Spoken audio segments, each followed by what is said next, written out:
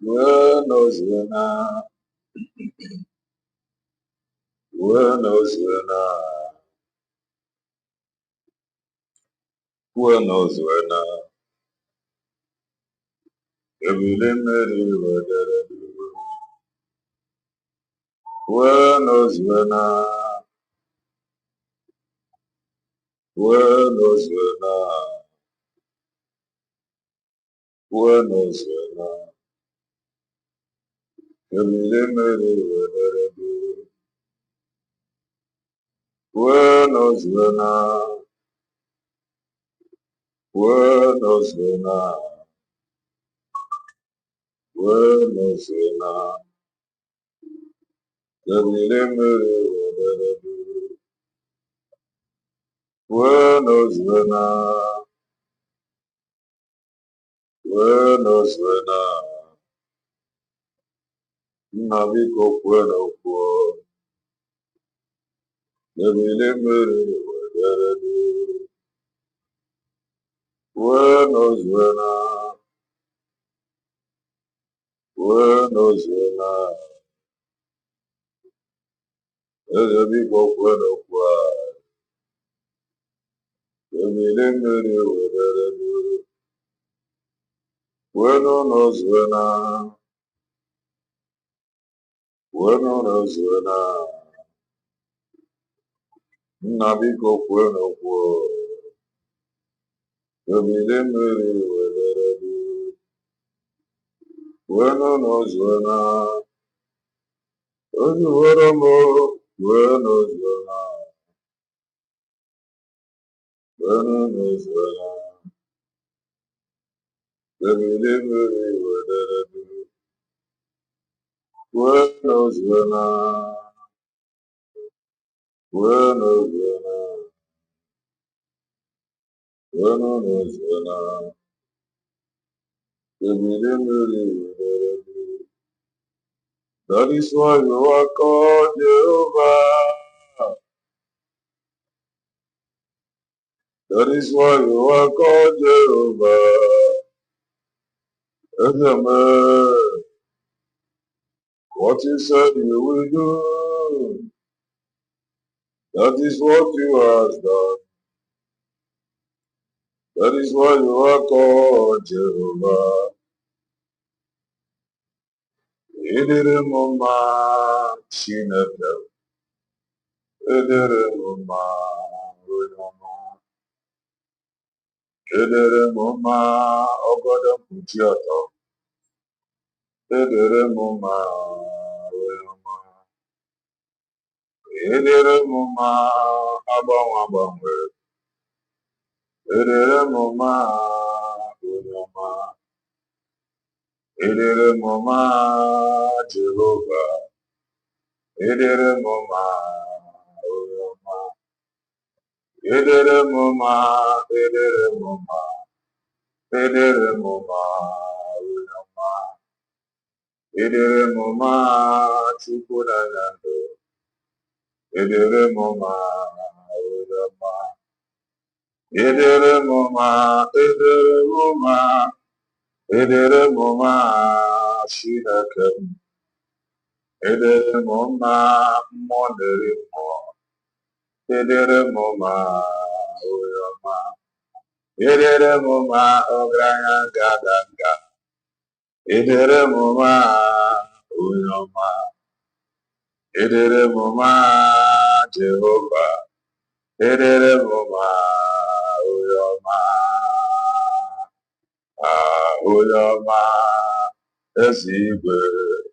Uyama ọfụma marame. Uyama ọfụma marame. Uyama ọfụma marame. Uyama ọfụma marame. Uyama chukwu ya mara mbabe. Uyama chukwu ya mara mbabe. Uyama ọgada gidigwe. Chukwuma ọgada gidigwe. Uyama olileanya mụ nọ n'ime gị. Uyama olileanya mụ nọ n'ime gị. Uyama arụkwa na bụ mma. Uyama arụkwa na bụ mma. Uyama onye mmeri na-aga. Oyoma oye feri naga. Oyoma chimayama nagama. Oyoma nagama. Oyoma ogodo puchotom. Oyoma ogodo puchotom. Oyoma hallelujah.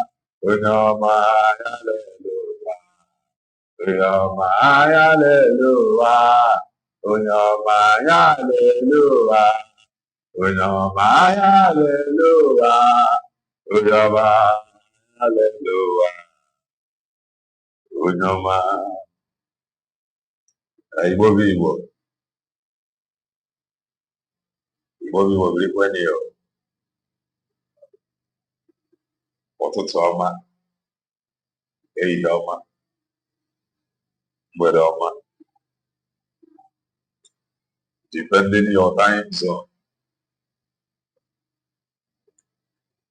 Anyị ya dị ka echi. Maka na echi adịghị agwụ agwụ ka anyị na-agba ya. Ọ bụrụ na iso na-enwe.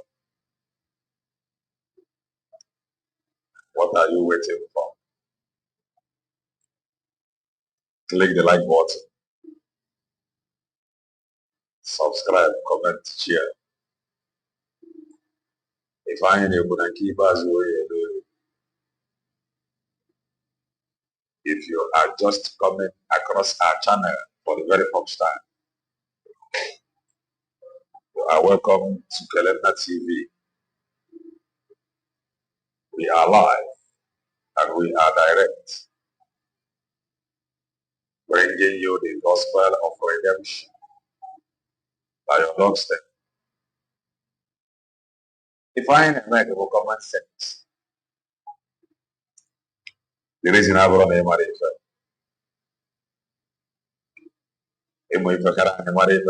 school.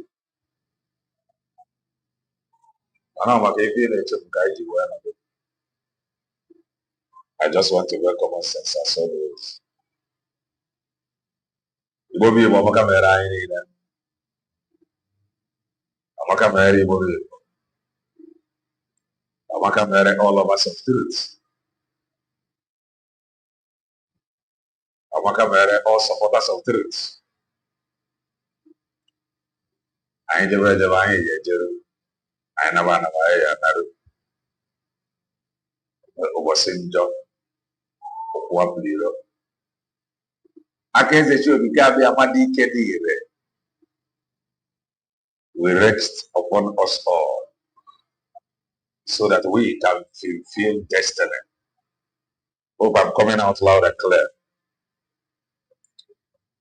Hope I am coming out loud and clear. Hope I am coming out.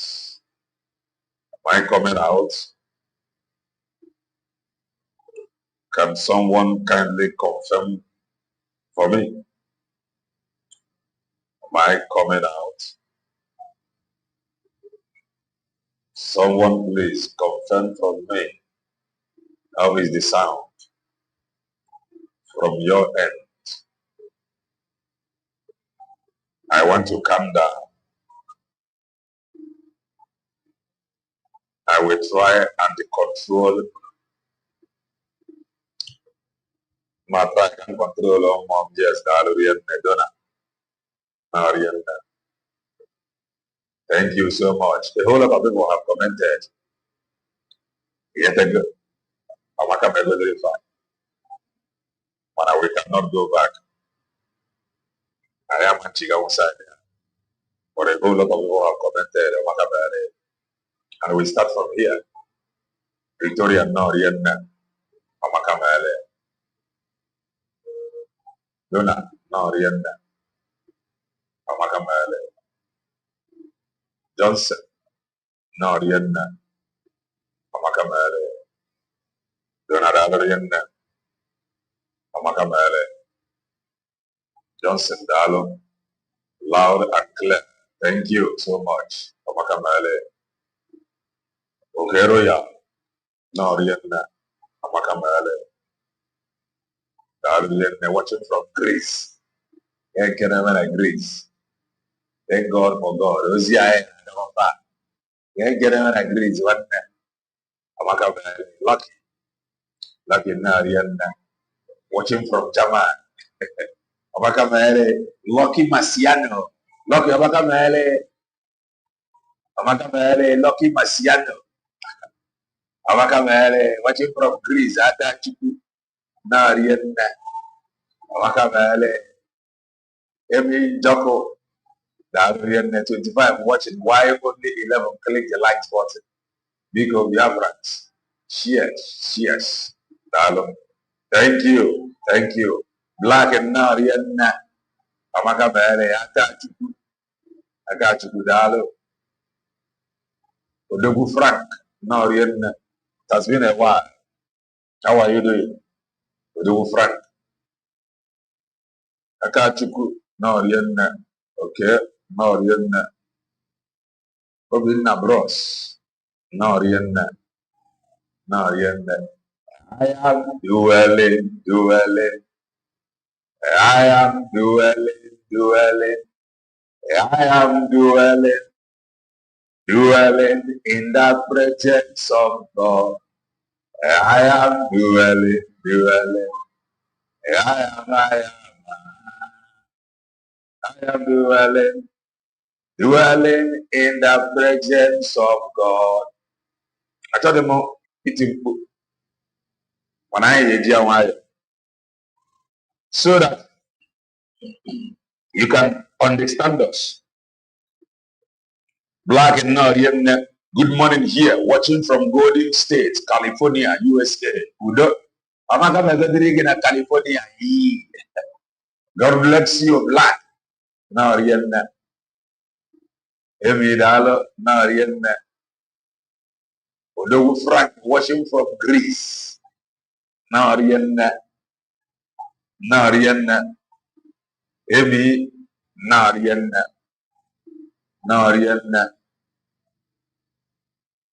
Ibebu Norian. No. Right.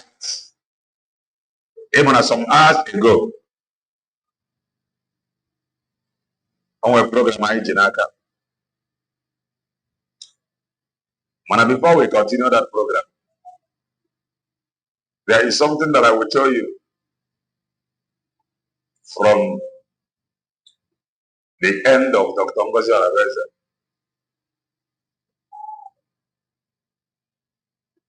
Nkosara Gemba Yabetukwana Gido Bile Besara Gapa Yabetukwa Gido Bile Wewe Muna Chineke Dadi Mulele Nedema Kwage na Waya Wanya Bataraya Oyamoma Ijima. This is from Dr. Ngozi Arabeza. Mathieu Norian Chidiabere Norian Makamele Mathieu Dalo. The Greece is represented. Canada in the Greece is represented. Yes, this is May 30th. USB heroes and heroines remembrance. May 30th, please obtain your tickets. Seats are limited. Doreen Norian May 30th. And I'm going to give you your tickets by United States of Biafra or $215 Biafra. Or go $215 can now.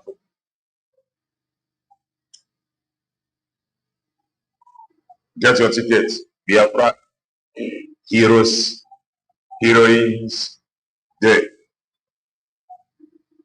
Fana again, wait your tickets. You gotta go. Go away and go. Let's read it from here. Press release, tickets for the United States of Biafra Memorial Day event in Washington, D.C. is out. Please purchase your tickets ASAP. Seats are limited.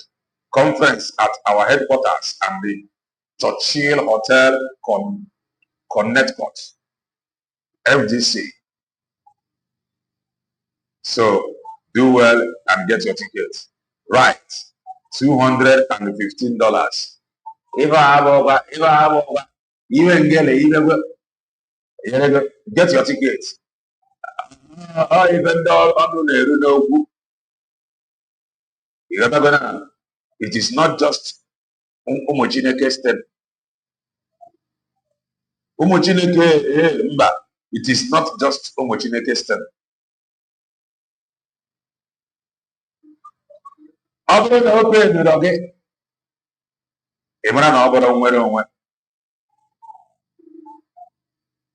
Get your ticket. $215. On social media. Or and then to make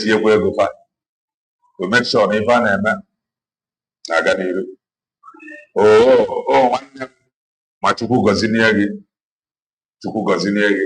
I must be there by God's grace. I want people to say that they must be there. Washington, D.C. $215.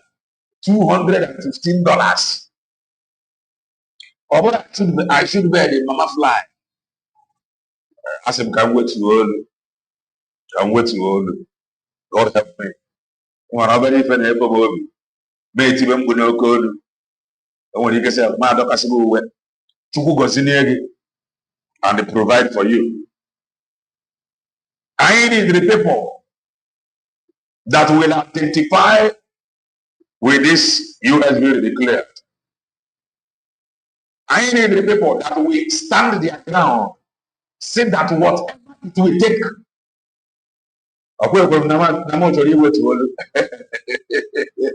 Hey, Bob answered, I'm not you with you. Oh,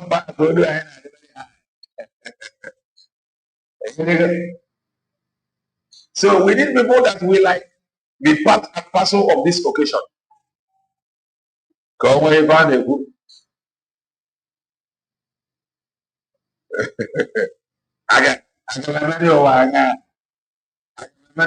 got we will go see. If I have even a man up there, on a man up there, we need people that will actually identify with this. Go and then get your ticket. $215. You will give for what there. Cause I have a picture now on social media and you know AI. Oh, they are eating our money. Oh, look at our money. Our people is contributing money. Hello. Oh, one thing I contribute to where oh, they are eating our money. Hello. Our money. I'm going to get that media. Oh, they are eating our money. You're going to buy it. I'm going to get that.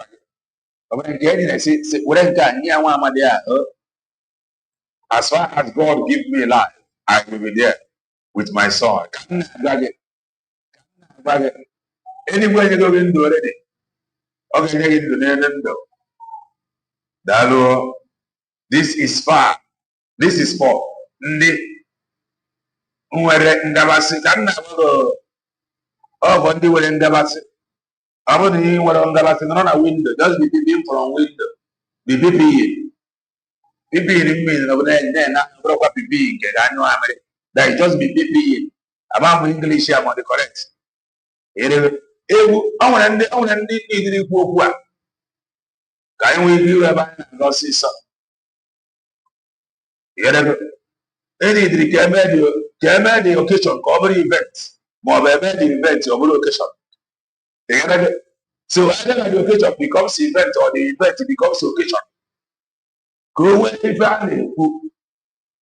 And I think look at them, they gather here.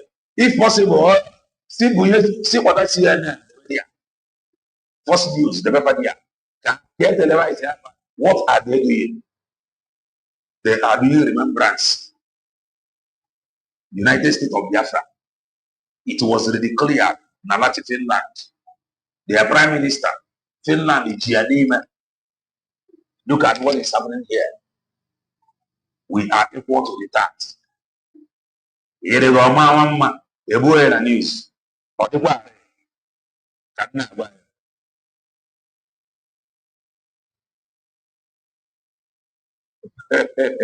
wherever why.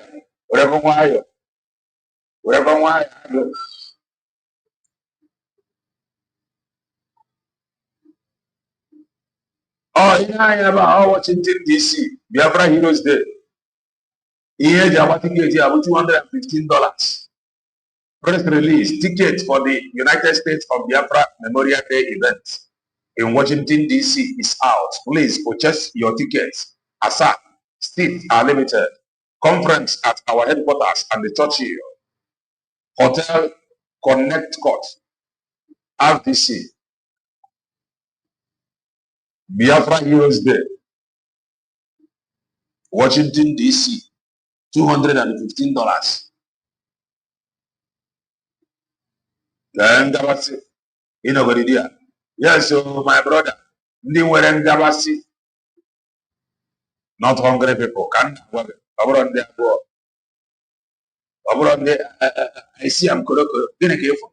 Jebana Gefundi, Leon $215 for tickets.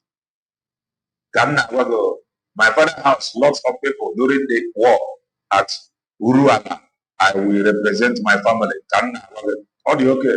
At least on your brother, Okugasia experience ya. Even near Mobunia Korea. Don't wait if I know.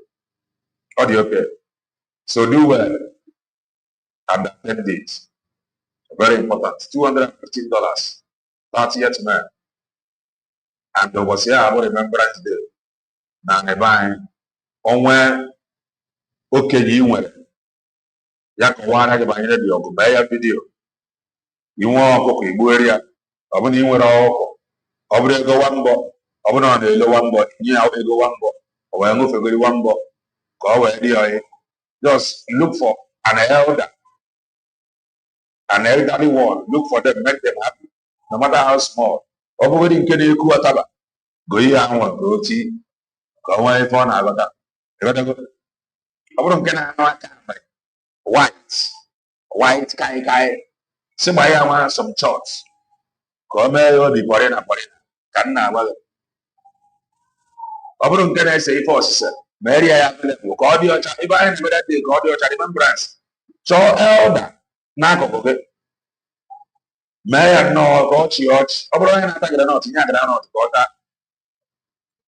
A sị ka akara nwaanyị obodo dị ya a na-eme ya eme.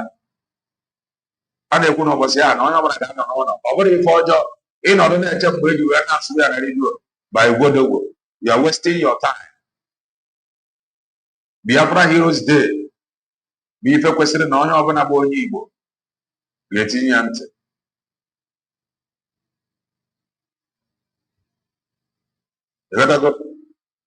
Maka every family na anịba anyị unless mọla family unu emebebe mgbe a na family unu apụtabe mana ọ bụla family unu enweghị exist onye ọbụla nwere ife ọ gabigara if not na-agbara ezigbo loose oge ahụ. So onye ọbụla ga just make somebody happy, make an elder happy, not just elders. Ilekwu okele na TV anya na orukwere ga-esi m happy Heroes Day ka m na-agwa gị just make somebody happy. Ọ bụ onye na-emekwa ka ọ dịkwa happy nwekwa ka ọ dịkwa happy. Biafra Heroes Day ka eze chi okike abịa ma wee nara ekele ka anyị na-agwa gị. So it is $215 isonye n'ife a na-eme ka aka eze chi okike abịa mmadụ ike niile dakwasị anyị. Ise Fresh no Benchika no.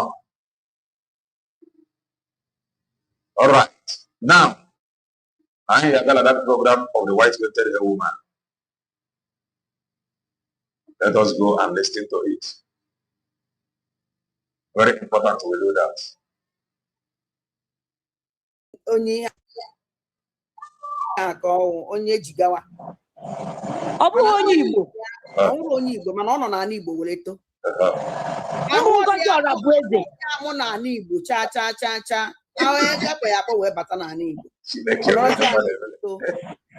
don't you need to find them on an Igbo problem in the Igbo way today.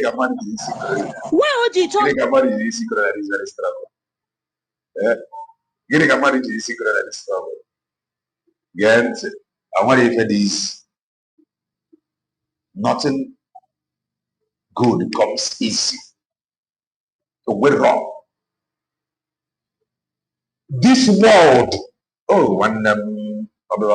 actually meeting. This world is not for the weak. I want to provoke somebody. Hello.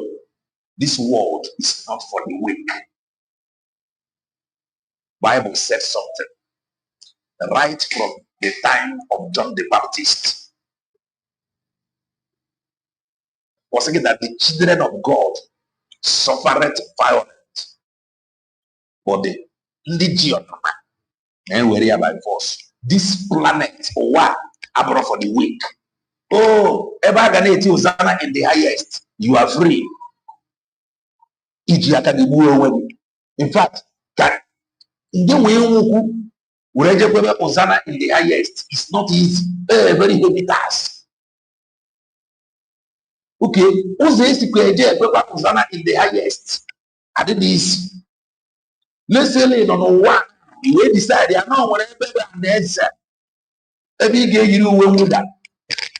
Each one of it into a in case they say follow me carefully. I am a preacher of the gospel of redemption. Ever have it?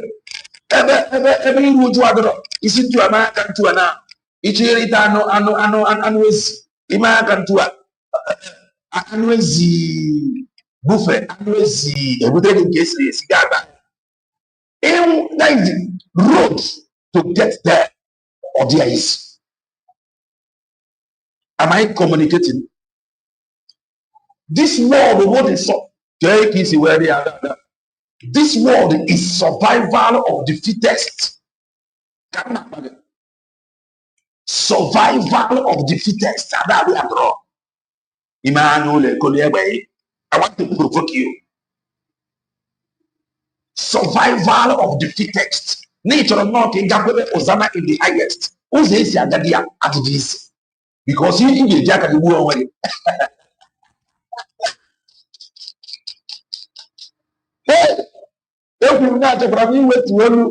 I want to tune down my voice. Before he got Hosanna in the highest. That is it. Let's say by Suya now. I say a typical Bulgarian. You ever in never good to Suya, a good Suya. Gata, it has a amen.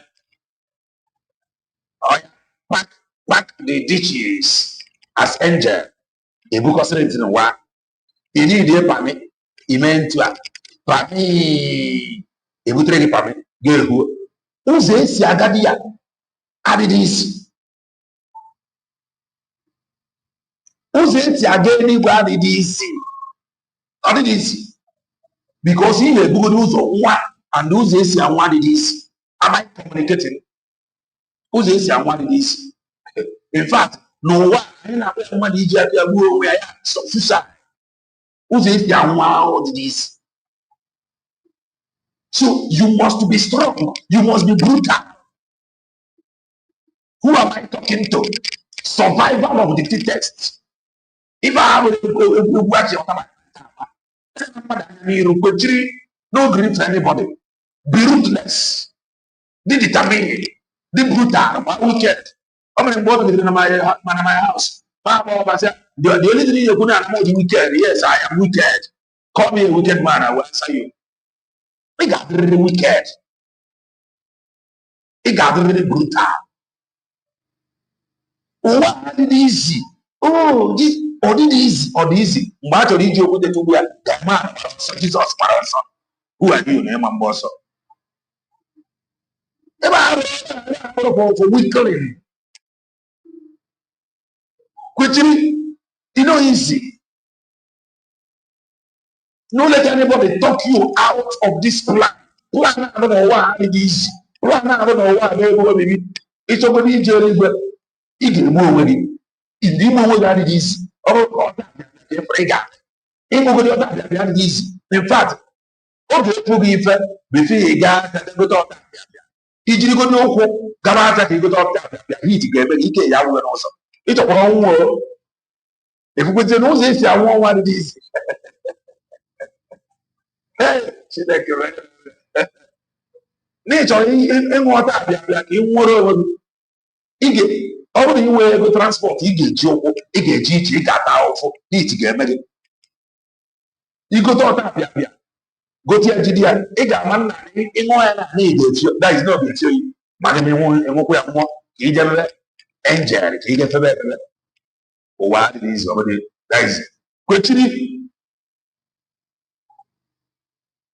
Don't let anybody deceive you. Nwere onwe adịghị isi. Ndị Igbo, some of you are, when I'm listening to some of you at times, Ikawo, nwere onwe adịghị isi. We have 30 years. We have 40 years. Nwere onwe adịghị isi. Anyị dị nwa very, very comfortable. Chiri ụlọ nwere onwe ga-abịa na our comfort zone. Ọmambịa. So n'ihe anyị na-agbaghị ebe ndị kwechiri. Ọ sị na Dr. Ngozi Orabaeze na ọra bụ Fulani na-akpọrọ ya n'aka wee bịa. Ka anyị kọbara na ya aka. Ọkwa odifiti ya na ọkwa mere ya na ọkọkarịa n'ọnụ. Don't let anybody deceive you. Why did this you? Let's continue. Okay, Anambra, as in Cage Pombo. Why? Oh, actually, because I what I'm able to ask. Can have reasons. Reasons. I want it on follow the video. I follow the account. I may see the person or this thing. So I'm writing an essay on cats in art history. I'm an art history major and stop complaining and face your fear. If you want to come to the front, you must confront what is in your front. I am fine. If you want to come to the front, you must confront what is before you. In fact, just feel relaxed. They were very comfortable. You have nothing to confront. Am I communicating? If there is nothing in your front, just relax. Because you have nothing to confront. But if you want to come to the front, who that you must confront for you to come to the front. Before you, no need of confronting anything. Just know that you are in the front. Something is in your front that needs your strength for you to conquer and come to the front. Heaven help those that help themselves. So, okay, well enough. And the since the caterpillar kuchaloku, all this Ngozi Orabaeze's media team, kugodoku or GA because hama caterpillar. Kende buzi media team ya? Kende bu media team Ngozi? Media team. Onwele nke a na-akpọ Kai TV. When nke a na-akpọ Pelenna TV. Nah, media team akpọrọ Kai TV. The next person mo Pelenna TV. Nah, aga m agbafuru na social media. Anyị ekwechiri go because na anyị ma n'ụwa dị very brutal. In a claim on every one, I'm a follow with iron hand. I keep green but you can be following because so what the brutal. So I am coming brutally. I want to become more brutal by the day. Come with me about that. Because then when consequences, when all that need, I ain't never. All that need. I pray no. All no need, I ain't prayer. All that need. I am becoming more brutal by the day because what did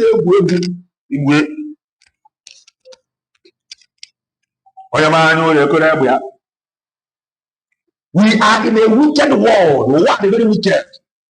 To the point, even a woman, we stand before an evil woman, lying and declaring a fellow evil woman to be a Fulani woman. We are in a wicked world. So you must be brutal. Why is it brutal?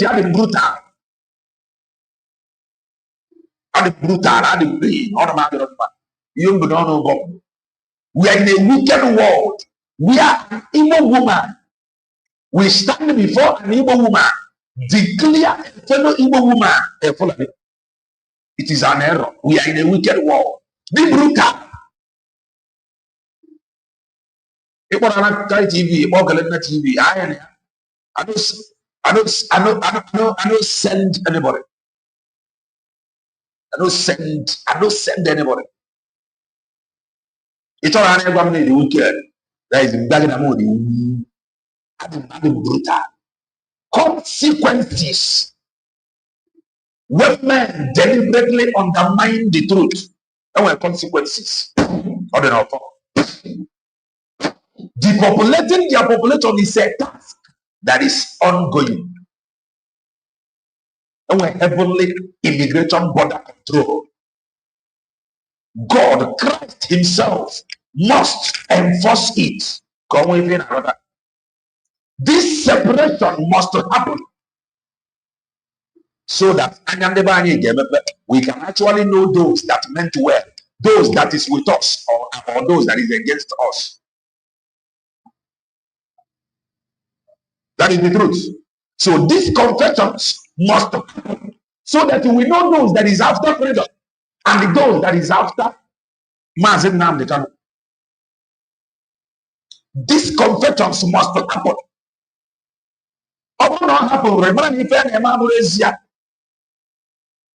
This rejection must happen. The sabotage must happen. The gossip must go on. Again, when we find it, and we are not going to give them breathing space. Yeah, no, not now, not ever, and not tomorrow. We enforce it. We enforce it. We are becoming more brutal by the day. And no man can tell us to take it easy. You may not like it, but that is the truth. Consequences when you deliberately undermine the truth. When can I come Ada Simon, man, even Ada rubbish. When can I come Ada rubbish? On Ada Simon, and Ada rubbish. So you have problem with her answering Ada Simon. But you don't have problem with those commenting on your social media handle, saying that Namaze Mandoko down. That comment is from Asodogu, you know. Asodogu ate Maze Mandoko, like say tomorrow, no day, you know, and you have done nothing to stop her or advise her to be coming down. No. That is, she displayed her hatred towards Maze Mandoko. Now your comment section, she is your friend. You have no problem about it. But somebody that is supporting Maze Mandoko, because at that time is supporting Maze Mandoko. At that time on believe in Maze Mandoko. That at that time on came about that rubbish. But you know a woman that hates Maze Mandoko, like say tomorrow no day. Now your own comment section, you have not advised her, you have not directed her, you have not told her to come down. You have not even told her to come and explain why OJ display or no showcase this hatred towards Ebanjoko. No, you are comfortable with it. Man, a woman who is supporting Ebanjoko, answering Ada Simon, you are calling her Ada rubbish. Tule moga de gemma, tule moga masigi, inahi mere onyozo, emegia oga de gemma. Tule oga de gemma, Tule Ogamasigi. Iya imere oyazo. Yobebia Oganigima. Ogugwa Bichuku Biagugwa Bobi. Ogugwa Bobi Biagugwa Bobi. Biagugwa Baka.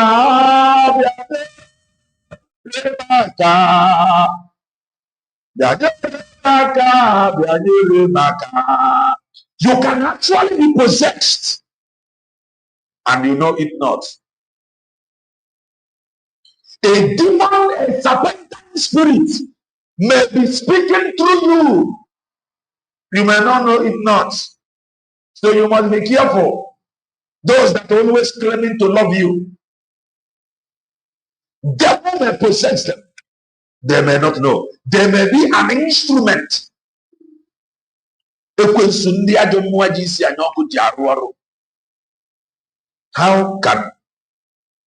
How can you make me to understand?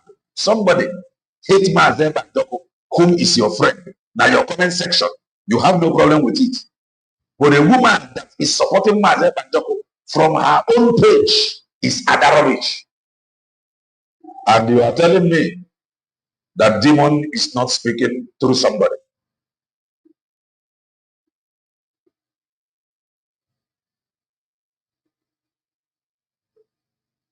Serious. When she made a video crying that Biafrans did not listen to fake army guy, Caterpillar. Can't bother this video.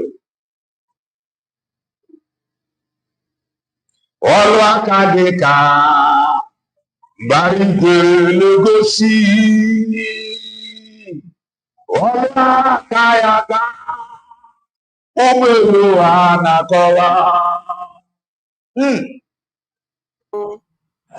Ya ndị nọ na social media, ndị nọ na YouTube na-emebe live program ka nna amala ga-atụ ụfọdụ ndị ejewasị ya na hapụ na ejewalụ mana ndị ka nọ on board kịta ndị ntatụ Kai TV, Kelenna TV and the other guy don't go with a problem on our appetizing can or lion humble idiot, humble lion.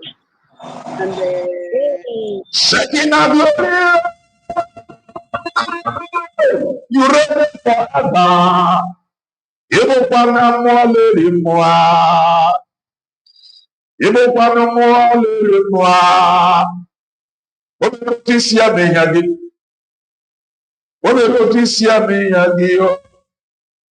Obe notisia menya. Obe notisia menya. Obe notisia menya. Chineke. Notisia menya. Baba roku go siari. Baba roku ga keba. Yebe no mwale lo mwa. Chineke be. Exodus.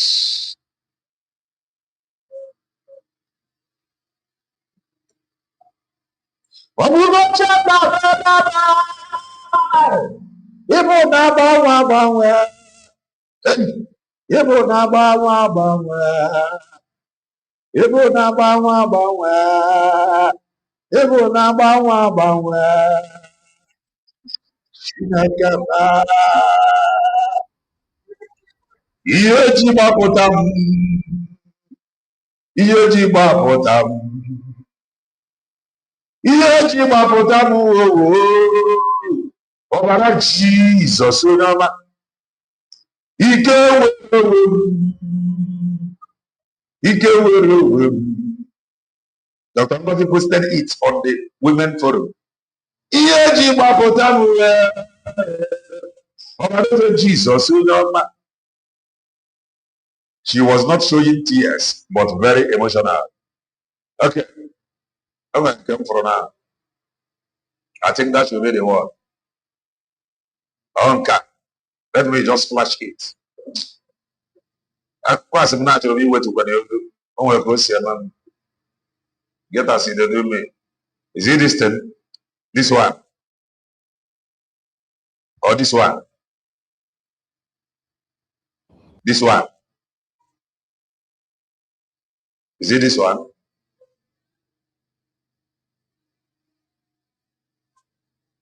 Okay, this one. Okay. We will get there. I work very hard. Let's continue. So God, come on here. I want to come down. Or is it not agree me? Come down.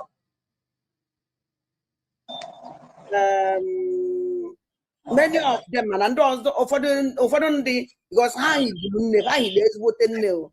And after they was seeing happen, and don't hamala go kebale so. Okay. I want to burn to fly near Angrona, go get for you destroy on the Biko forward all video caterpillar voice ihe a o mere ka m soro godugere because I got am ebe ihe nke a si eme. You know from confession. That's ihe ya akwa bụ confession now. It's what the confession. Hello? Hello? Hello, Anna. Hey. Did you get into Kenny folk?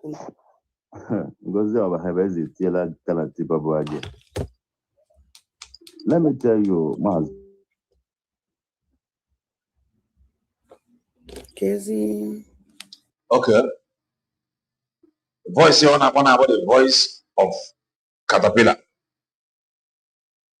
This voice of caterpillar. Okay. Let us listen.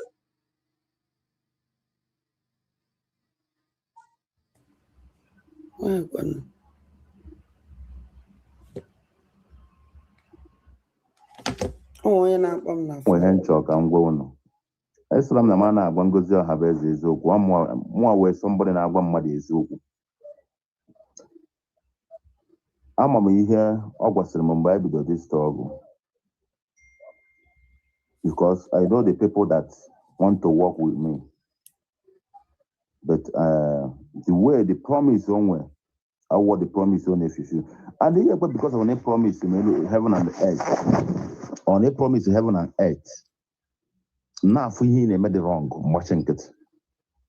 And some of our commanders and some of our men had the I don't know that kind of attitude they go have more. Okay. Only because of now Ngozi Habele and I send the mother one of his men to his place. A man didn't send that woman on the ground. A man didn't send the men on the ground. I saw a meeting before. He said he sent the mother. When you see not to be for you, but just send that and the one fulani. Hi, Chineke. Ngozi Habele, I will finish you. You don't know me. I just coming down to record whatever you are doing for this struggle. The glory, the honor, the respect, and everything to give to you as who? Thank God. Okay, awesome. Each one can wear respect. The reformers and the honor and the gift to Dr. Ngozi Oravez as who? Come with respect on the very mass and the So how about respect on the very for Dr. Ngozi Oravez? Maybe Dr. Ngozi Oravez, there is no respect.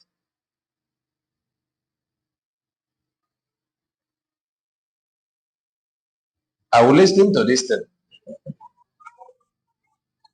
and I will say a few things and I will leave it like that. Maganandewa is too emotional.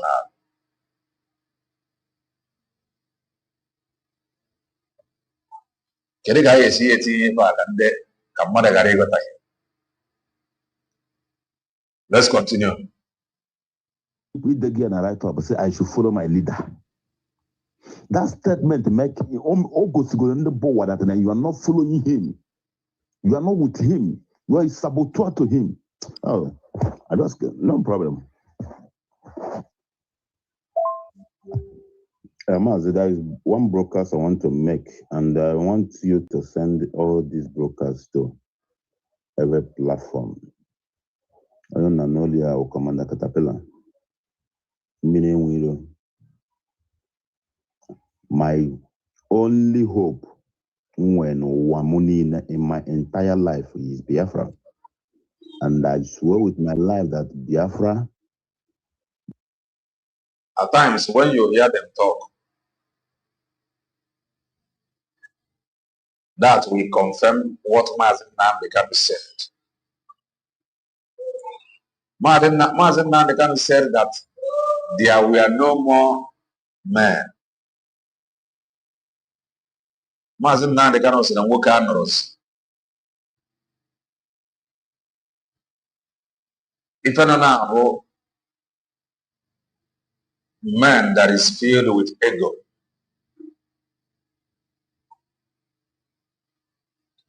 Onye anọ na mgbe Mazen Nnamdi said that there were no more men. Okwu dị okwu. To challenge Mazen Nnamdi of a truth. I am a man. He did not say anything. Ọnọkwa mgbe Mazen Nnamdi sị na ya needed 100 men to march. He did not say anything. None of them raised their voice. Only Mazen Banjoko said that he is 50 in 1.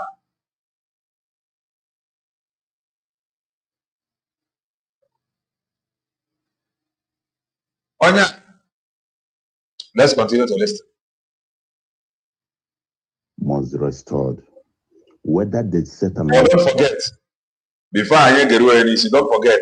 If I forget, remind me. He introduced himself as a commander. Commander Caterpillar. It or not. Our leader not a prison with the purpose in another place. It's not that place for our selfishness. Is that place is for our freedom. Let me tell you, this time around, we are not here now for playing. We are not here now for attacking anybody. We are not here now for playing. Were you playing before? In Ewu before. But we are here now to bring some people down. Let me tell you, one thing about this, our struggle is that some people we know the people that not doing it very well. They say, let us leave them. Let them do their own things. How can you leave a destroyer to destroy your movement? How can you leave with somebody who is feeling him or herself, that probably himself, that is this and that, deceiving your people? Every day our people are to ego for nothing's sake. Every day our people need donate to ego for nothing's sake. But they are donating the money for the wrong people. I donate the money to wrong people. Kerinde buri people any donate ego to. Every day ndị anyị na-atụ ego. Onye ọbụla imetụrụ aka n'ọnụ. Ọ sịghị every day ndị anyị na-atụ ego. Ọ sị na donate the money to wrong people. Kedu onye ga-enye the money of right person? Why would you ever now? Ka anya gị mepere no wrong people ka a na-enye ego. Ndị Igbo. People sit down. Our people will be in overseas suffering, and when they are working 3 times in a week to make sure that if I have a put for the struggle, that on among some people will take it and buy car. Some people will take it and living a life of they want to live. Unwrap joy, unleash taste. And I see I funded out to I watching Caterpillar cannot keep quiet. In a go Biafra, Baram also. You want to saboteur and the color particularly Baram also. If you want to work with me, if you want to saboteur Mazen Nnamdi Kanu get Buhari also. Kedu ife ọ na-eme kemgbe eri oge niile a Mazen Nnamdi Kanu nọ n'iro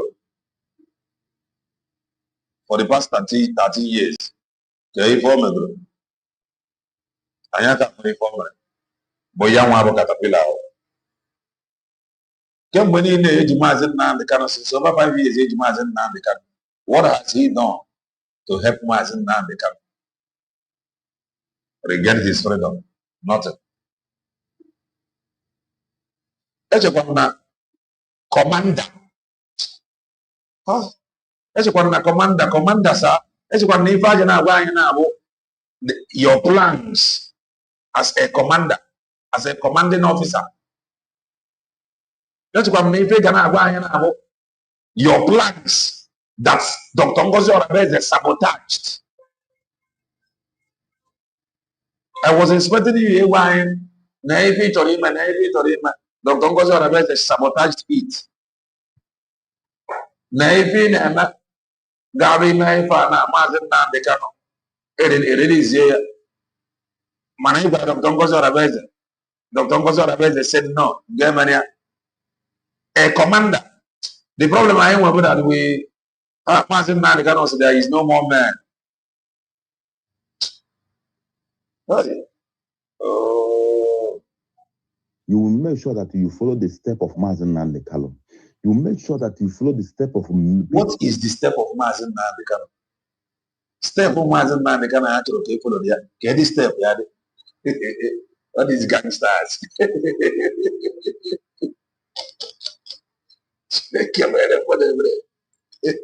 Get this step so Mazen Nandekalo, I just said it. What is the color of these steps? Eh? Where is these steps? MDOS now. Okay, you know these steps more than the DOS, and they are having issue today. Follow the steps of Mazen Nandekalo. If somebody asks you now, can you please define Mazen Nandekalo steps that one must follow? Kawara here. Jarifiga Kawadre. Naike Bubrani. I ain't talking about people on the ground. You make sure this follow the steps of our people on home. We must listen to our leader. We must be in discipline. Discipline. All the home men saw boys in na problem everywhere na habunka. Who you want discipline? Nobody with wisdom. So Ibrahim think or Ibrahim a fly themselves that na how about this and that or about our people on the home now.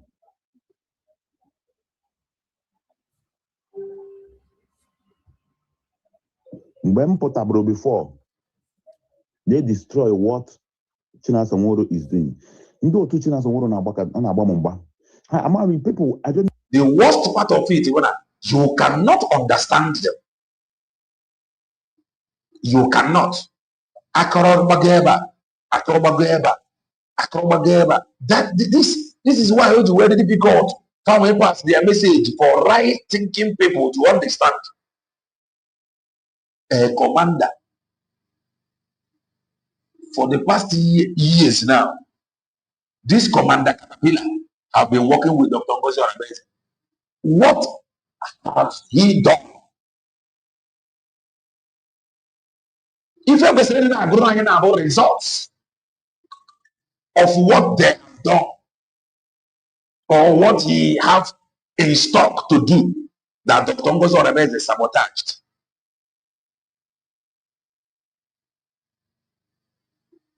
Honor that commander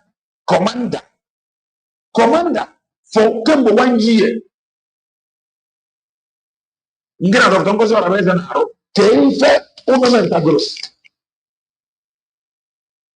Commander on ground.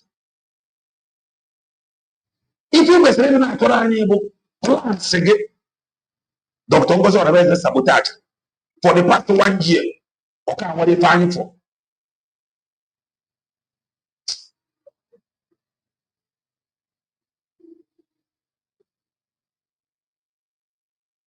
Sorry. For the past 1 year. And you know that all these people, they do not like you. Caterpillar, maybe this is my first time of calling his name. You know, now why is it do not like you? You know, to some point, we go to someone, we go to person like you. To some point of like, okay. You know, now problem, Dr. Ngozo Rabeze when na social media among one recipient and the allies. Problem always with many of them, mainly, but working with the name Caterpillar. Dr. Ngozo Rabeze becomes an enemy to many people just because she chooses to work with Caterpillar. Caterpillar, a name, a man whom they said that they hate myself and Joko with passion. And they be on social media. One recipient and the allies, they hated this name to the point even Fajri Makana, Dr. Ngozo Rabeze is working with this person and they hate Dr. Ngozo Rabeze. Okay, Nina, hi, Triggy. Nina, Dr. Ngozo Rabeze. Dr. Ngozo Rabeze was sent. She is not a stable. All of a sudden, now, she now becomes stable. To the point when those that hated you, those that knows you as Sabo, those that is angry with Dr. Ngozo Rabeze for working with you, Sabo, they are now the people sharing the video or the voice record of a man whom they know as Sabo. They are sharing it now to mock Dr. Ngozo Rabeze. Hello. Hi, Debo.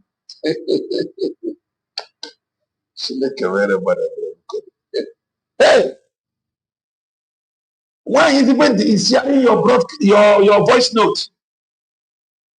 And you know that one is going to do not like you. All the people sharing your broadcast, okay, they now want our people to believe that Dr. Ngozo Rabeze, they want our people to believe that Caterpillar called Dr. Ngozo Rabeze a woman.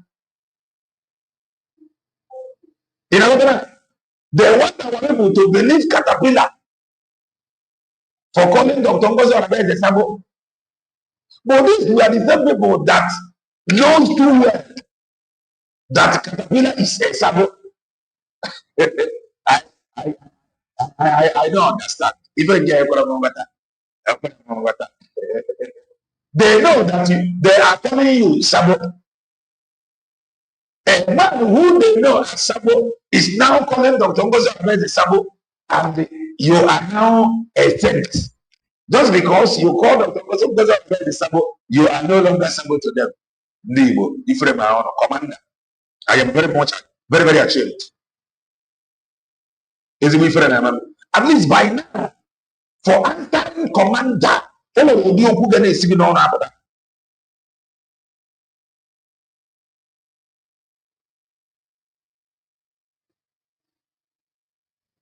All of you who can see no about that. As a commander, we have seen nothing, completely nothing for the past year. Okay, what if I for?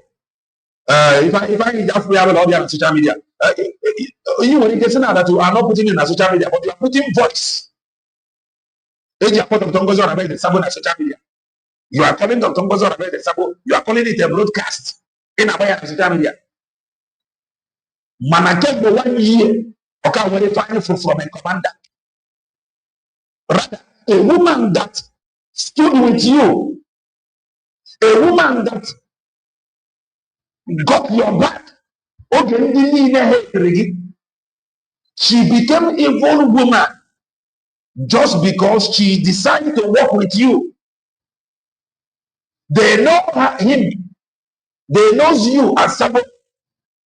They were angry with Dr. Ngozo Rabeze for working with you, whom they know as someone. Today, you whom they know as someone is calling Dr. Ngozo Rabeze as someone. They are now saying that you are right. You are no longer stable. You are now a saint. To for the past years. No wonder. Maybe gentle the Yahoo, but at one time si Dr. Ngozi Orabeze na nwere ndị ụnụ na-enye ife na ụnụ nyefe ife fe were ife enyere magarịrị na-enyefe ife fe were ife enyere magarịrị. He said it. For 1 year plus now, we have not seen anything. Who is sabotaging that? Whatever. They don't have sabotage here. At least come and tell us. A commander. If you may be able na Ngozi Orabeze bụ sabo, ịgba ya na social media. And those sharing it, they are the same people that called you sabo, and they're angry with Dr. Ngozi Orabeze for working with you, who is sabo. Today, you who they accused or they know as sabo is accusing Dr. Ngozi Orabeze to be sabo. Those that accuse you as sabo, they are now the people sharing it. Want our people to believe. I'm not a freedom fighter. We are not fools. Every many of you see that is just the simple truth. Commander, I'm expect a lot of it. And I don't know, I am telling you. Maybe you will come and give us details. With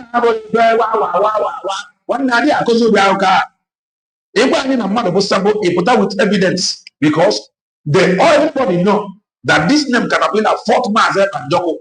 Those that is sharing this your voice note now, they know that you hated Mazep and Joko. That was why they were angry with Dr. Ngozi Orabeze.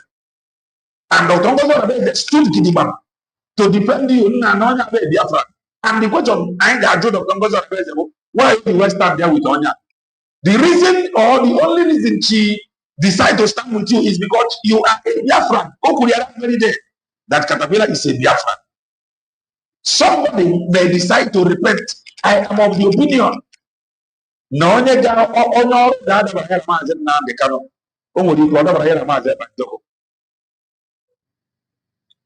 am of the opinion.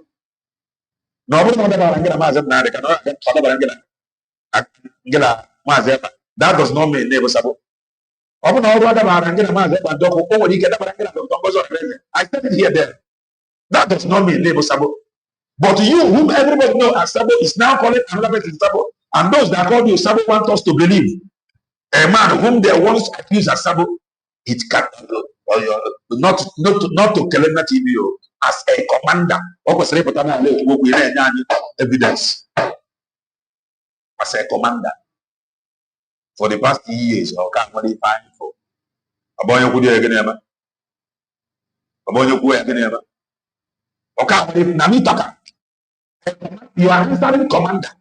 Can you find a command? They find for 1 year plus. The only thing I command is after 1 year plus. Now came on Dr. Ngozi Orabeze. Okay, the freedom fighter. No. Caterpillar will finance of you criminals. Because it's very, very hard for you to know me very well. Come on, make address my place. Do whatever you want to do, but you will run for your generation. Your generation will back away from their house. That is in the line here and there. You go on social media.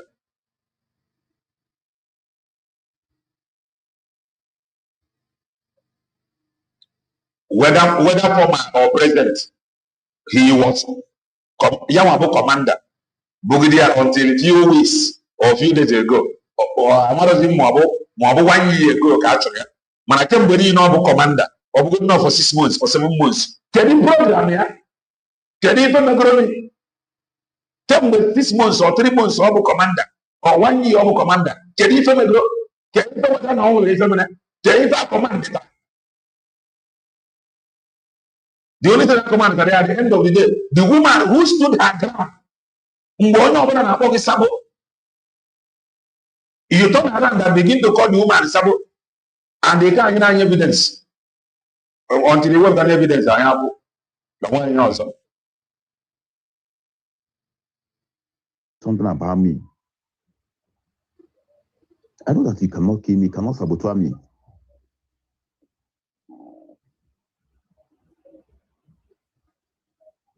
Because you call yourself a leader. And when somebody no they kidnap our people, collecting ransom from him, from our peoples, killing our innocent, even kill our men, our brothers, his sister, collecting 15 million naira from him, and let her kill the woman. It's some caterpillar me forgive you. This guy, see what this guy is doing. You don't want to listen to me? Because of you need men. You need the men, you fight your opponent. Somebody na problem we talk too much. I want everyone a mother on your job. Okay, if you take this excuse, these are things here. Open as some people name me. All these commanders name me. Or when I hear some certain things from them, I will be like, nah, get it going on. Now one Dr. Ngozi no Georgia. And you want born on ground. Funtu siade. Oh, what if you don't need to take excuse. You don't need to inform. You don't need to broadcast. In question you call you know what? Oh, when ended in charge. Oh, what if you were in charge? Can you feature over?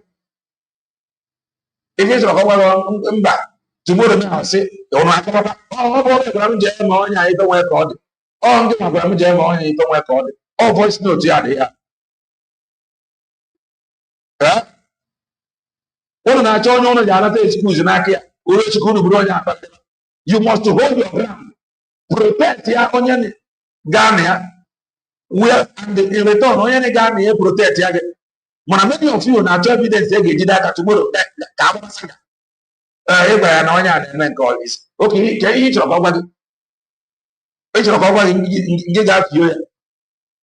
I'm not going to get out here by today now. If I hear the voice note, why social media? This is the voice of God telling me, Moga out here one time. Moga out here. Why are you good to come in system? Mbesa need too much. Mazin now they cannot say that there is no more man who can Mbesa Ajoka.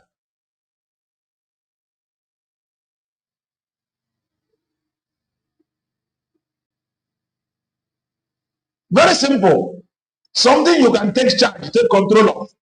A voice note, more written note, tomorrow you present there as evidence. Oh, when you take charge, take control. Yaki is the Webro commander. Can you hear that command here?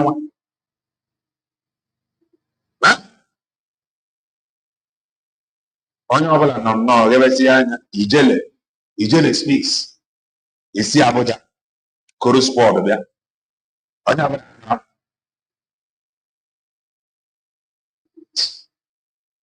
I will waiting consign me now. Take charge. Must you take excuse?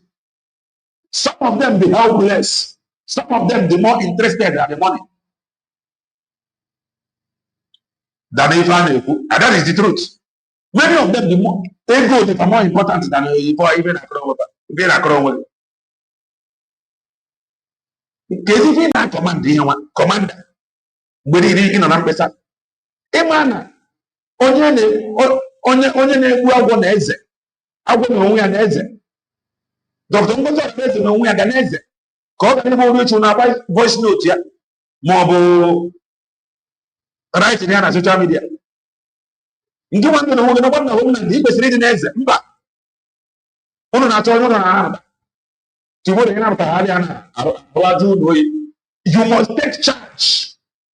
The problem I have on this we answer names of people that is in charge, whereas we are not in charge. Commander, commander. Dr. Ngozi Eze not judge ya ka na-akpọ. Ịkpọ ya bịa, ọ sị gị ngera for ya. Okay, nchọrọ ka ọ gwa gị ndị gbuo. Oge Chineke gba ya na social media. Ngozi Eze si mụ gbuo ogo. Ndị Igbo. Sabo nke ọ na-etu adịghị ya. Ka ndị chọrọ ka ọ gwa gị. Kwuo n'eziokwu. Ka ndị chọrọ ka ọ gwa gị. KCV na command.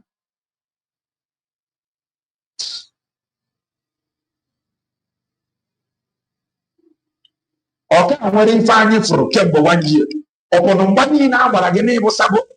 This name, why is meant to woman in the program? Many people, Jian, in fact, who go 247 to a point defended you. Who go 247 to a point defended you. Why is it when it refused to defend you? On our sabo. All of them called you sabo. The proposal of the question in the anaro. Can you give me to prove Indiana sabo that you are not sabo, that you can actually deliver? The only thing he was in return to tell us that the woman who insists in working with you against all the name calling. Today now he turned around and be calling her sabo. The truth, many of you like money more than freedom. Believe on an pesa. Onye no n'elu na abroad na ezi onwe ya ka ụnụ ghara ime leakage. Look at what is happening today. IPOBDOS fighting Mazi Nnamdi Kanu. Fighting Mazi Nnamdi Kanu. Bringing pictures na Mazi Nnamdi Kanu gra club. Or the one voice notes. Some of you are just very terrible. Criminals, you fight your opponent. I can never be among of that. You know, you're going to 50 billion naira. I can never be among of that rubbish. What I told you to do is what you are going to do. Because of Nina Yamasha 1 naira. Kobo Afavo. I got one bank anywhere. Kobo Afavo 1 naira. Simple one bank. More than I get. I get the bank. But they go from bank. Hey, okay, Ugo 247 was the person that made Biafrans know that Caterpillar was working with USB government when Lasuba was fighting him. Exactly. Ugo 247 made the body government all gossip. Nelson, they are a hamufu. Or what are they fighting from? If any commander, or can they fight from? Or what are they fighting from? Come and defend it. Let us see. Show us evidence, Kaifo. I'm not going to tomorrow. You keep broken. Now what do you? We keep calm because we know that some things that is happening now happened under IPOBDOS of Mazi Nnamdi Kanu and Mazi Nnamdi. It was very difficult. Many of you bunda hatred from Mazi Nnamdi Kanu, IPOBDOS, hatred of Mazi Nnamdi, but the hatred here and USB declared. So a whole lot have really gone wrong. That is why somebody like me, I just decided to lie low. I'm not a filter fighter. I said it open. I am not even expecting much from her because I know no total sabotage. You on ground, it take cover, take your charge. You are answering commander. You want to take excuse from a woman who is in Georgia. And no goes. But like today, now I'm getting to why the voice note. Now look at him, freedom fighter. Go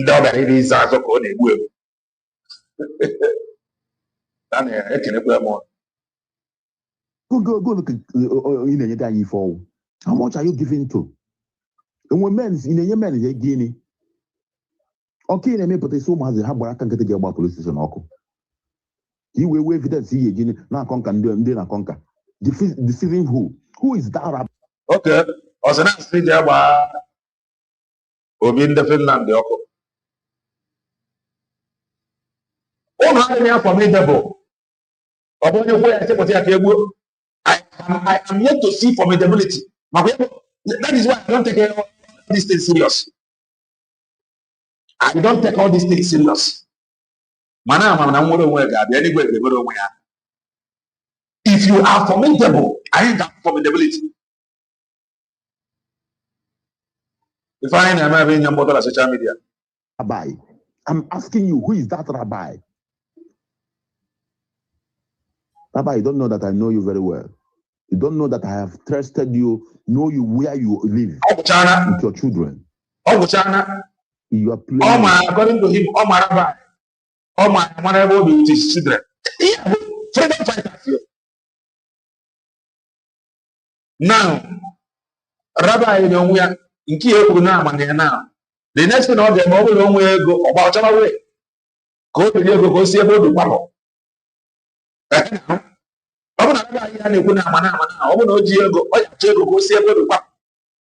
Because someone is here, a fellow freedom fighter is now, I know where you live and where your children. Someone is going on headset. One day, one day,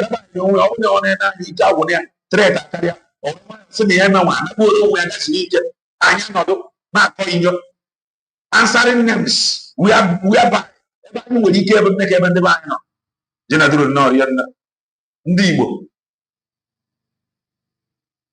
You are not formidable. That is the truth. And the most wicked or dangerous part of it, a whole lot of people youth was deceived into this formidability. Whereas nothing. Caterpillar, don't play with me. It calamity. Okay, my calamity now with one of our gallant men. August again, separate. Allow calamity to be there. So no, that guy, that commander will monitor him. And Oga have a commander there. Oga no so we be name because I know the guy very well. Oga name. I want come and get to disappoint those that called you sabot by delivering results. You turn around and they say that the woman who stand with you is a sabot. Instead of delivering results to disappoint those that call you sabot, to disappoint them, and to please you as well declare and the trust. Hearing that you are a sabot, she still insists in working with you. Come and do we prove you are right? Gossip, replay your It must be against that guy. Who is that? The guy? I don't know what is happening. That's why I say I don't know what is happening to our commanders. Or the guy, he sent the Fulani into his camp. Hi.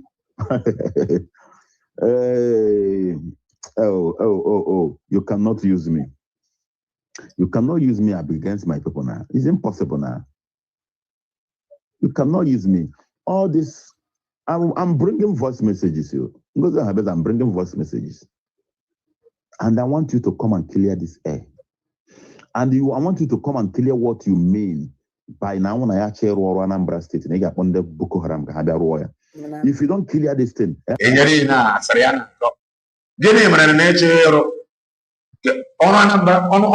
State, the honor one. And beginning my commander, one again is unique.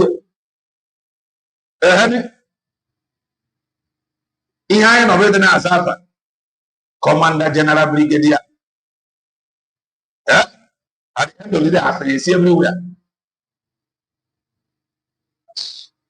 I swear with my life, anybody working with you, anybody working with you, if I get the information of the place of the person, I will destroy their families. This woman playing this thing now, the woman knows Caterpillar as Sabo, on her Caterpillar Sabo. So she is playing it now for Charugo to believe. Oh, now the agent. They are the Caterpillar that she once called Sabo is now angel. Okay, for the misinformation. Okay, now for the misinformation. Caterpillar one year now go on with na Caterpillar Sabo. She is playing the voice note of a Sabo, accusing another to be a Sabo. And the wife went to the woman, one that Charugo to believe that Caterpillar was sent. I pity though anybody taking you serious. Because you are sending the Boko Haram into our land and the person is working with you, all of you are Boko Haram. So you will come and clear Biafra. What you mean by that? A Fulani into one of our commanders' camp. Because you are playing. I'm bringing a lot of send them full and into one of the commanders' camp. That command they want happen. Full and near Abonia. Oh no, oh no man. I want to see your own Apollo social media. The time when the Congress are available for about again on social media. Problem man, the Alema on social media. Everybody know what's up. Thanks to you. I don't want to make sure that I don't want to go far, but I'm just hitting these 2 points to you. Come and kill your Biafra and come and tell me what you mean by that. And after all this rubbish you are doing everywhere, Fulani is coming into Biafra land. I am telling you. Go through. All with Onya I can tell you now, problem USB will be clear anywhere.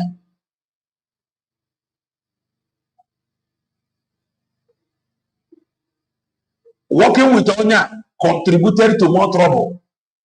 This name. Upon all hatred, the mother when alpha, Bukatapila. All the hatred, people who went, social media, Nafa, the Gongozo still went ahead to work with him. At the end of the day, this is the result. He is now saying that the Gongozo was support. Ndibo, Anyaka serious, Anyaka many the more interested in ego than one. So, everyone is interested in each other. Everyone is interested.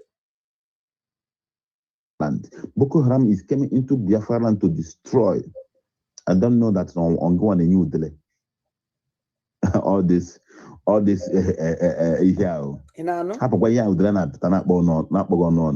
spend 10 years woman has been talking about this caterpillar? I don't know caterpillar.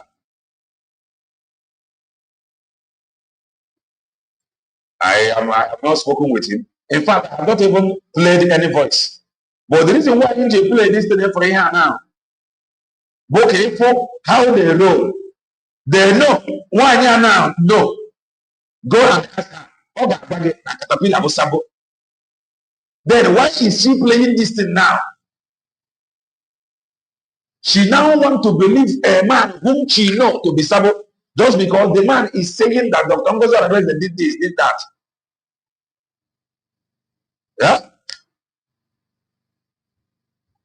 Ndibo. Forget, we know the titles. Okay. We know the titles. He sent the caterpillar na Muja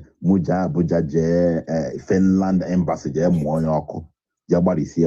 See how the mentality went. Very weakling somebody's. Very weakling. Weaklings everywhere. After that, we are formidable.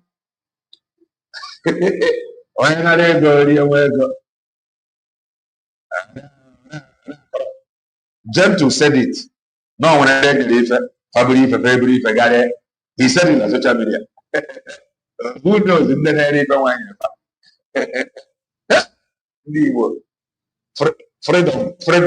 Freedom.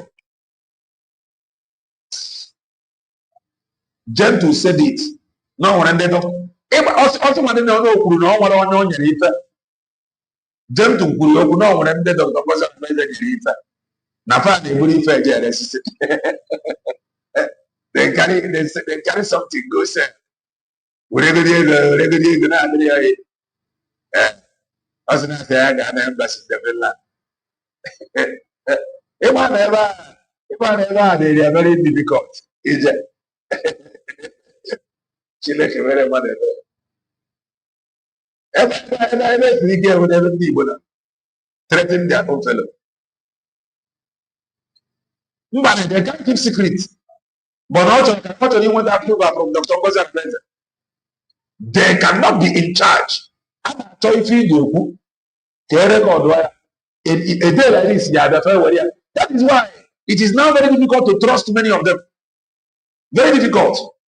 If we were not in charge, if he's a commander, if he's not commander.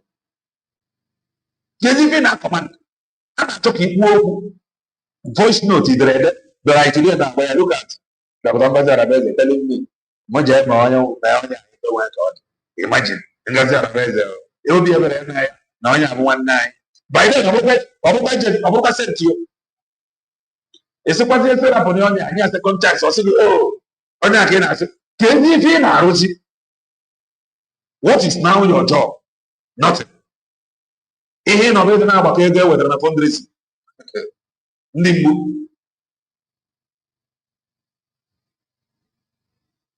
ike gwụrụ.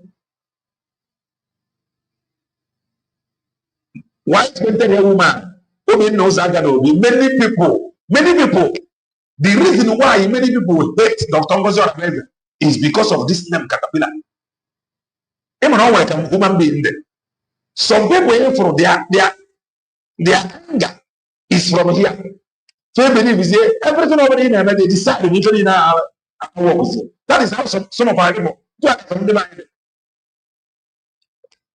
80% of them on social media that hate Dr. Ngozi Orameze is because of this name.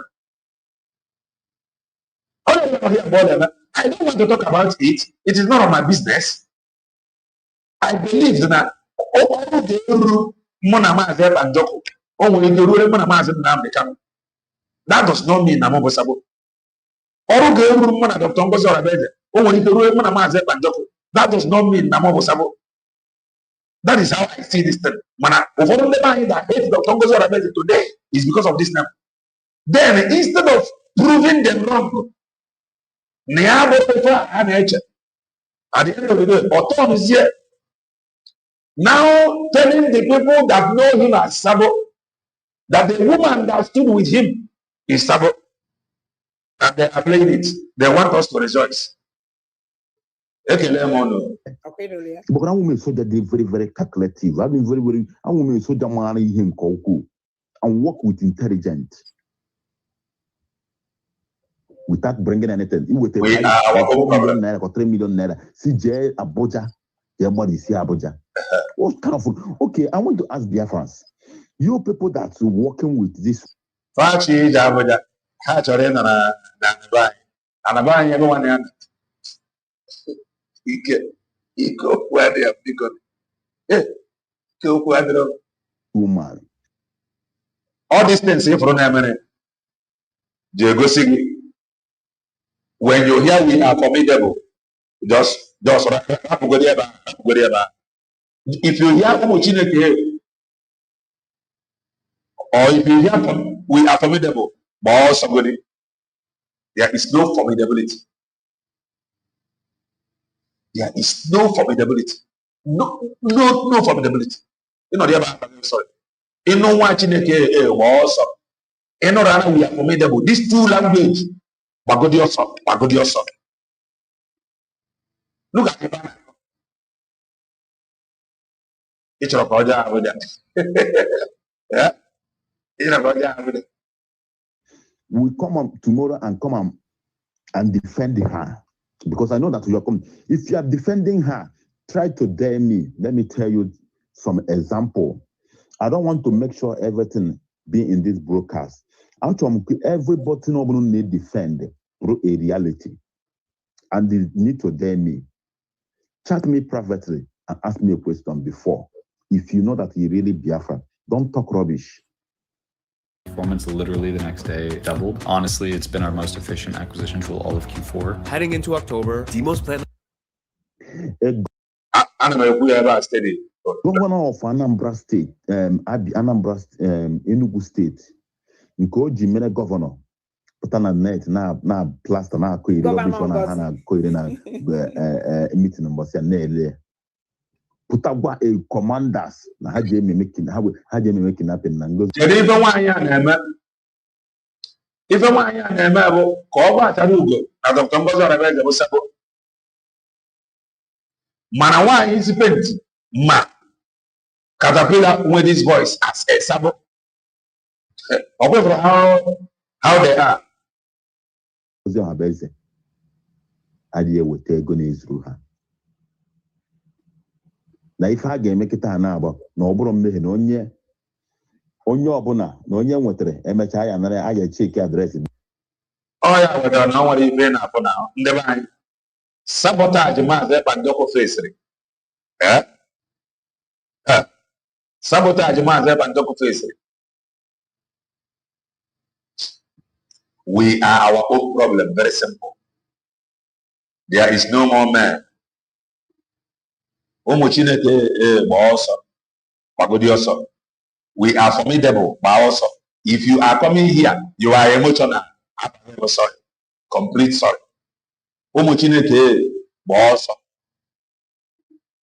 We are formidable, but also. This is why nothing is happening. This is why no magic can happen from anywhere, because the sabotage is too much. Everybody is afraid of each other. And this is why many of them by themselves introduce oaths because of sabotage. There is no more man. There. Your brother can no longer wash your back. Or that goes, swinging.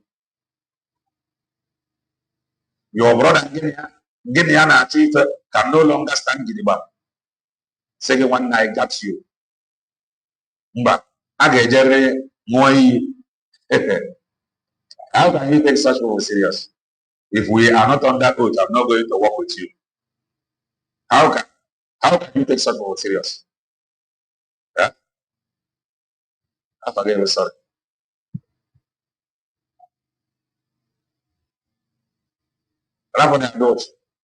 One night you work as work at Western. He may go to know here to prove why is and their likes wrong. And they gave now Caterpillar from a white painted woman is playing his voice. Okay, this is now because he knows the white painted woman and the white painted woman is now open to play anything that is coming from Caterpillar, whom she knows to be suffering.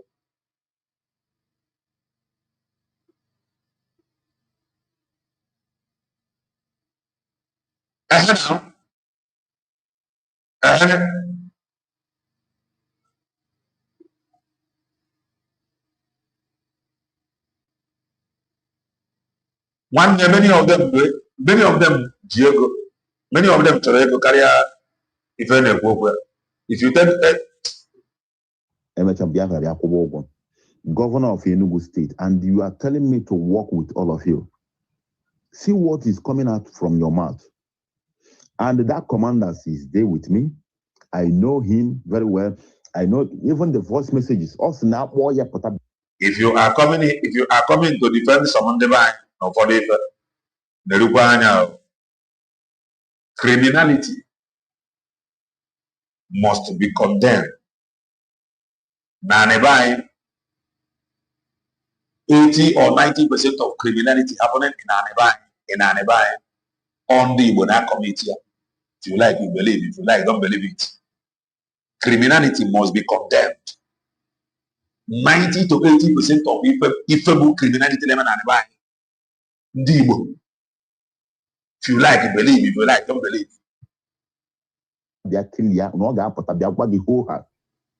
A governor of Enugu State, a criminal like you. Saboteurs our people, killing our people, giving information. I am not blaming anybody. Whether second chance or no second chance, that is not even my business. Somebody, Dr. Ngozo on ground. If I run and if I have trust, Dr. Ngozo represents that nowhere. Somebody may approach the area where I get no can. As somebody, Choroki Penagaga, only what I Diego Nonya. Oh, young boy, I'm an approach. Young boy, my voice, it will me approach. Tone, it will me approach. In Apogonia, Sabo. Young one, yeah. Oh, believe Roger Mary approach that tone, it will me approach. Or one arrow of trust. But at the end of the day, the same people you trusted, they betray you. I'm not blaming anybody. The same thing goes to Mazep and Joko. Oh, God, where some people will approach him. Mbuago with that command wire. Mejaka to Buago, Mamma Gozo. Mazabando Yas, okay. They're going to go to the Kibu Mago. Bag, you would have had a Gonyari. The Gaman Abolic was Mango Mambago, even in our careful. So nobody is blaming anybody. He have our trust. And in a situation whereby our people have betrayed the trust. Yeah, we're putting for John and I'm if you, no matter how you try to cover it, what I'm telling you here is the truth. Criminality that happened in a line of man, and I want to say it here before I forget. So it's here now.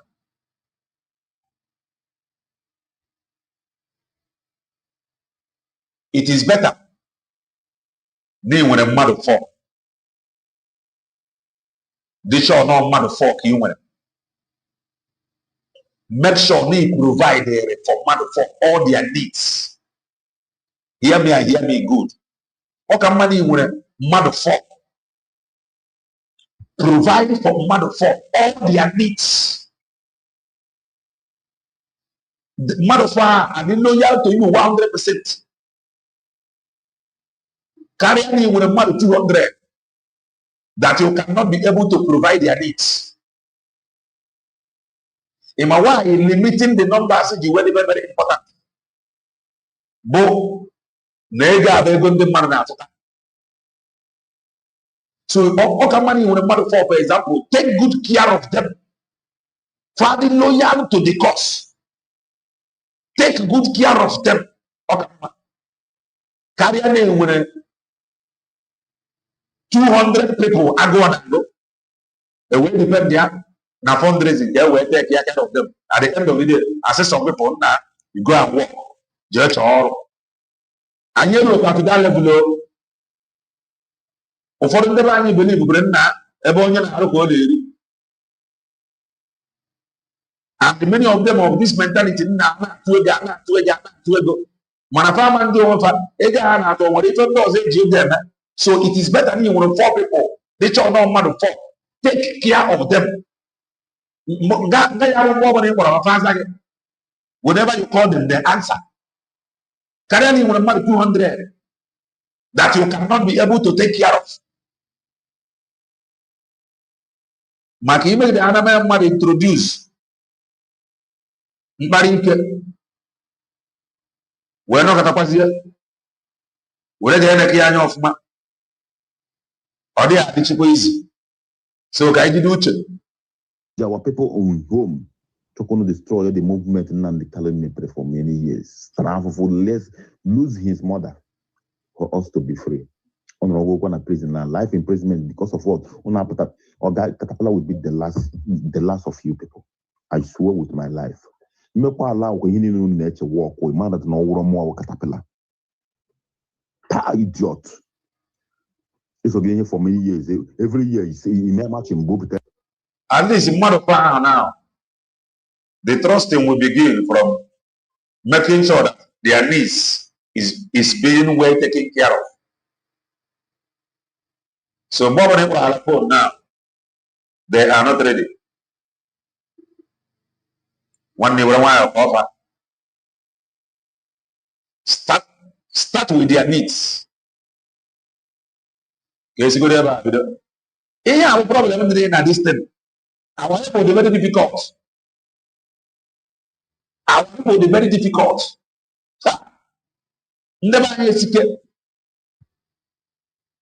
Very many of them know they are going after. So they can carry phone now. Do number of the numbers of the message. Oh, yeah, service. My boy, Maromo Bafa, more and never, more and wherever. Keki is in the ama. No, yeah, they was you. In a area, even the camera go ways, or turn not to tiger. Again, you're going to we have social media. Now, but if you are a joke. Now, I'm here. Never sabo. Just for refusing his offer, you become sabo.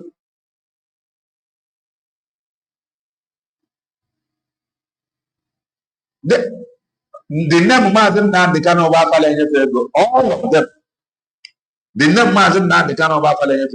That is why I don't take any of them serious. Anybody will betrayal. Oh, our leader man, to follow his footstep. Raponya, follow the footstep. Can you ever follow the footstep of Martin Nandekana? Can you ever that footstep on the anybody you see telling you follow his footstep? Onya ego culture. Because none of them can be able to present to you the footstep of Martin Nandekana.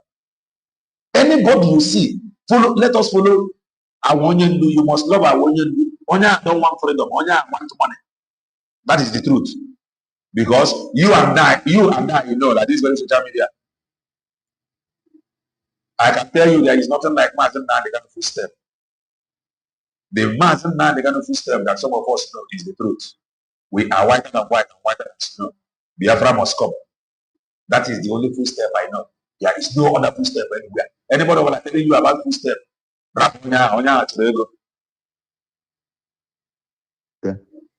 much can I get? It can be this. How many times get Commander Najo Onya no abroad, more machine guys. A junior can that command is it? You resign. Can't you know that I'm a very, very intelligent more than you people? Exactly. Even the match not confuse our people. I'm not confuse our people, so what will happen? Okay, the truth is that I don't want to analyze this thing. I don't want to analyze it. If I analyze it bit by bit or mandem, so yeah, the back. Call our people are on the Igbo. How much he fair? How much the time you are working? How much the time you are not working? People are not asking questions. If you make a count of let me tell you, one day you I'm going to keep seeing going to yana roll kaba bomo some caterpillar I should come down. Now man I hear so when I send the Benemagini. Okay. Linear so who send the very okay. A good name so legend. Yeah. I'm send that account number. I send them 3 million. See, go ahead with because I send the account, I send the 3 million. Okay. I don't want to accept that money is that tomorrow they will say that whatever I'm doing is because of money. Why I don't want to accept that money tomorrow? How can I say any go make you no? I don't do that rubbish. I want to money 3.something million and actually send is enough for us to eat. Is enough for us to because if you let me now, what is the where is the way forward? It should be the fundraising. It should be the fundraising. It should be the fundraising. Immediately. Do something. Okay, gather in 2 days or 3 days or 1 week. But I cannot do that because of I want to have money and betray my people. Ono na donate ego. Gozo ha beza no na agbamoto. Gozo ha beza me pro no gwa mo na commanders that na ya man wopute ego eji enye family iri. We men gini we sponsor Biafra. But umunna Okwa were ndị na-aza commanders now. Ekwesịrị ịdị na-enye report, na-enye update. Many of them prefer answering them than delivering job. They prefer the name more than results. So many of them say, well, some of them say, we will not even want this freedom to come. How can a brigadier general in a freedom that is yet to come, a brigadier general, even I wonder why that he will not longer become brigadier general again. So it is better remain like this, so that he remains brigadier general. Like this one now that is saying that he is a commander. Now commander into a commander. So that he will not become commander. Generals are everywhere. Those that is answering generals, they will not be general again. We need to be serious.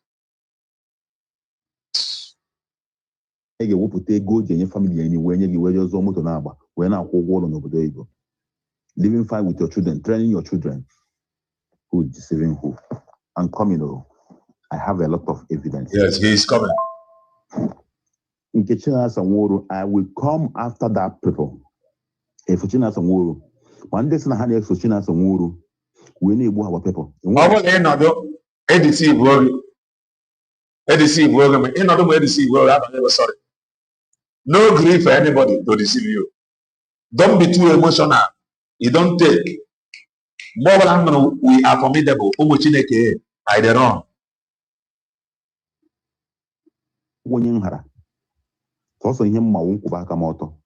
Let me respect myself. Let me do what that's why I become alive today. I will be alive to expose all of you. Kuno how we work in Jaja. Kene how we would Oba.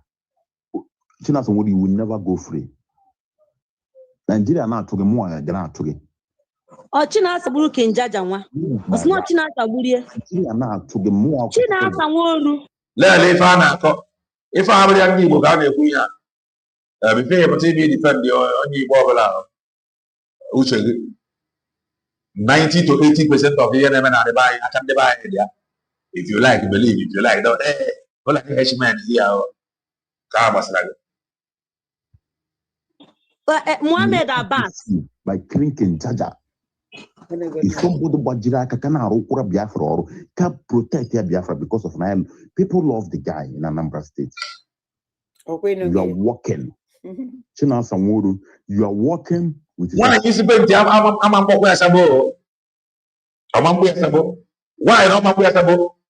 the voice note is against Dr. Ngozi Orameze. Why is it going to man? Here or why don't we? Because that the voice is against Dr. Ngozi Orameze. So she wants Acharugo to believe that Dr. Ngozi Orameze was Sabo. Then the man whom he knows to be Sabo is now injured. To saboteur Madabugo. Masumo Madabugo. Ada send the ya. Okay, send the Hey, send the golongi already. Send the brega. Send the gomi. Send the. Is it? Remember, I am a content creator, political analyst, and the preacher of the gospel of redemption. I am with nowhere. I am with nowhere. Preaching with anointing and power and keep us up. I'm not a freedom fighter. Neither am I an IPOB member. Neither am I watching somebody. Neither am I from we are formidable. Our branch is second to none. After Musa, it is our formidability. No, not me. I don't believe all that. As I see it is believing. And the China Samoro and the Sapele, I know it. Ejimiana come. Sapele, you know me very, very well. We are not going to forgive all of you. I swear with my life. No, I'll go. Send the golongi. Here. Get? You know what? You have book on. What do you put you where say go body? Money more Gabriel. Nakapila Abu Sabo. Kaimana are more Gabriel Nakapila Abu Sabo because you and I know. Now one here and they have group. They fought Caterpillar. They hate Dr. Ngozi Orameze because Dr. Ngozi Orameze was working with Caterpillar, whom they know to be Sabo. So Kaimana are more Gaba. One nine why. Like I said, I'm not listening to it. Kaimana or Gabriel. Caterpillar was Sabo. Let's listen. Confession. Open one. Oh. Exactly. You see. So, can you make it with the voice? Yeah, can you be get away with it? Caterpillar may send the organ viral. No, happy man. If I have to go, just give them money in the name of fighting for freedom. Don't ask them what they are doing with it. They are answering commanders. Just give them money. Don't even suggest anything to them. Just leave them. Just give them money in the name of freedom. You know what information? I remember Gabriel and blackmail ada since in that blackmail chamu nte DOS anụmanụ a since ha blackmail chamu si na WhatsApp group niile nnọpụọ even nke m ịma group nsetri up ịma na ụmụ anụ ọhịa nọ n'ime na blackmail Maazị Nnamdi Kanu video na page and they will not share it there nji why the group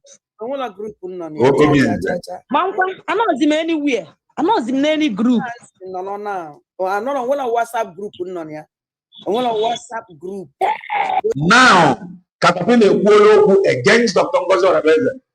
Caterpillar is now sent. Caterpillar is no longer Sabo. You see how they roll.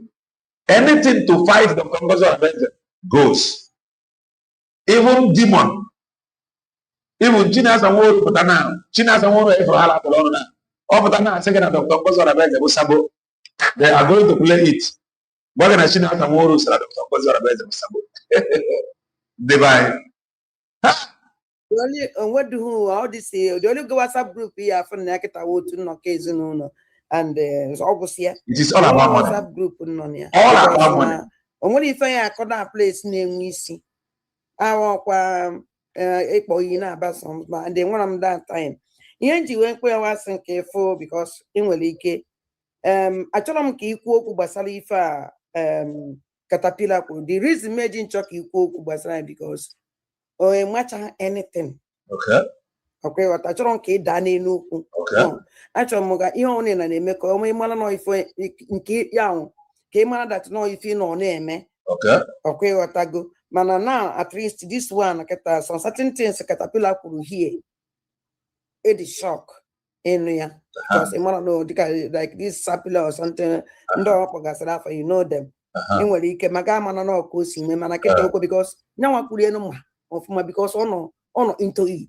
Okay. Do you want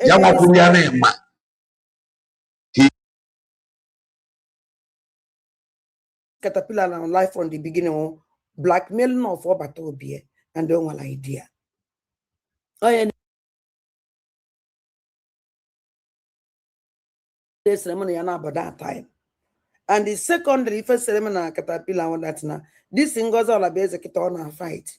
After K walk with her a year and of the two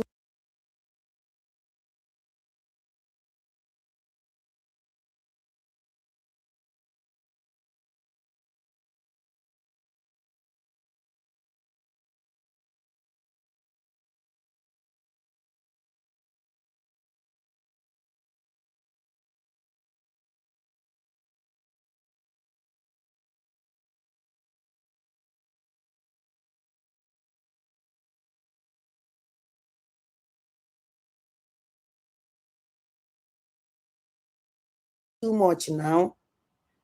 After K Gunana walk a year and Oputaze kita and they man not the same thing come mgbe Simon Ekpa. Not the same thing. A lot of life. Okay, watch it here no up or young was terrorist. I tell you, the same thing coming and West Simon Ekpa. I'm the same thing coming and West Simon Ekpa. KZ bomb and KZ back. I don't know where. Yes, the sound is back now. The sound is back. Sorry about that. Yama wonye pozeno okay all otakomalia. But no one Caterpillar I walk with Ngozi that against Ngozi all best right from the beginning. If Ngozi bull Caterpillar oh yeah so Caterpillar about it Sabo. This man up Balafa also who is the labai. If he fell by bulu if he fell if he forward ndị a na-ekwu isi ife gburu a ọ dịka ọkọ ka a na-egbu ma ọ bụgodị ọkọ ka a na-egbu ihe a ọ bụgodị ọkọ ife ife gburu no evidence gị ife gbasara Ngozi achọrọ ma ihe mecha jizi aka gị discover some certain things okay ọtago so ya ihe iwe ma ebe Caterpillar nọ Caterpillar ya iwe ebe ọ na ụlọ ọfa ịdịra Dr. Ngozi from Mbirizi ọ bụ ozi na ọ bụ agent. Opposing of Sabo. Now, all other major a lot. Kedebo ye bido. Him and this woman who on your jaw. And the no cookita. A German the reason why Oji wepụta complain was because of ego. Ego. Okay. Okay, I'll pay for Keta Ife, and I thank God no putakwalo. I'm happy. If Caterpillar Kulu, I like him no to see more see we met here. Okay, more material, but that Elijah. It's very happy to see where we are. If you Caterpillar, you are start to change. But man, Caterpillar more than use Caterpillar now. More than use here against Dr. Ngozi Alabeze. Because if not, Ngozi Alabeze je Finland embassy.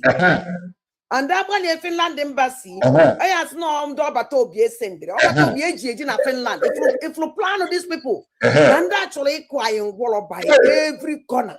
The last of freedom. The last of one. Now they're bad. Oh, wait, whatever this is, we're not again. So Caterpillar, my family, I ginger that mission. And now Caterpillar is a connector. That plan has a go. Because anything on America, I'm an onion gozi sending the Mediano. Okay, what I go. So he will have for even a neketa. And I try what did a mass and the cano to bring him down. Not to Simon Epa, because some of that now. Hence, I wanted a mass and on the canon on the neck whom Biafra can never die. Hence, Obato bien or any kume, Biafra can never die. And the most important person who I did a mass and the cano. The most important person, your leader. Mazen Nandeka. Over no leader. Kaina am no very practical. Over the leader.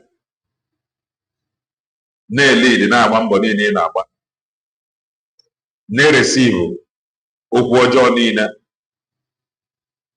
Ne receive all the blackmails and the sabotage. Kwambe. Ina anondenge na hana arugoro. No. Like the most important person. Ba leader Mazen Nandeka. The question should be, will you be happy? We are all human. For example, to you not know now. To those kind of people who Dr. Ngozi Alabeze. Into you know now. Or can worry myself as an example. Another one to you now. Now, Mambo. Can worry on that. One is 20 and their likes. And now bomb sabo. And I am not sabo. And I'm Mambo now, but to make sure no one will rule. And the sabotage, before they come from home, Bamo Kuego, the Watamego, at the end of the day, farmer met if ever you were the money. They will in return, bomb on your job. The people, any small problem, ask them, like the most important person, Bawa leader, Mazen Nandeka. And they are reporting me to FBI. Facho Kanganga. Will I be happy? The answer is no. I am not going to be happy. If your leader is the most important person, why not report your leader to FBI? Why reporting me to FBI? If your leader is the most important thing, why can't your leader do what I am doing? Why am I the one doing it? We are all human beings. So can you check here? Always some people be very genuine, like this very struggle. Man, the way some of these people, some of these never do well, so present it makes them get angry, and many of them decide to walk away. That is the truth. Madam, in our report here, now you turn around. Oh, the most important person about the man when you go and work with your leader, the same person at war. All the people that want to work with me, if you don't want to work with me, give way. That is not disrespect. So that those who want to work with me can work. The most important thing your leader man is not the camera. Your leader man is not the camera. Whatever the boss says goes. Today the boss is fighting your leader man is not the camera.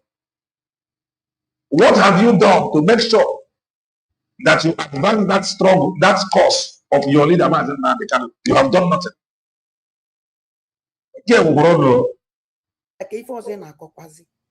What are you talking?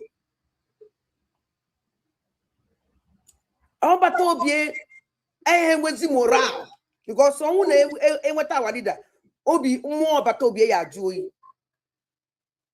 If I do what was a commander, a near instruction, a very heavy task. Commander Abole was without social media. Oh, it's a paper, it's a kanja. Now, you talk about do so I feel like it's a kanja. And then I have a commander. He is answering commander. What command is it? If you take them serious, if you take them serious, sorry, yes, whatever you are chatting about. Anyway, but we are beginning, all you forget is everything. Sebena for I am Makai Thomas, I will come on if meme. So I can fight, and the one name what today. You know, Anakita, if a motor shop, if a motor shop, in no Finland embassy, Abadiana. Came on saying, Okwa Gunu now. Came on a cooker for Biafra, and then okay, who is that person?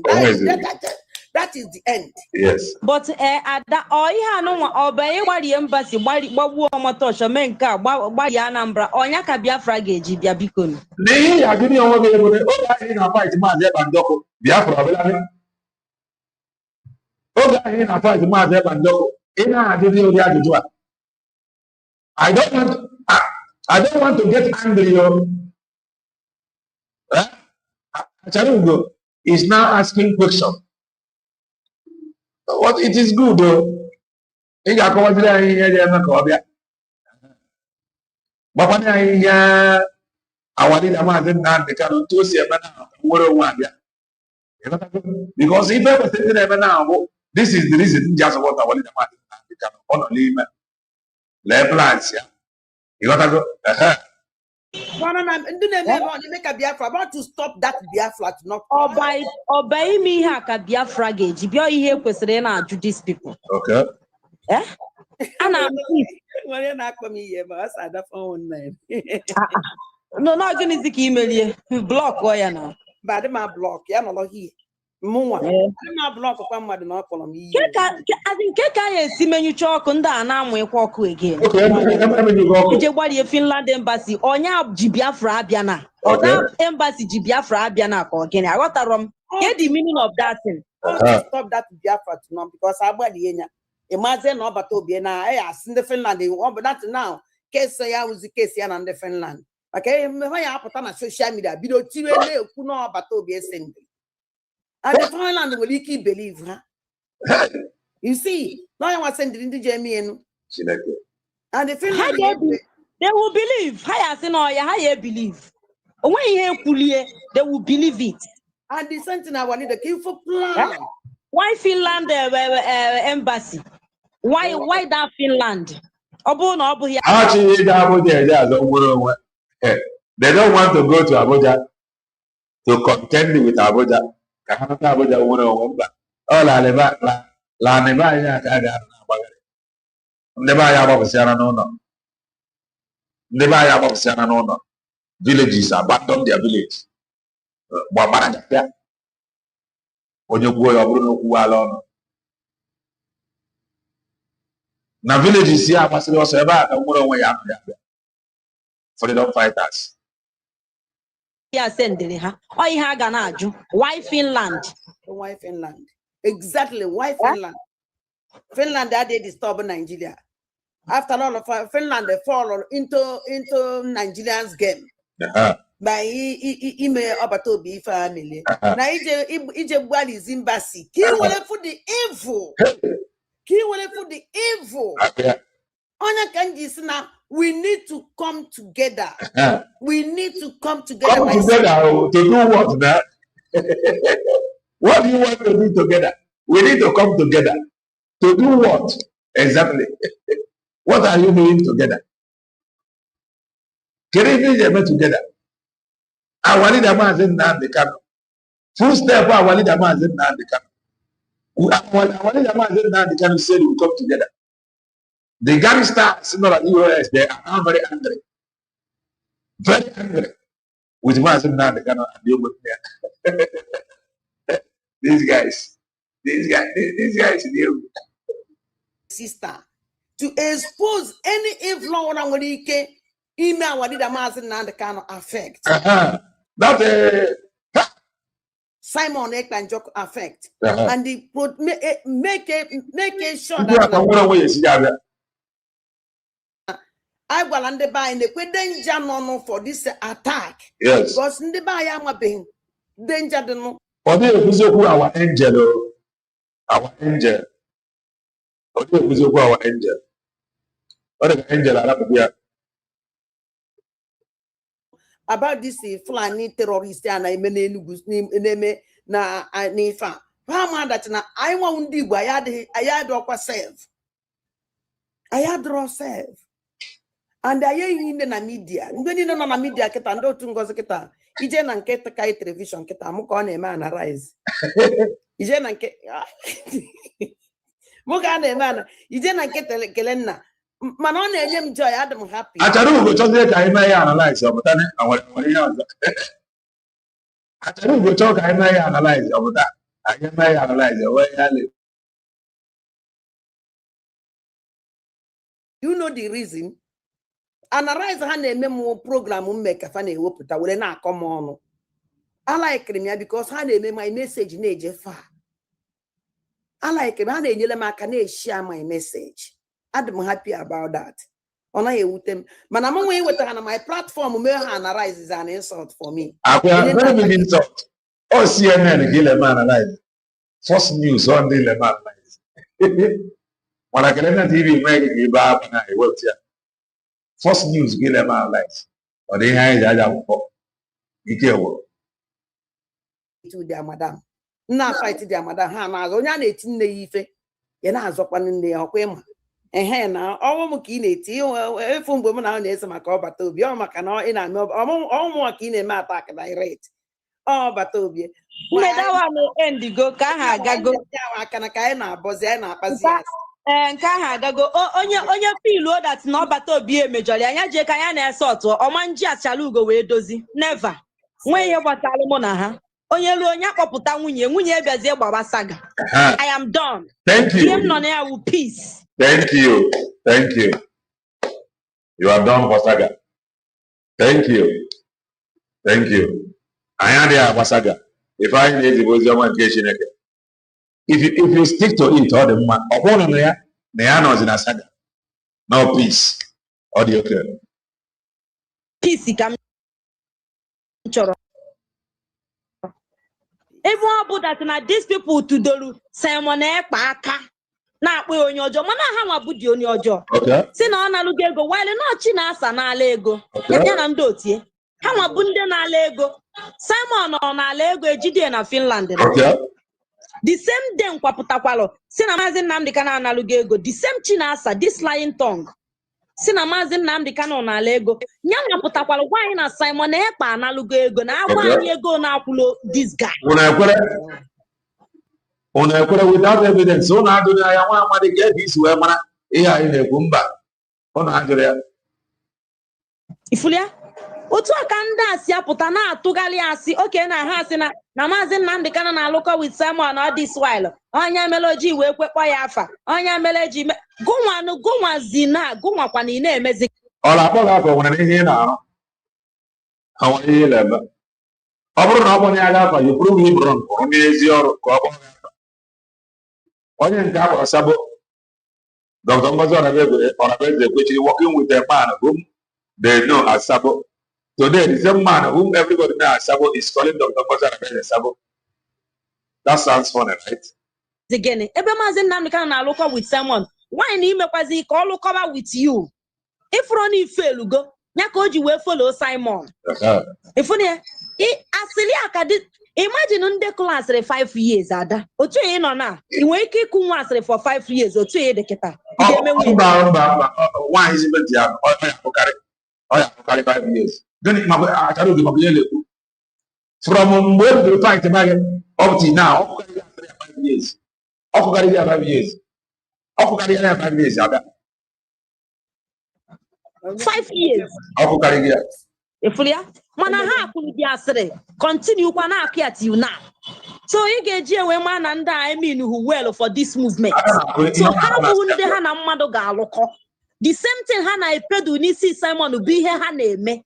We never knew that na ndị a na-ebupụta onwe ha na anyapado their sins upon Simon. Mana ha ma bụ the main criminal enwere enwe. The main criminal. Buru Maazị Nnamdi Kanu le na ego pụta ebe a na-akọgheri na-akọ nonsense na-akọfusi akụkọ na o jekwe na K9 club jegba alaba nko meaning what onya ka unu ji fail for 5 years. Okay. So maka na onye ndu bụ leader ka ọ hapụzi ineghali anya otu ịnọkịta ịba ada ndị mbụ na ndị so for that reason ka hapụzi ihe gụọ ka hapụ ịpụ ilo jegori erie bata because na ịba ada ndị mbụ na ndị egede for that reason ka atụọ ọnụ ga atụọ abi Adam de Molande apre mana apre ndị a mara ihe a whole man ji nwa jide imagine media na akọgheri. Very useless people, very useless. And I want to appreciate you. Thank you so much for bringing me on your platform today. Because our people will ike unu nwere ndị chọrọ Okay. Because Nifenji were like Omaja and all that now. When you also kwanya will be on this platform, I want on your quaggy. You watch on well on your neko Okoja if you go down with the will be mad nabo only believe because I met an egg when they hand one docho. So no, if it and I Fenji were like Omi in the book. Ophidio for the comment section, sit at the Finland embassy. Video to the comment section of why is it. What matter I have Finland embassy. This is how they carry the news. You touch Finland embassy. La Camila says Dibo, so Dibo. The line is open because I channel can add this Obibi na platform I made another program. Then I'm gonna make another program and when we keep achman and kai be so that I won't know some sort of Obibi with IG web oh yeah na studio more you know you na afkwam na nke onu you na afkwam na nke Jai na je na nke eje ma atara go imata go re wo ge enyi nke anyị jiri aka gị kotere onwe gị trọbụ ụnụ gị na-afụ na nke ya gịnị ka iji na-eje n'ebe ahụ eje eme because onye na-abịa steady so ada anything ọnwụ na-agbagwojuru gị anya dama iji my number iji m your number the only thing na-achọ ime ka ị mara n'iru ndị be anyị dat na ndị ya abịa klọ gasịrị ka nkụ ndị ya abịa igo your mind ka nkụ ndị ya abịa talk to you ka nkụ ndị ya abịa ihe m na-eme ihe a na ka ọ dị very careful maka ọ ji fel gwa ya anyị emekwa ya analyze ka ị bịa nọrọ na ada on side ka nkụ sọnsọ gị nwa wọ ya masị gị mee otu a mee otu sọnsọ gị nwa ya ama the best for you because mụ nwa na onwe m choose go my own best to that na ahụ m independent media ihe nọ hie wo nke mfụlụ mmadụ mere dị mma asị na imetere ya yes ntụ aka pụtara obi esi abịa kọbara onwe gị aka mfụlụ mmadụ emetere dị nke adịghị mma asị ya imetekwa ihe because na ndị ọjọọ enwere mgbe ha na-eme nke dị mma sọnsọ nke ọjọọ aka ihe na-afọ ebe fanụ then ndị nwekwana ndị ezigbo mmadụ ofu onye mmadụ nwere ike imegide nwandụ ume okwu ite nke dị mma si yes o adakwa m happy na ikwuru okwu a so ụmụnne m nwere onye nwere okwu the line is open onwe onye nwere ajụjụ so amanụ ife okwu n'isi lasuba o nwere group ị nọ na ya ka m jugodu gị o nwere group ị nọ na ya for now Yes, anọ m na Biafra Vanguard. Anọ m na Biafra Vanguard Media. Okay. Vanguard Media can do one down because I don't know them. Okay, anyị na-support Maazị Nnamdi Kanu. Ihe m chọrọ ka ha hapụ ya. Okay. Ọ na-support ya. Okay. Okay. For a leader who know that place just Mazen Nnamdi Kanu bụ leader. Also, when a leader who know, I will know a leader. Or they are going to be a leader. Onwe leader Mazen Nnamdi Kanu bụ our leader. Yes. Okay, this is Biafran Vanguard. This Biafran Vanguard in Eku. On a Fumaka, this is Alvid and Heavy because I need it together. Okay, because he now young when Bawari the Mazen and the Canon when no way matter these people and Rising Sun, Avid and the ambassador. Ambassadors, I'm not they may exist. So on our leader Mazen and the Canon, Makahama, which number for since I'm up to today. Anything on for her name, and I'm support her because our leader, I know our leader Mazen and the Canon. Oh, your leader Mazen and the Canon. That whatever the DOS says goes. I mean, they are along there. Put it along there. Okay. Oh, thank you. So this the Nda nona that Biafran Vanguard I hope yeah. No, the Rising Sun I know, but I hear the support of them. Okay. Yes. Just like OTC now support to her, no talk Kaisa support. So how you fundraising? Mazen Nnamdi Kanu say support. So I made the fundraising. No, you open a tiaka. A push. Okay, the fly. You are gonna make the campaign. That's Biafran Vanguard. Mazen Nnamdi Kanu over our leader. Only us now. Only na. Why is it going to go here? What about that? Only you ever see that. I always open our leader Mazen and the Kanu. Always open our leader Mazen and the Kanu, our leader. I know we hate something. Yeah, we hate the something. Only ne coconut, when they chop our leader. Onye ọbụna ịmagonu Prince Darlington nọ ebe ahụ. Katinka, this struggle has finally exposed our people that they are brainless. Each one of them, 90% of them are Chinese. Now what are you? Metu nọkwa there. Metu, yeah. So I need a broadcast in a media, all of us not there. Metusela, when can for Metusela, I can also do to Chinas and Metusela and do to Chinas, Eben Kuka Metuku. As in on the DOS now, he goes going to their true color, Yabona, whoever had not before it dissolve. Okay.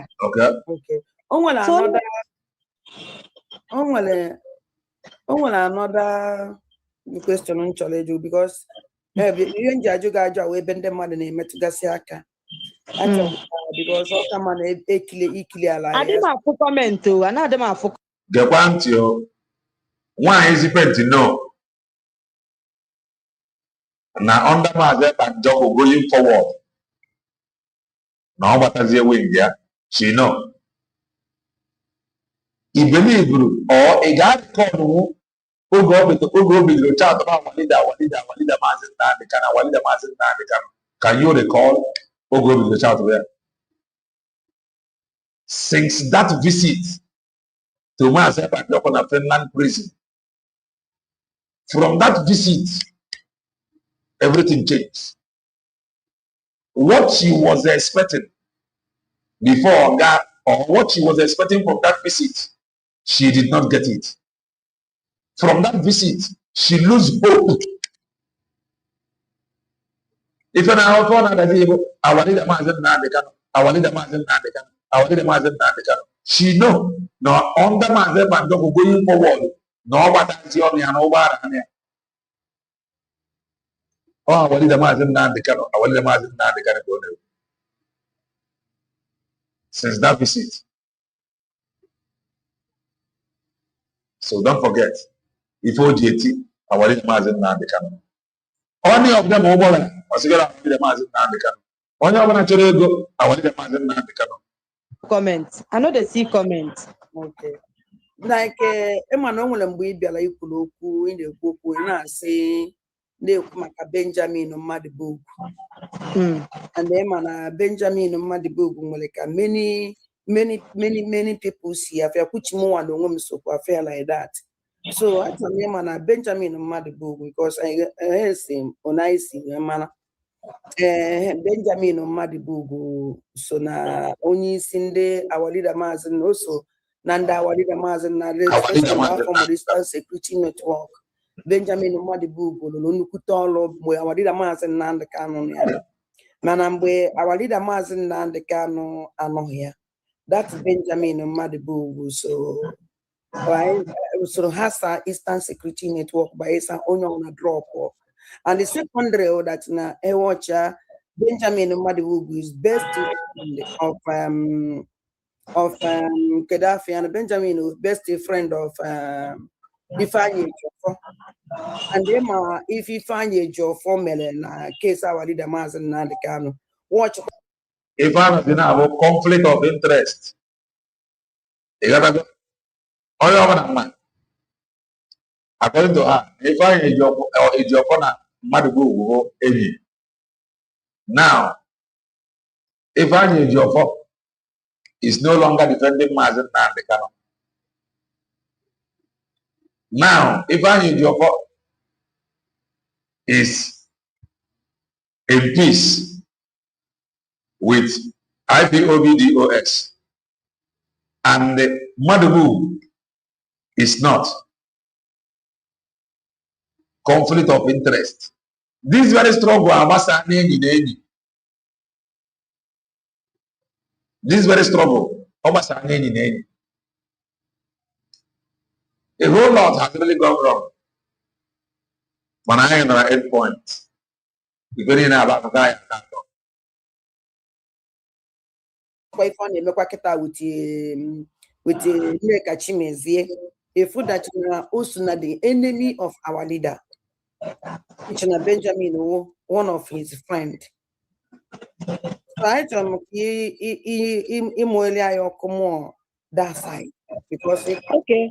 Benjamin Madibu, to best of my knowledge, I'm as an Ifeanyi Ejiofor about Ifeanyi Ejiofor na because Hana Abuna no in good times. Assistance na Ifeanyi Ejiofor to make I mad that na Benjamin Ucholi but Prince Darlington grant Gomez Benjamin interview we na come that na ihe niile Ifeanyi Ejiofor kwuru base. Even he's still waiting for their response. Mankechi na asa potalukuo makie na BTV. Manke Barrister Ejiofor potalukuo makie. All the whole iha okuni ne ha kwuru maka Benjamin. No to si eme cause na actually igbu Barrister Ejiofor. Ha ni no potabia debunk cha ya. So sizie that na eche their response. So I don't believe that na Benjamin and Ifeanyi Ejiofor na aloko. No. Mala before Hannah board the Botema and Mala Ifeanyi Ejiofor as somebody committing much atrocities in our land because what if in Dane I am wrong. What if in Dane I am alone? I am everybody. The Melena this in Jema. Benjamin after had him cha and which no best of my knowledge, the quantic and waggy because in Kemakam Gagwagi. Mazi Benjamin Madibu the outstanding. Or that support he had even when this DOS people be the mess were up. He was the person who raised the alarm. On Ata has steady. Hammer Hanan on Ata had 247 or that support ever.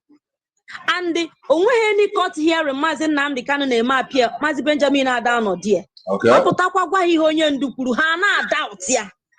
Which not to Mazen Nnamdi Kanu Gwahasiha Tinye Benjamin na DOS. Don't report to direct to Nyawa. But because of their criminality, Hekweha add the Benjamin. Hana Futazi Benjamin as a threat.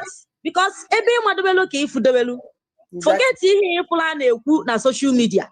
If you are close to Benjamin, you will know that na Benjamin do outstand or that support evil. Mazen Nnamdi Kanu trust or that guy you. Okay.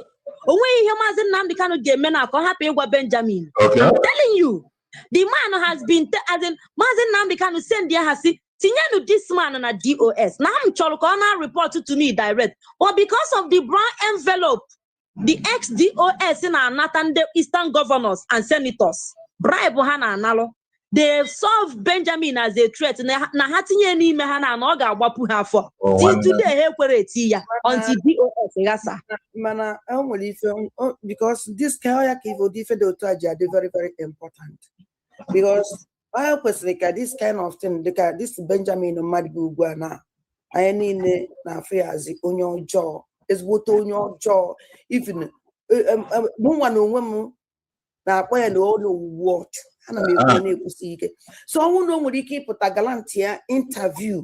Because this is interview guys say Onya Julia is done. The video. I will share the video to you. I'm gonna forward the link. Benjamin Madibu, we will program. Invite Benjamin Madibu. Because we need to ask them. We may invite may invite you on my platform. I will know you even on my platform. I would like to invite him. I enjoy Juju. I like up to him.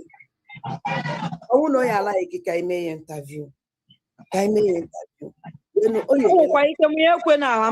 not guaranteed that I'm not not many assurance that no give or interview I don't like a guarantee that's in a grant mother. No they I don't I'm good in it. Okay. So I want to come with the number.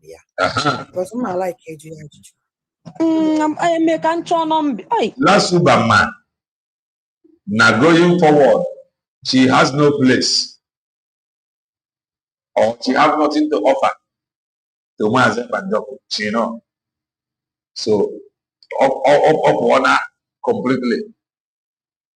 Or they are for Mazen Banjoko. Number then at the other of my phone now. I can try the number where you kept the number then a boy.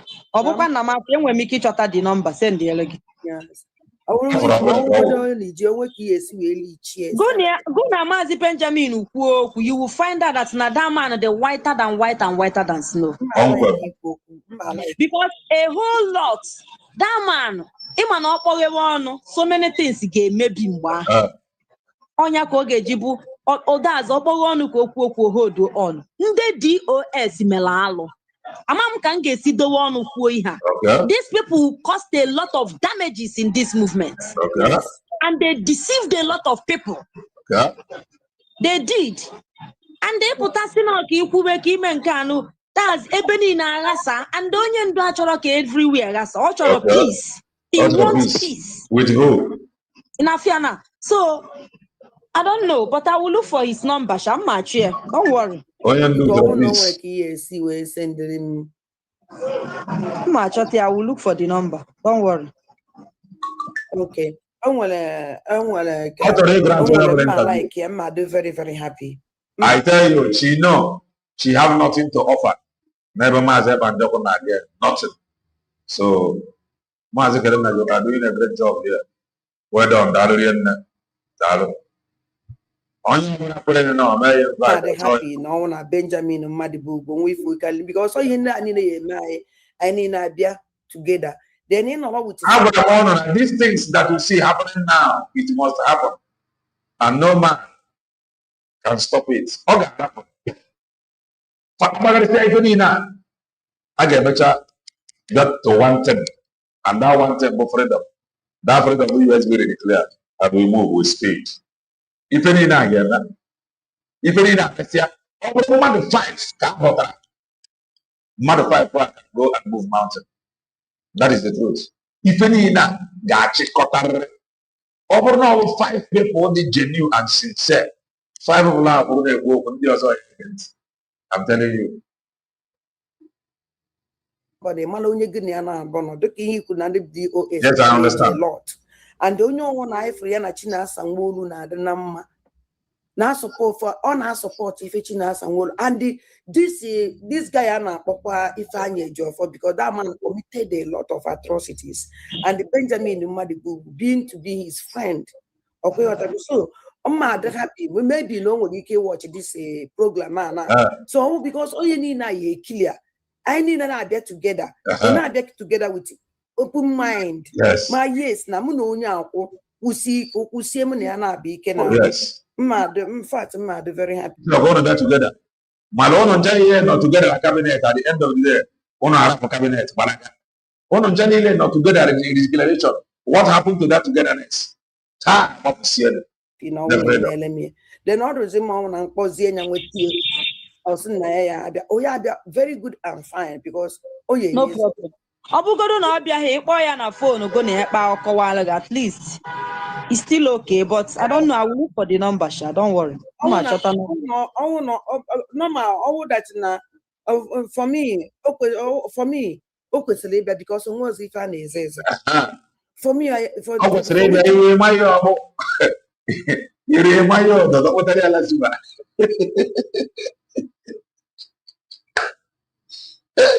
Lazima zina kwesireja. Yuri mayo kotari ala subaka. To come together because always somebody mama and Jema. I am busy enough, and my boss thinks I can handle training a new hire. You obviously haven't heard of Scribe, have you? Always somebody mama and Jema for everything be of man or of man. All the very important no one or the okwebia. Then all one no this call. Hello? Hello? Bedoma. Last year, Bukene, Kumaka, also no Australia. So, see, I my own. Camera, Aga. There was one because 1 minute or 1 minute because that's not talking at this program.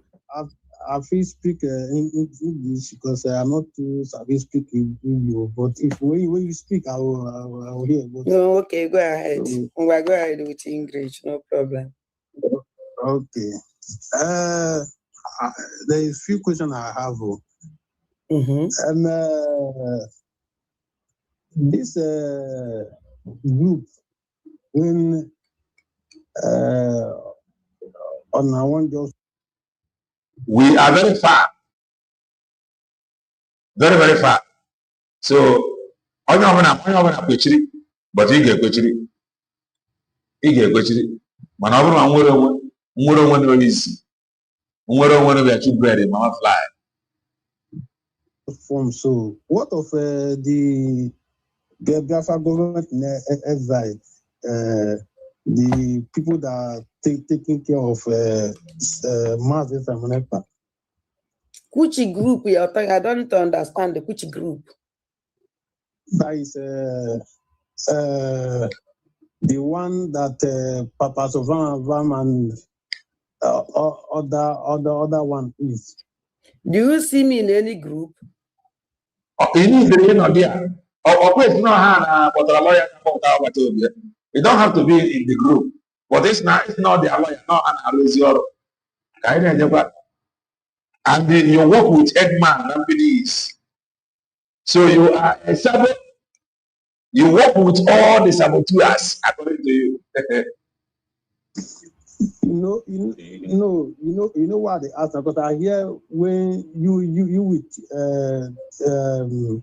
this our sister say there is contribution something like that. You know, I just open my television. No, there is nothing like it. I'm not from the beginning. Okay, make it. I don't hear. Hold on, I don't hear. Yeah, when she say there is group when Mazman Kano be the leader. You understand me? Because now, make come be like say this Biafra issue become child play. You understand? Because if we gather hand together. Things will work. Ada, let me clear him. Ada, let me come in and clear him because he doesn't understand what I said. Okay, my brother, listen, let me just clear you now. The group I was talking about, can you hear me? Listen, my brother. I can hear you. Okay. Okay. The group I was talking about, you remember, we media warrior in IPOB. Since DOS has been compromised, we separated ourselves. Those that are not supporting China Sanworu, we separated ourselves from them, from their gossip. We created our own group and added ourselves there. And the person in that we are submitting to is Mazen Nnamdi. The same way everybody is submitting to Mazen Nnamdi. Everybody that is fighting for Biafra, Mazen Nnamdi is our leader, including Simon Ekpa. Mazen Nnamdi is his leader. You understand it now? So all of us are still one. Nobody is discriminating anything. Nobody is creating anything or to fight against somebody. No. We separated from those who are fighting Mazen Nnamdi. If you go to their pages now, they are gossiping about Mazen Nnamdi. The same way Mazen Nnamdi is your leader, is the same way is my leader. So we are loyal to Mazen Nnamdi. Do you understand me now? So we did not form anything to attack anybody. No. No, wait first. I understand you, but we supposed to be in one shoe because now you have another group now which you contribute more money, but there is definitely the Liberation Army. You say we are contribute money. Huh? You say I'm in one group where I contribute money. No, according to you now, you with that the Jorama, he said who is the other ask you who is the leader. You say Mazna Kano is the leader. So me, I'm saying this. Let's come together and contribute money. Me, I'm from Agbo. You understand? I like Mazan. Okay, we should come together and contribute money. Don't worry. If need arise, everybody will join together. If Mazen Nnamdi cannot ask us to join Rising Sun and David and contribute money, that he needs some money, then we do that. For now, we are not paying any dues. We are not paying. You're gangsters, the money. Gangsters, they are paraded. Oh, this is famine season. I say, you're going to pay and then I'm coming.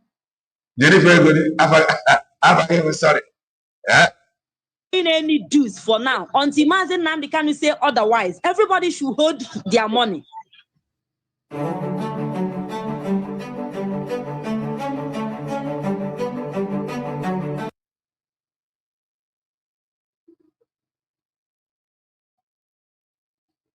Do you understand what I'm saying? My brother. Sister, wait, because they are going to take this into. Wait, my brother, because you are taking us to another channel, which I don't want it to go there. Listen to me, my brother. Our leader Mazen Nnamdi can say all of us to come together. And now that togetherness, we are in the togetherness now, coming together. Okay. Now there is a group called Rising Sun. There is a group called ambassadors. When our leader Mazen Nnamdi is in court, he mentioned these people to do fundraising, and he said, "I give the order." I don't know whether you watch that program. When our leader Mazen Nnamdi no. Okay, don't watch it. Our leader Mazen Nnamdi in the court. The day where our leader Mazen Nnamdi come to court. Now that day, he said something like that inside the court. Everybody hear it. And when those ambassadors do fundraising, I stream it. I go for that fundraising and I stream it. Now, our leader Mazen Nnamdi want all of us to come together in one umbrella. Okay, what I go? So, and you know that it's not something that we can just do like that. Because you must to build that trust first. Because we lost a lot of trust. So my sister just come now. That's so the thing they start. So I asked her whether she's in the. I understand you. Ada, see, this Mad Google, they among the people when Ikoso that man na witch. That way. That man is there. I know. I started following Biafra since 2012. You understand? After that is why. I know everything. That is why. That man a criminal. That is why I say that. My brother, you don't go far because we just invite our sister. That is why. That is why. Mother, you go there. Please, my brother, do you have evidence of what you are saying? Okay, do you have the evidence? Yeah, don't worry. Instead of you, wait, listen. Instead of you saying this, why not reach out to Benjamin and ask him? Sure, you know his page and his account. Why not engage with him one of? The truth is that Acharugo have really received the monster. I pray that this monster that she received, let it remain permanent with her, because she is now very reasonable. Acharugo have received the monster. May this spirit that is in her not depart from her. One and hear from him. My brother, please. My brother. You know when I do program at times, I used to call Benjamin Madibu names, which is because of what is in, because we know many things. That is why when I asked her a question, she said that it's better if we can call, because for her knowledge, she may not know a lot of things. That is truth. So make we not come and destroy what we are doing. What we are doing here. I'm asking her that question. I'm la media. I'm la media. It's only in key. Oh, yeah, get the key. Actually, key of Mwajana. Actually, I'm key. Getting him, man. Why ain't you in key? The only thing in the media, we never thought, mention of our Tobia. We never thought. Land of a Tobia, quite talk. She give me the answer based off what she know, and she can never go more than this. And let us know push this thing another distance, please, my brother. Okay. Please. I hear you. Please. I hear you. So thank you, my brother. Thank you very much. All right. So ima ife nji kwu ife na-ekwu ima ọnwụ na ama advice na-akọwalụ egelo. Exactly. Mgbe ikpuru okwu ịkpọrọ Benjamin afọ of this Benjamin anyị maka ọzọ. Nne m biko with 1 minute, go ahead. Good evening, my sister. Yes, I can live. Yes. Yes, because 1 minute, because man, no joy, Johnny, I do joy as own agent and coy as on.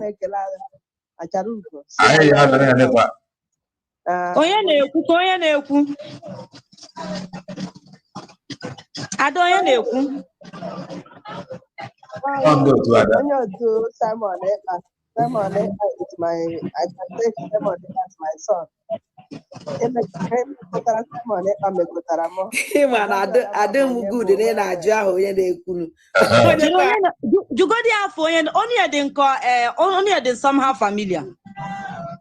I didn't mention. I must say more. Junior, is an idiot good. Junior, and could have more way introduce. I wouldn't want. Maybe. What he called him so mama. Biko, go ahead with your question. Biko, 1 minute. I cannot go near Najubu. Iso the Gamba, Hungara, na Finland. Gaga, Sofo, against Simon.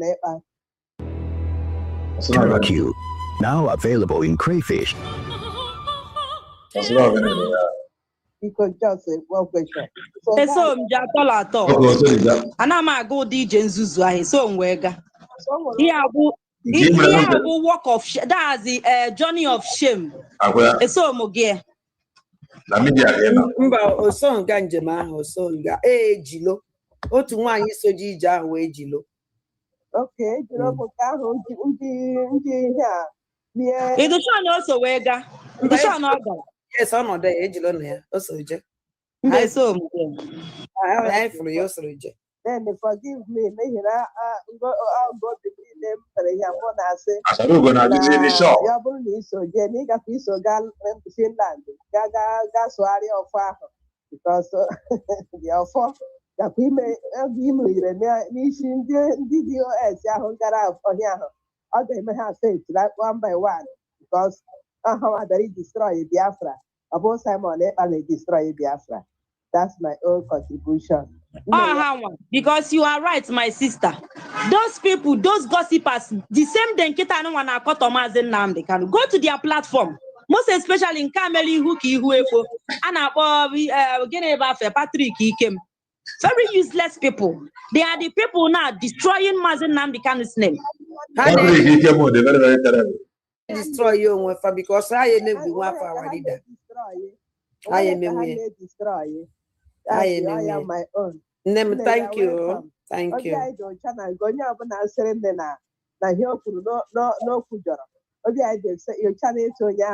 Yeah, good morning. You're welcome, Adane. Thank you, my dear. Thank you.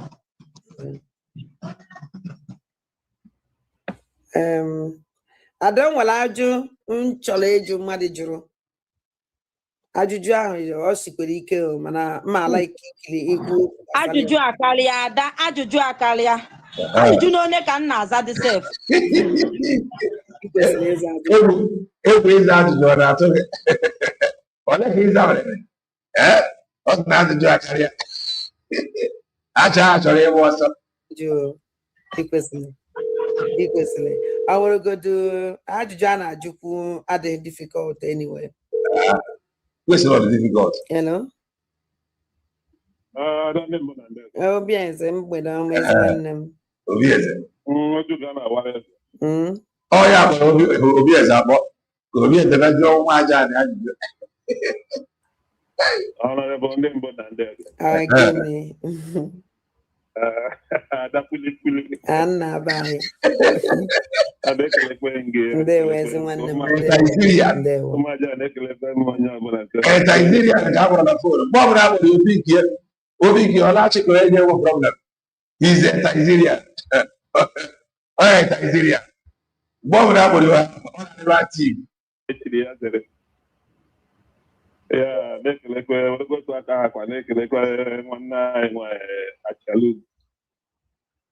None of you, my Jan. Ndewo mazi ndewo. Yeah, they have a PhD and they have to have a and nothing but the truth. That's Nigeria. Martin and the Kanukuma, I have when I do know why.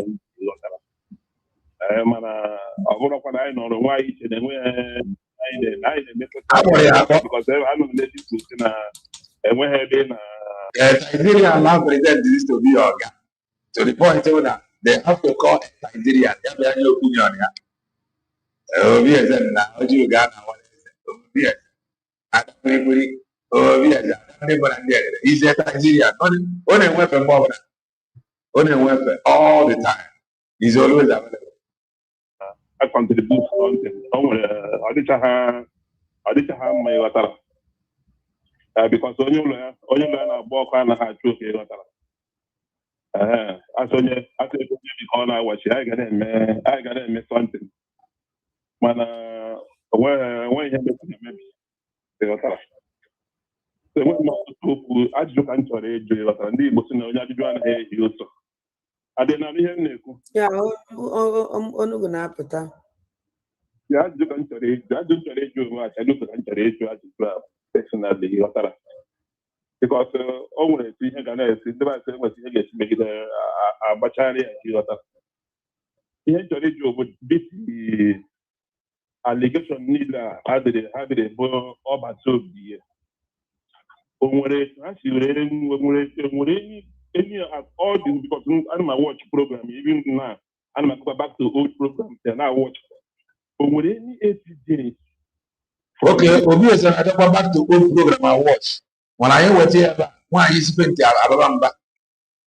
Obi and go back to old program. Okay. The directorate of state. Adema no chakwo onu go na break you.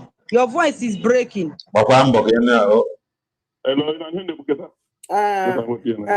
yes, okay, because you always one break. Okay, Keta. Yeah, okay now. Okay. Yeah, because I do not do.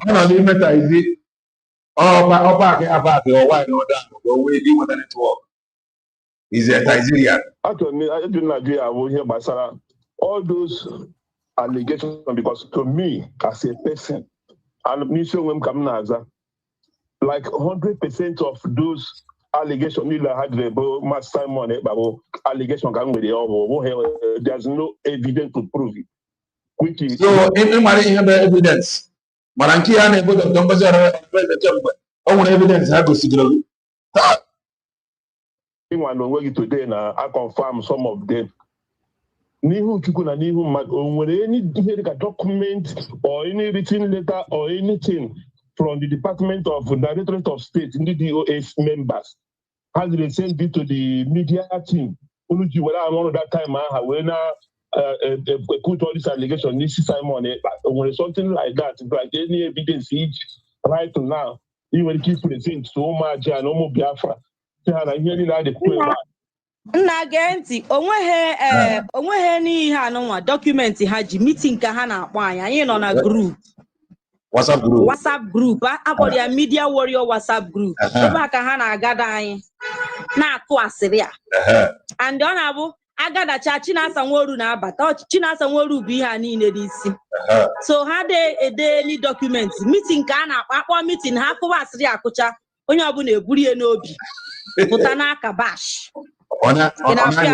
the same way na ha si akpọ meeting kita na ha kwucha na ha pụta side kpụrụ Maazị Nnamdi Kanu n'ọnụ all that same thing ka ha mere that time onweghị any written note ma ọ bụ document no so no ya bụ the thing any voice note or ha send it to your phone or anything each ha send the go do all those phone and I don't use onweghị I don't think nwere anything this to my reach now evidence. All those I don't have any other nwezi phones niile change and onwekwu voice. This man in an eye ajota on a joke achara go chegari evidence including voice note mana a demon ya na a demon and this demon what this Nigerian argument of this demon if any or written document or voice note or WhatsApp group or evidence each against even or why is it to show you that tomorrow he will still abandon one incident. He is asking a repented woman that have said countless times, never blackmail propaganda. He is asking the woman for evidence, voice note, written document, anything. Okay, present. Manoma, now white painted woman is here fighting everybody. Why now do a white painted woman? Now present in a room evidence of this thing you are saying. Gossip Nigeria. Not high send no meeting ka ha na-eme meeting. Okay, it's about it. I didn't mind you were like I know why like a more than one personally or ndị Igbo tụrụ n'ilu si na onye ahụ gbara ọfọ okporoka ijiji ya na mana ndị na okporoka ijiji nọ steady anụ agba anaghị mana nwaanyị izigbe ntị ka na agbakwa gị and you have not asked her for evidence. And onye ya na ndị onye iro na-erikọ nri now Obi as in your network go na ya voice ya da pụta na break on a bridge ama nko na okay keta ya the monarch the I'm outside na ngwa biko be nke biko ya kambe nke ihe na yoketa bụ the try were chegharịa like ihe onye isi ndị amị ndị zoo kwuru maka prodigal son anyị agaghị egbu egbe ghọtara anyị ga-atụfu atụfu mana ihe ndị Igbo tụrụ niile wa asọpụtara dị mma na ọ dịbara gboo ghọtara so ihe nna ya ọ bụ etu ahụ unu nwere dat grup ahụ nọ n'ọkịta unu ga-achọrịrị means unu ga na-eji atụnye something because na onye ụlọ a na-agbakọ anaghị achụ oke ghọtara it can just be na na-eche mgbe maazị Nnamdị Kanụ ji were nye sisi mee something our land is going etu ahụ for example unu na-ekwu okwu ESN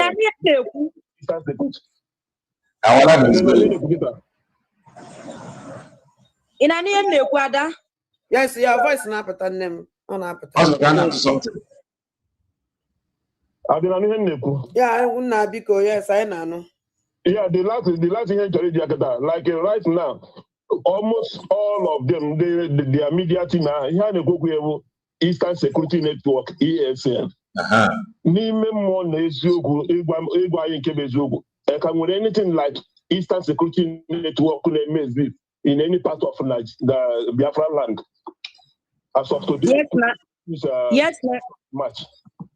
Eastern Security Network ka dị intact na ọ na-eme exist na ESN is still existing. Ka onye wụ their commander. Amakwa m nke a ka m amụrụzi. And again, Ada, abịa m here is a question.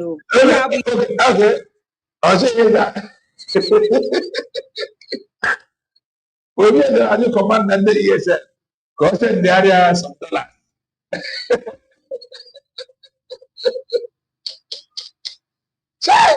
Chineke ha riri kọmanda onye ESN nwa aja ọ jere emere fundraising ọ chọghị ikwu okwu angel Chineke this Nigeria ihe mụ na agụkpalụ I'm not here o nwere ihe ụnụ bara reserve so o disappoint go gele ihe ụnụ bara papa. Because and after this our brother will quit. I will not further anymore, please. Abia maybe interview. I'm just here to interact with my people, please. Okay. Interact with bye. You were with the onye ọjị amarị ya nkụ na anaghị arị ọjị kwada ya. Ma side there, side Eastern Security Network because o nwere ife. Ọ nọ na ihe njekwu maka all media team because most of them the media team ihe na bring this gọvanọ a na-ekwu Eastern Security Network ghọtara. O nweghị isi na onwe ha idea ma ha na-emezi ESN ka dị intact. Eastern Security Network ka nọ on ground. They are still intact.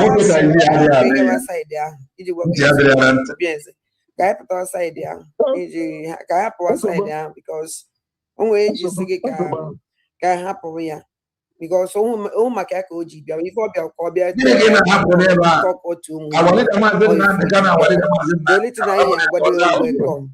ka ya hapụ ịbara ime jejuwa ya ife gbasara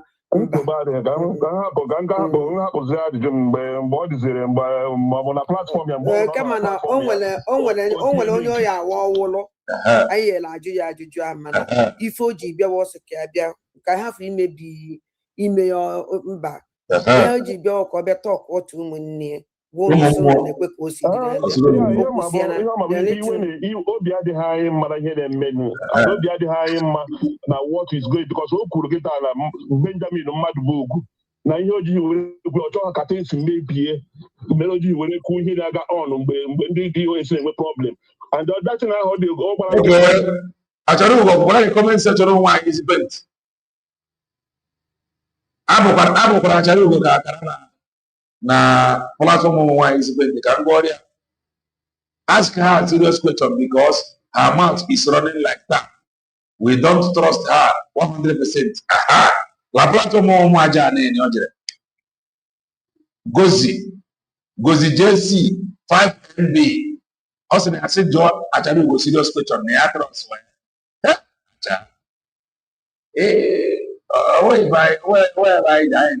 Biafra has a right to be a nation.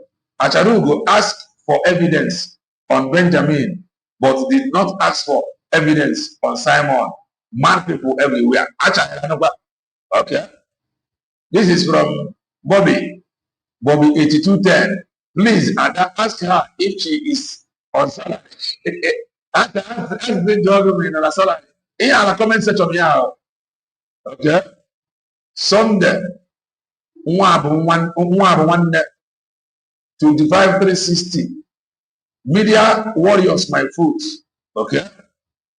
This is from Obaka Francis. Ada, my sister, please. How do you or we contribute to bring our PM out? Okay. Gozi. So at your age, you'll be called to speak ill against Simon Eber, and you comfortably carried out with your chest, and you're speaking as if we can't trust you. Achadugo.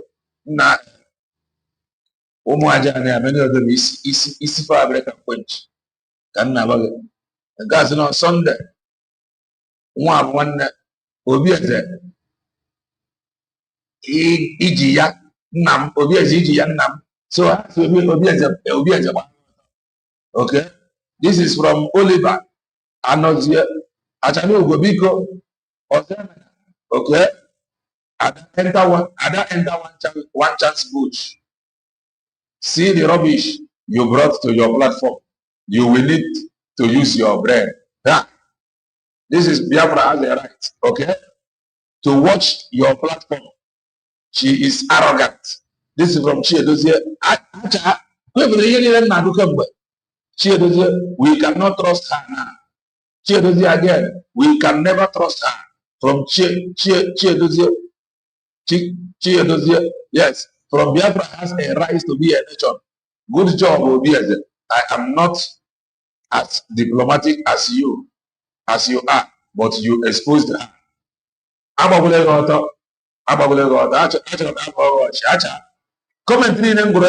against you. So I'm getting also contribute to the things in the right now. The things they maybe can go get us. Can never get business a bit. You know, all these things we hear maybe something. If you see something, Genti Okamma ihe me mama down na. Gekwanti ihe ifu na-eme na dị normal in every movement. A na-enwe internal enemies, na-enwe external enemy. And the otu akita ihe niile si wee me na Okamma ka amalu ndị bụ ndị ilo because ọ bụrụ na ihe emehu all these criminals anọ yakwa n'ime anyị. Ọ bụrụ na ife na-eme na ọ bụrụ na o mere onwere will not come. Everybody will pretend to be a saint. In fact, a man that contributed nothing. Leader the DOS. And there is nothing you can do. And by then, you go see their face. This thing never now so that when it is time to wear a Anyamara is military. This thing never now must happen. So don't get it twisted. It will happen so that when it is time to give a crown, Anyamara is here. That is the truth. They pretend they are fighting for struggle. At the end of the day, at the 9 minutes is it? Akawo. So how come Makita happen to because everything that this movement is based on instruction. When you go when you you have to obey. So yeah, blame Mumazi Benjamin no speak he up he speak maybe. The instruction just like the instruction command and control just go to the media, call him a periman.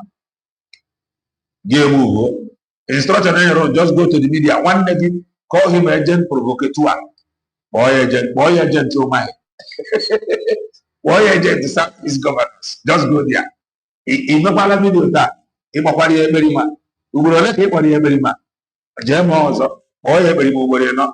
That boy is having by force. These things must happen for this freedom to come. So break up. Mazin Namdi cannot believe in command and control. He may you obey. Hapu go di hoga result. One ye care where mali. So how about the thing? He happy be blue. Benjamin maybe no kuru mabu no kulu. ọ ka mma ihe amelu na ka onye ọbụla ikuku akụrụ ko that's ka afọ ike ọkụkọ. Very simple. I don't want somebody when I wasn't gonna have but here not going on when we did here. Now we did here. I did not in when he gained your freedom, I was you could the only truth and nothing but the truth. The only truth, nothing but the truth.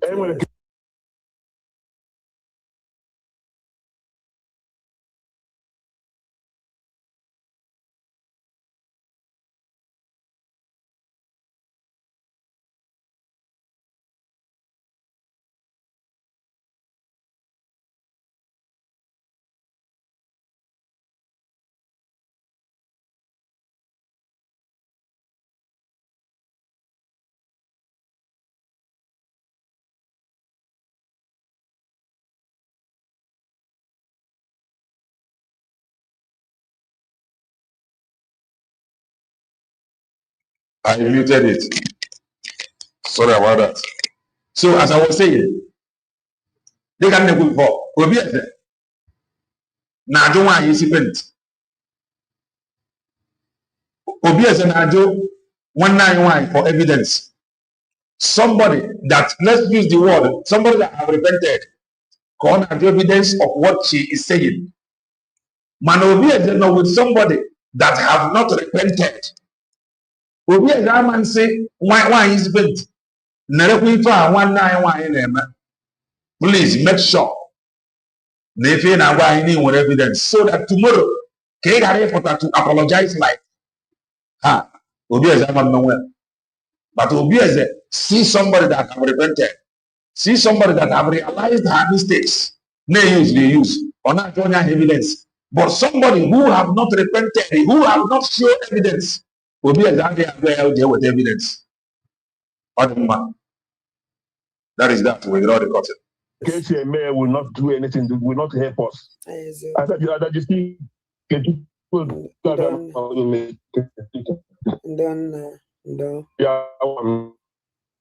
network guy. This near because the not we go quick and cool. Okay. I am up because they may go late. And Jermaine did them attend. I have to appeal my own again. And that. Why is it that naturally you can go? Or say what? Time I go after 9. Yeah, I have to go and attend to them. Attend to your husband the more. I don't mean near. My wife, my time, and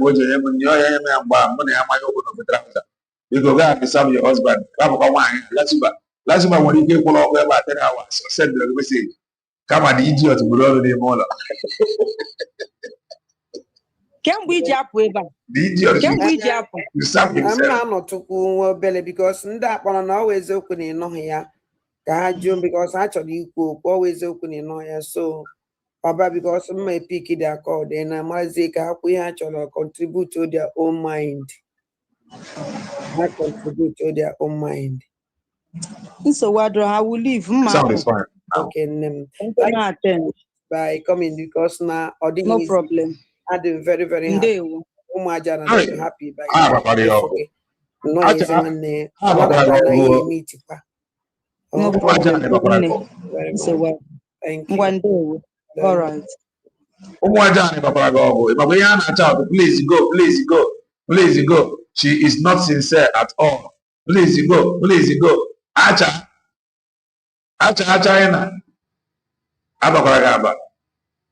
We are going to open the studio. I want to make a comment. I am for commander. Honorable commander. Commander Caterpillar. Caterpillar is also that he is coming with evidence. Right, the studio is open. Come in and make your comments. Brief. I am now 3 hours plus. Make it brief. I want to comment. I want to comment also.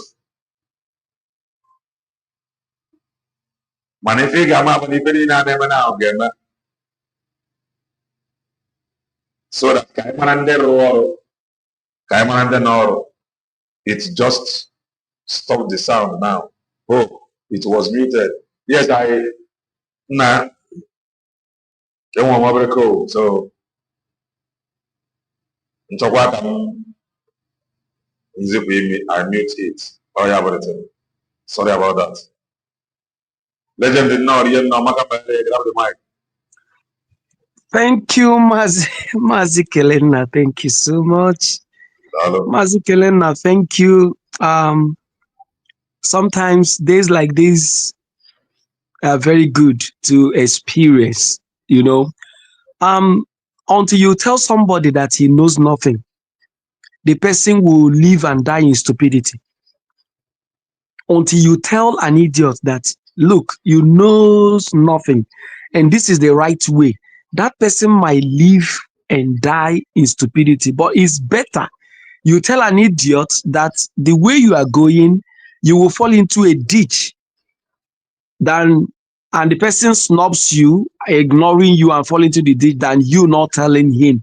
So thank you very much. Anywhere Achalugo is, I know that people must tag her to this particular broadcast of yours tonight.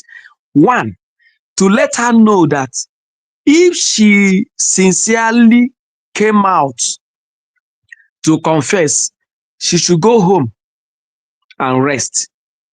Look out for something good to do, or preach about USB redeclared. But if it is too heavy, let her keep preaching for the release of Mazi Nnamdi Kanu. That is one. Two, Caterpillar is not our headache. We, from what you said, we understood before now the fallout Caterpillar must have had with Dr. Ngozo Rabeze. They call the fallout is just all these fake and so many things. At Biafra TV once said it. It is said this is a guy who will double the number of persons in his camp, whereas it's not real. So these people got to know that you are duping us.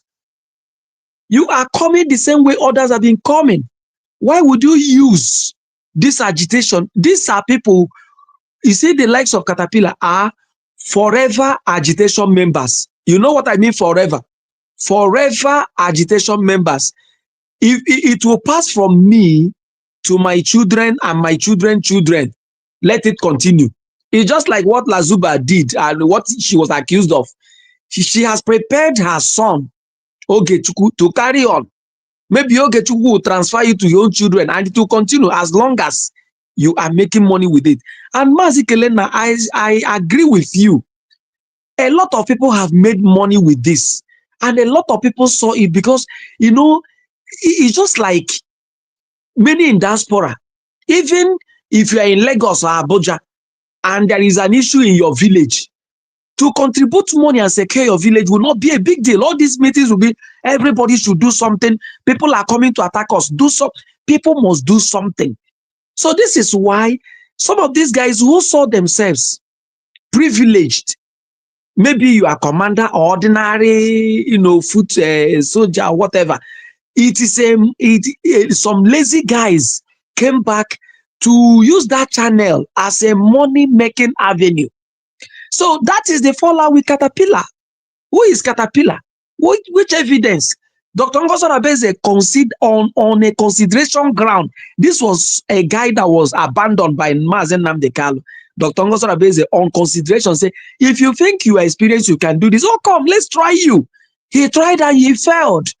His old self is still there. He has not taken away the old man in him. That same person, the same person he was that made him have a fallout with Mazi Simon Eba, is the same person he is. Now, number 3 point I have here is that you see the criminality, the hypocrisy of Lazuba and her likes. Suddenly, the same Caterpillar that made this Lazuba sea of the seer, the blind seer I used to call him, and Biafra Unite and the rest of them, to have a fallout, criticize USB and Dr. Ngozo Rabeze, call them names. That Caterpillar suddenly became whiter than white to Lazuba. This woman is nothing but a criminal, an unrepentant criminal. a critical criminal indeed, a woman that can change her tongue in seconds. Just like you said, I agree with you. Let me tell you, Mazi Kelena, I said it yesterday or day before yesterday on your platform that you see that her first broadcast from when she said she visited Mazi, because Mazi Kelena, one day you just a clip of that, maybe the intro. You see that particular broadcast she made said it all. This woman is no more with Mazi Simon Ekpa, and she's looking for. That is why she saw this Achalugo. She quickly ran to Achalugo to see if there could be a hookup with Achalugo, connecting them. Imagine this idiotic man. You came to ask question. You came to ask question. The next thing you started asking that they should start contributing money in the new group that contributing money on what grounds? This lady is telling you that it's not time to contribute money. But the only problem with this what is it called? The man that spoke last was, let us start contribute. The youth should start contributing money. So, my dear brother, all I'm saying here is that God help Dr. Ngozi Arabeze. God help her. Thank you very much. Thank you, legend. Okay, I will try and look for that video. After her visit to Mazep and Joko, that video said it all. Ojugo, greetings from here. Amaka Mele, grab the mic. Oh, thank you, Kenena. Good afternoon from here. Good afternoon, everybody in the house. I saw Viva Goddess there, and this guy that calls from Niger. I greet everybody and our brother. So is that Bayasi or something? You know, I'm coming from a different angle. Because when I listen to Achariko talk, I feel a woman or somebody who is very vulnerable. Why I say she for me, I see her as very vulnerable because of her level, her reasoning. You know, I marvel at her reasoning faculty. You know, I can't believe that somebody who says she is a member of IPOB or DOS or a media warrior team does not know that there is nothing like ESN. That's shocked me because I, that is not in any of this group, heard their leaders saying that they sold ESN to Nigeria government. Even Soludo came out openly and also said that. And she's here saying this. And you know, this really kind of touched me. Like, is she really aware of herself and of her environment? If I were her sister or the husband, we need to be out of social media because she doesn't even know what is going on. You know, like she is like, I don't know, she should be out of social media. She's so vulnerable. She is like, she's so, I don't want to use the word empty, you know, I don't want to use that word, but listening to her, I was just shaking my head, you know, when she was answering those questions. I was just shaking my head. Like, is this a mature person that is talking this way? And there's another thing that she said that really touched me. She says, nobody. It's all that Mazin Namdekala says is what happened in the freedom fighting. Really? And the same Mazin Namdekala are talking that knows it all saw Simon Ekpa and said he is bringing a new dimension. If he knows it all, why didn't he know this new dimension that Simon was bringing? You know, it's you see where they are. If you know her, she needs to be in the class of real Biafra TV to be educated, because she needs to go to class for freedom fighting. She's like, I don't know if she's even on with the kindergarten level. With her saying even the man at Abuja, and the question is, what is a freedom fighter doing at Abuja, living comfortable? And she's here defending him, Madubug or somebody like that. I don't get all this. Like, I don't get them. She is like superficial, like not there at all. So she should go and know before she come out here to talk. Thank you.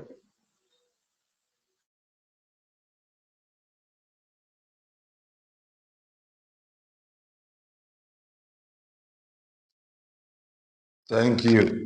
Ojugo, Dalrian, the goddess Babrum no, that she would want to talk. And network and everybody. I go ahead with the she waits. Goddess, grab the mic. Amaka Mele. Akonye Water, thank you very much. Thank you, sir. Thank you for the understanding. Mazi Kelena, I greet you. Ojugo, I greet you. Kambapio, because my voice might not be that loud. But am I coming out? Go ahead, loud and clear. Okay. Mazi Kelena, with this program, understand something. Achaluge came in the program as an area invite, right? Achalugo is with Mr. Madubugu. It didn't go well. That's why Ada has no place anymore. Ada is like trying to see where to pitch. That's why he asked Achalugo concerning the group we watago fan on imie. Achalugo say Diana Metosela and then do to na fa not together. And I trust one thing. Methuselah is not somebody to be pushed around. You understand? Then we got go Bata. Because Ada, I see no reason why you are inviting people to come to your program, You are causing much more confusion. You understand? Then, if we are to have a flashback, what you told Madubu, then all those things, then Madubu one onwerozi ugwu, then oluzugwu ugwu ya, then ọbata na your platform. Achalugo the wise, ọ ma ife, ọ sị gị kpọọ mmadụ bụ ugwu, na ya ekwuchitelie na ya think na mmadụ bụ ugwu will come there. Ịmakele I said before that the visit of Achalugo agbara ya war na that program.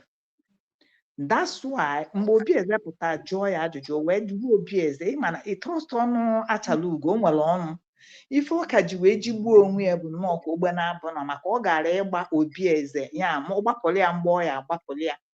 Obieze aya ajụzi ya ajụjụ again. Ọ sị na ya bịara ebe a ịghọtago ịsa ajụjụ.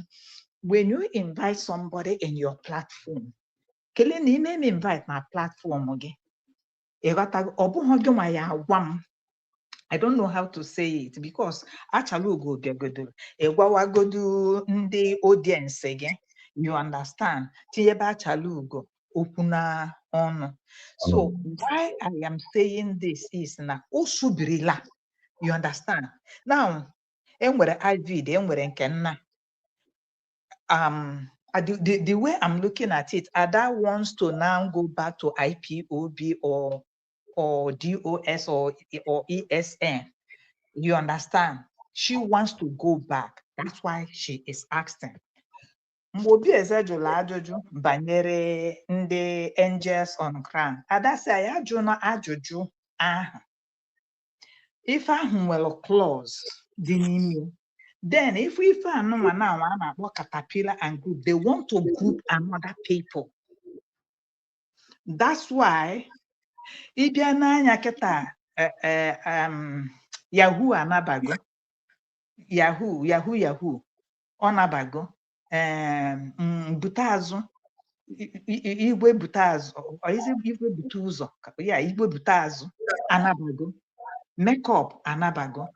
Enwere kele na icheki datin oge ajụrụ ajụjụ ahụ ọsọ obeze ya bana n'ime ya ga na that side. Amam na uche gị ọ gara nya ọ sị ya ga na that side maka agawa n'ime ihe ụfọdụ ịghọtago apụta. So there are things that they are planning. Mana I like kwa otu o si eje o because Ada is a Confucianist. Mana mma like ka ọ banye ebe a. Ọ banyezi ebe a. Map bụ ọnụ uke. Ọ bụrụ ga-esi na eze Methuselah 1000 teeth na obuchitugo. Methuselah is there. Achalugo is there. I will want her. Then ọ bụrụ na o mezuo ichizugo. Ọ ba ebe a, ọ ba ebe a, ọ ba ebe a. Ọ ya ka m chọrọ ka mwepụta this particular informations. So we are not moved.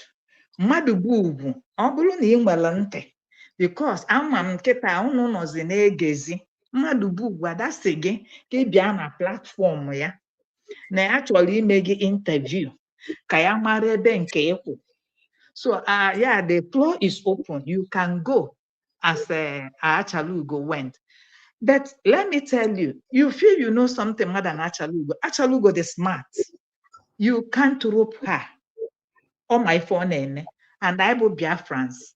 Anya wagukwania Gordia. Then only if you can and only obona no na ime. Egotago if you will like visitation. Now, Kelena Biko, ifa analyze a food confusion under our weputere. Kelena, Mazi Kelena, when would you edegeka that na be mazina mo de canon on our zogo dendoya. Egotago, then Obiane order about 100 men and about Avid. These are from the DOS, from the DSS, these are the things they want to carve out. Because these are the things they were using before. You understand? But why is it that this Achalugo, Methuselah, Map, Nando to her, they have seen the extent of USB redeclared? Why are they not talking about it? It means that they are not yet convinced.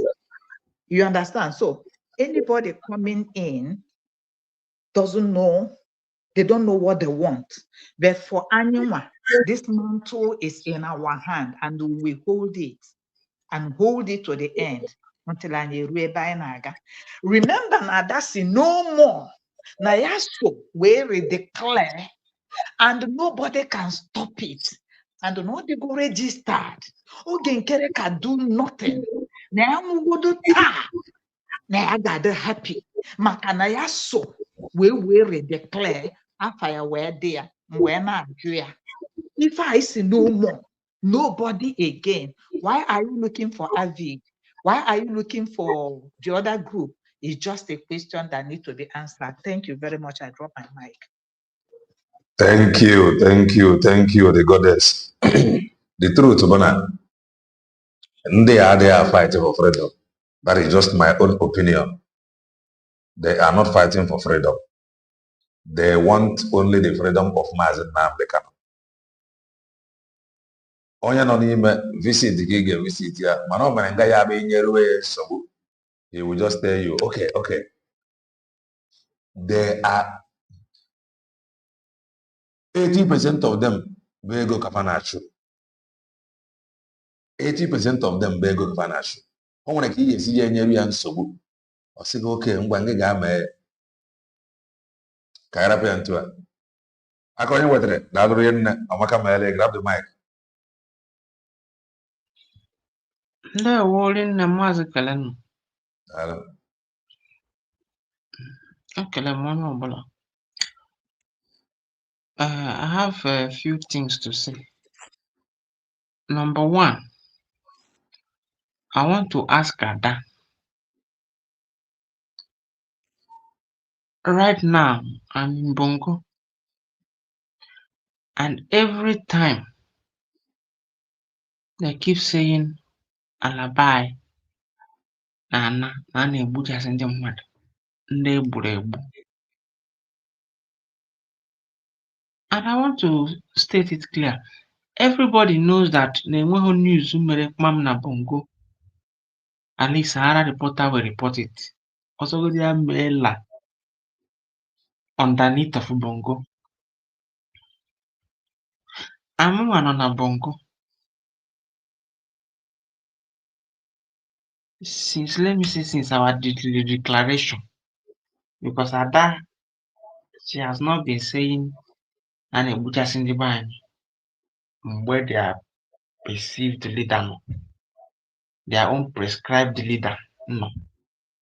Over 2 billion. It was after her fallout, she started complaining. Nandibani, Ebucha Sindibani, Nandibani Lamu. I feel me on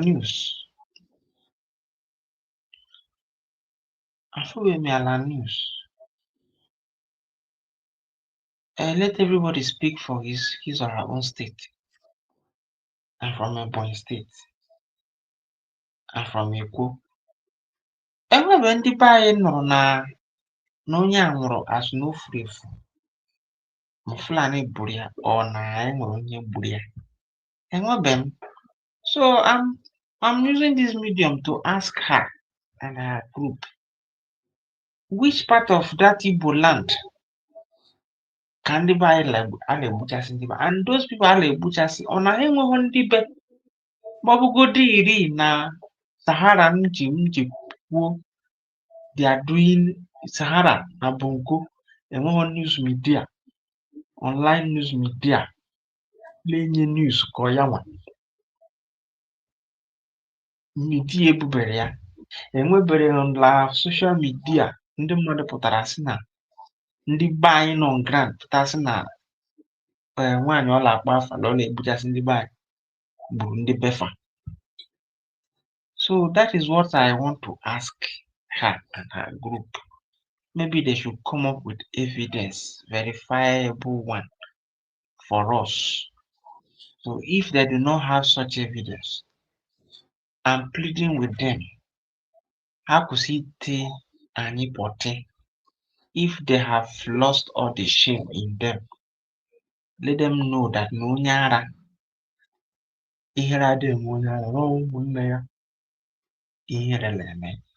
we are ashamed of them.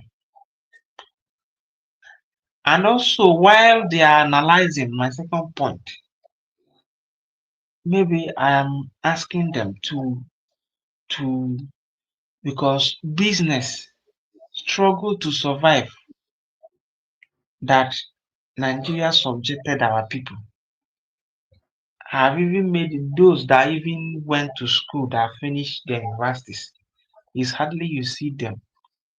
Hardly you see them continue in research of new thing or even this Biafra. So we have problems have made our people to only base on information from online, both verified and unverified. That is why many people were led astray by DOS. So I'm advising and pleading with them. They should cut out of their time to visit. I'm not okay. Cut out of their time to visit Real Biafran TV. Have a dose of the teaching that young man is taking out his time to educate our people on how to get this Biafra in this present time we are. The things we need to invest our energy, not on irrelevant issues. How to re-strategize, both in those in the US, whatever group you are. Visit that guy and hear from him. And let us try that way. Because you can't keep doing the same thing and expecting different results. They say it is insanity. We have tried sensitization all the time that MNK was available with us. His own time was consumed by sensitizing our people. Simon Ekpa took over. He said that it's no longer time for sensitization, that this is time for action and repositioning of the struggle. He did it in multidimensional way, and they landed him where he is today. Dr. Abeze has come out. She did not want to. I remember the broadcast she made saying that Finland jailed PM, saying that he was looking for Biafra illegally and inciting our people. That is why they jailed him. That he want to assure Finland that she will look for Biafra now in all legal means and approach that is available to our disposal. And Biafra TV is doing a great job on it. So I'm advising them, while they are analyzing people, confusing their Umajans, let them carve out their time also to pull from the extract of Biafra TV and tell their Umajan. I like the phrase Chino used today. He said that time has passed when we thought that Biafra would come through our imagination, how we want it. That the time has passed. That the time we are now is time to do what we need to do.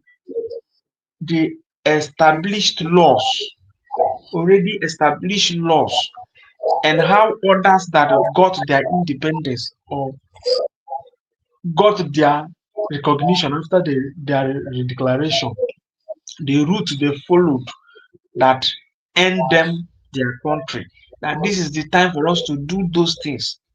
So they should stop living in their illusion, thinking that what they want, coming on social media, calling Netanyahu and Donald Trump and whatever, that it will change the handwriting on the wall.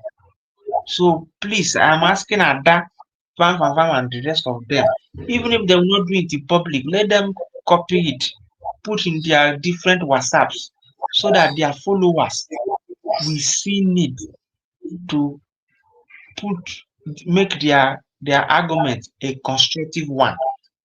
That is my second point. My third point is caterpillar. M ga-asụ ya n'Igbo. Ihe m ga-eji sụọ ya n'Igbo bụ ka first hand people ya nụ ya bụrụ ndị Igbo. Ịwọchị ihe caterpillar ha na gentle ha na ikwe bute ụzọ ha na all those faces nọ na take over the social media si na ha bụ ndị na-echekwaba ala be anyị. Iflipuo ya efu na ihe ha na-egosi from ihe caterpillar na-ekwu today bụ na enwebeghị ebe anyị ji eje. after I don't know the exact months error with USB. Before you have issue with Dr. Ngozi, you did not tell us the issue. All you are telling us today, blackmailing us emotionally, is that you did not tell us verify evidence about the one from Bakassi. Somebody abịasị don't work with ndị na-enye ego, come and work with us. With them. So we don't know. He didn't tell us. He did not carry out the project. Go against the code of conduct guideline in your room. I will say okay. Not to give security information. Bupụtie n'iro wee na-eche ka onye dị ka m kọrọ gị aka. Ihe unu na-egosi anyị bụ na men adịghịzila ala Igbo. Ihe unu na-egosi anyị bụ na ihe niile ọnụ niile unu na-etu ma ụgbọgbu afa niile unu na-aza bụ egbe ọnụ unu na-agba. So mlasịkwa unu asịkwana ebe onye bi ka ọ lawachi ma ị nọ n'ime ọhịa o ma ị nọ n'iro. Chetakwa na 1967 mgbe Ojukwu declared Republic of Biafra, that the fight then was a fight to survive. That is why people go and listen to the documentary of Zebediah Igwe alias Fortad, I don't remember his name. He said he was begging his father to be enlisted in the army.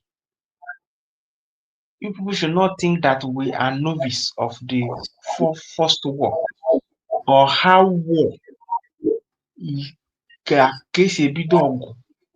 or how army, the idea of how army is established. Unu eche na majority of us ji emotion achọ nwụrụ onwe anyị adịghị stupid, but ebe ọbụla isi mara na your first call of duty ma nwere mwakpo enwere n'ala Igbo ka o si gbatakwuru today ga-abụgodi from ala be nna gị. So ị nọrọkwala eme because Gentle bụ onye Imo steeti, ọnụ niile o turu ordinary udele bịara iwe ọsọ pụtabịasị na udele ya nwụọ ọnwụ ike. Ọla nwụọ ọnwụ ike since ebido bụba ndị niile ala eme ihe ọjọọ nọ na nwụọla. Onwe onye nụrụ mkpọtụ unu, onwe onye mara agha ma agha orielu unu ka unu na-eme. Unu marakwa ha ihe oji ncha asa ahụ marakwa ma anya ya. So ọkụ ya bụ ihe m nwere ike ịgwa gị.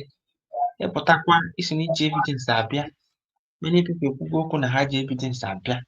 Up to date we have better evidence. So we wish maybe you will come up with the evidence that may make us hit Dr. Abueze.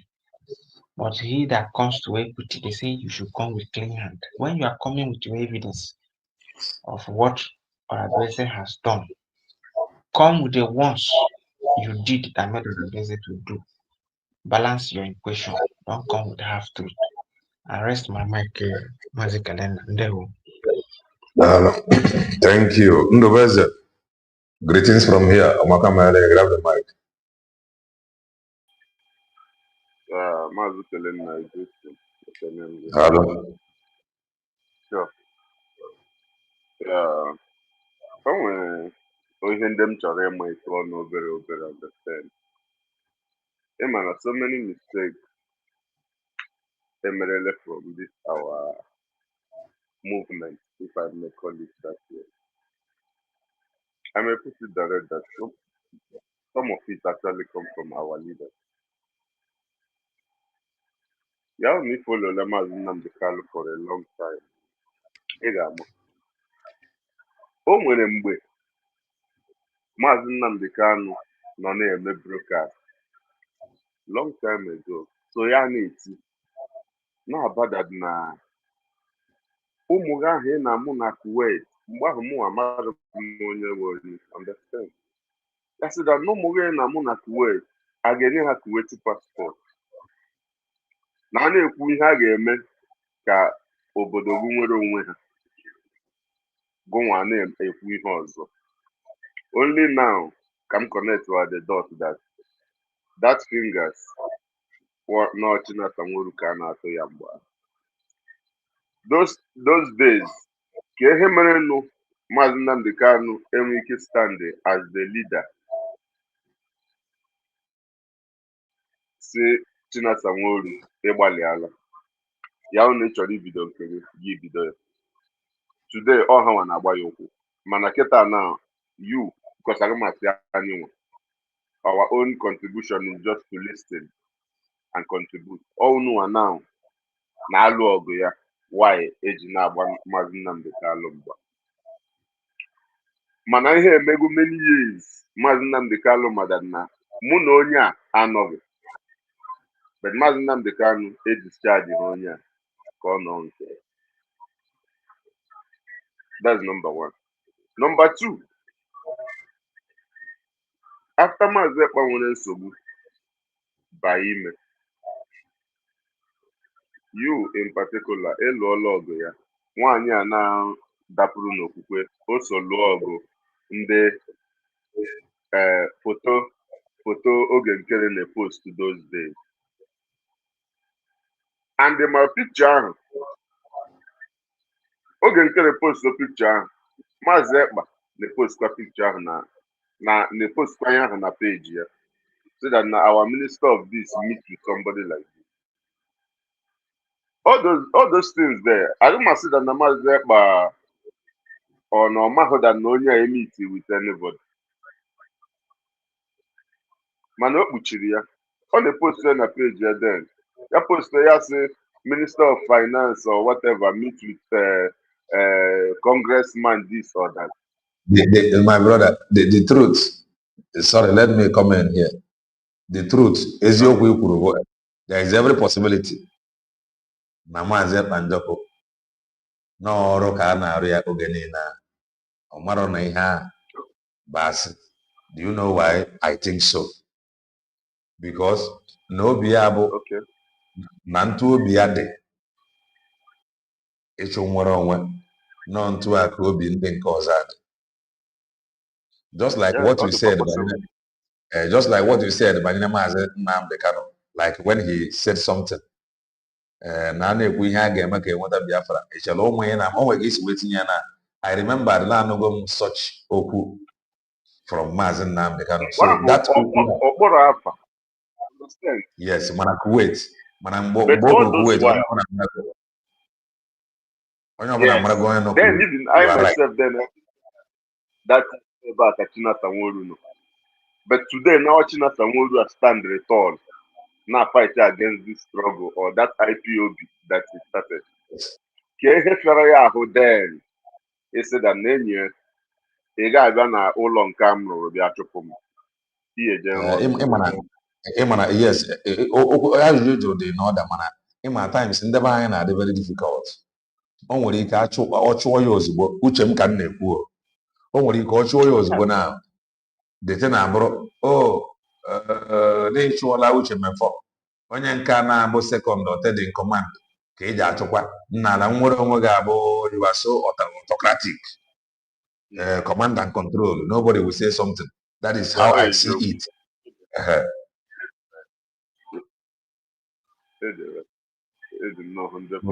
Maybe mgbe ha ga-asị that not only iri ego. So now, all this you are right actually. Then a na-ekwu okwu ihe a now.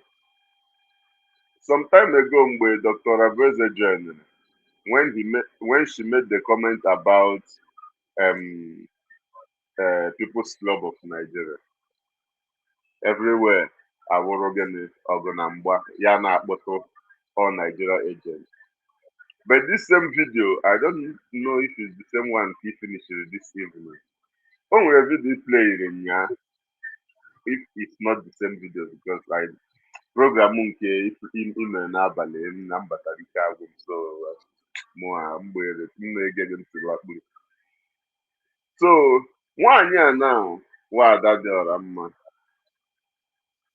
all the proud enough to say that who is Ngozi, who is this, who is Achalugo that she's talking to, what, that do they know when she was talking to Ohaneze Ndigbo, when she was having meeting with Ohaneze Ndigbo?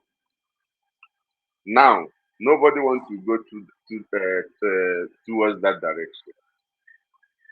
But Yaworo or Dr. Abeze, when you could have Ketana, Egana, no Pampoto, Yam GMA program.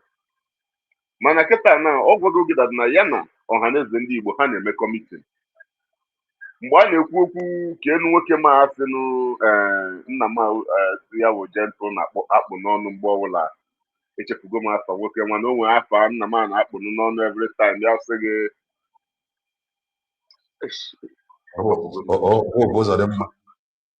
Hope o nwere onye ọzọ na that same ebe eni ọgụ ha dara bụ tii ya sị ọ na-akpọ ekpocha ma edu abalị ka ọ gịnị so Edi ahụ ọnụ. Edi ahụ ọnụ. O nwekwele mgbe nwaanyị Amara m ya, but I know he always call Edi ahụ ọnụ. Taa ka ọ dị nwaanyị a na-ekwukwele that na ya na onye a na-ekwu na phone na one of her video. But onweghị nke a niile now all innocent ka ọ dị onwero because Ngozi Orabueze enwero time ka a bịa rụọ aka n'ike shiwe n'imi. Today now ọ mapụtala ka ihe ọ na-ekwu okwu ya sị gị that na unu, which she mentioned you, she mentioned Kai, and she mentioned I think Exodus. That na ihe unu focusuru would have not kpọrọ Achalugo na platform ya. But that you guys don't want to talk about the, will I call it allegation, about onye si ya bụ onye amị ka ọ gịnị played against this our DPM. Nke ahụ now. So you watch who that na so many mistakes Eshigo our leaders n'aka bịa na this struggle, which is part of what ihe dọlaga anyị azụ. Understand? Because na ịga lezi anya na nwaanyị a na-eti mkpu a niile ekwesịrị ịkpọkwa nwaanyị ajụọ ya some ajụjụ. O nwere kọmentị mekere esida na ana Obieze na-anarị akpọ ya akpọ na akpọrọ Obieze akpọ ka ọ bịa tinye ọnụ n'okwu. Echi ọkịta na echi ma nwanne echi nwaanyị a na-eme program kpọọ nwaanyị a na fon ọwụ nọmba niile ka ọ na-epe ike. Okay, watch ya ihe mere ebe a kịta na that na the lady kpọrọ ya nụ. Then mgbe the lady kpọrọ Achalugo a na-ajụ ka the lady ma onwe ya introduce ya sị gị na ya nwee jiri ike ajụ ha fa. Mana mgbe ọ kpọrọ Obieze ya nwejizi aka ya nwa ma Obieze introduce to Achalugo. Ịhụgori that na ihe ọbụla a na-eme onye ọbụla ekeela asị na ekee na ama eburuziela ọnụ n'otu ha nwee keele ịhụrụ otu Obieze ji batakwanụ asị tie ọnụ n'okwu ihe ọ sịrị that na ebe unu na-ana eme mitin unu nidikwara iweta obodo maka na ala ha na-ala ala ụmụ aja and ala ụmụ aja anyị ọ ya ala because onwe uru ha bara anyị n'ogbe adị anyị.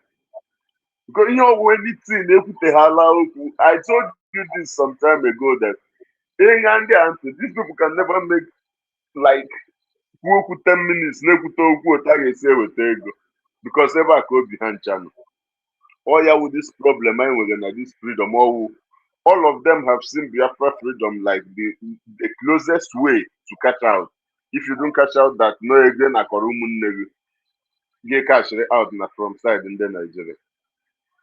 Ọ ya ga-eme Ikenga Oluku a na mma otu o si bido ahịa ya nụkwa olu m na mma otu o si bido ahịa ga-apụta kịta na ya yiri jaket ya dịka oyi ọtụgbuole m na because mụ na onwe m na-ahụ efe ka mgbọ anyị ma na anyị baga winta mana oyi atụwabeghị na ihe ka nọ wee pre oyi atụwabeghị ọ na mụ na ịnọ na Joburg here. mana echekwa m masị na ọ nọzi Ghana ka ọ bụ ụdị okwu adịghị correct. Ama mụ ma onwebeghị no matter that na o ruole some weeks amụ erube m Joburg town but onye amụ na ịnọ na Joburg here except ma onwe otu o si pụọ ya akwụkwa nọ Joburg na the only place ị ga-ahụ ya na ebe ọ ya isi na Mozambique onweghị dịka Ghana except ma ọ hapụla side except ma ọ nyụrụela ala ebe a which mụ amagodida na o nwere onye nke mụ na ya nọgodi this same week na-ekwu okwu maka daga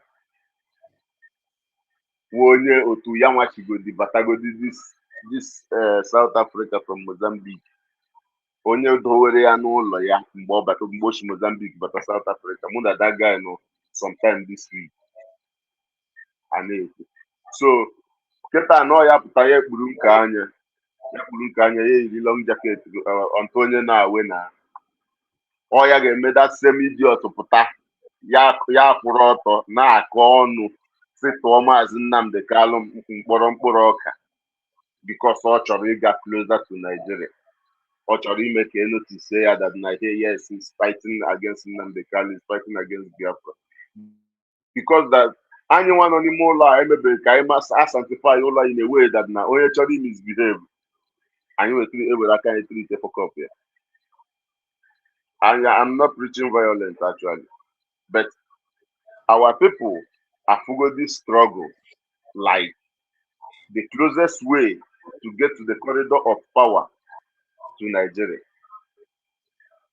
This same Chinasa Nworu, just as you rightfully said that no Yamere Ojideka Maazị Nnamdi Kalụ with some things or ya chọrọ ime or ye welata aka because ị chọrọ ime ya ị bịa chewe the result maybe onye amarago 1 or 2 secrets ọ dị ka mgbe ọ na Maazị Nnamdi Kalụ pụta ya sịrị da na enwe 3 secrets iji eweta Biafra na DOS ma 1 na ya nwa ama the other 2 na amaghị ya.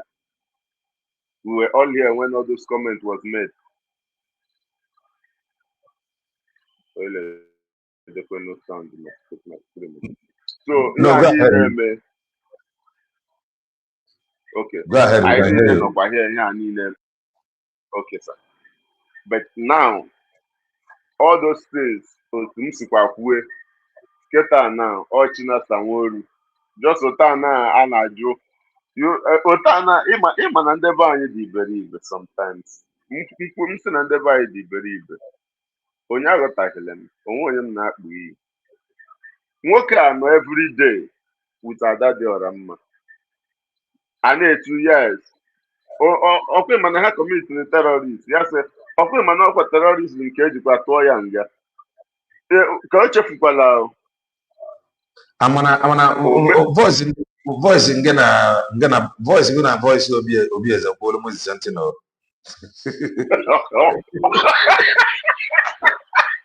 no much go for na group anyị na South Africa ka m kwuchara okwu ofu onye asị m enyi ya Mbaka na-ekwu msi biko aka pụkwala unu so kịta na Obieze na-adị m arapụ maka biko Obieze ka ọ gịnị ka ọ kpọrọ ya elecha na ihe niile a na-ekwu legodinu ụdịrị ajụjụ olukwu nwoke a pụtara na-ajụ mmadụ o nwere akwụkwọ a na-enye unu unu were ga mee Simon attack like evidence ana legodi no dịrị ajụjụ onye a na-agwa gị na ha nwere gị continue kwa na-ajụkwa the same ajụjụ mana legodi nwaanyị nọ gị nsozi ka m were nke nọ ya nso because ama m na ha abụọ nọrọ okwu ebe mana onye nke ọrụ ma ọnụ ha olu gị ọkpọọ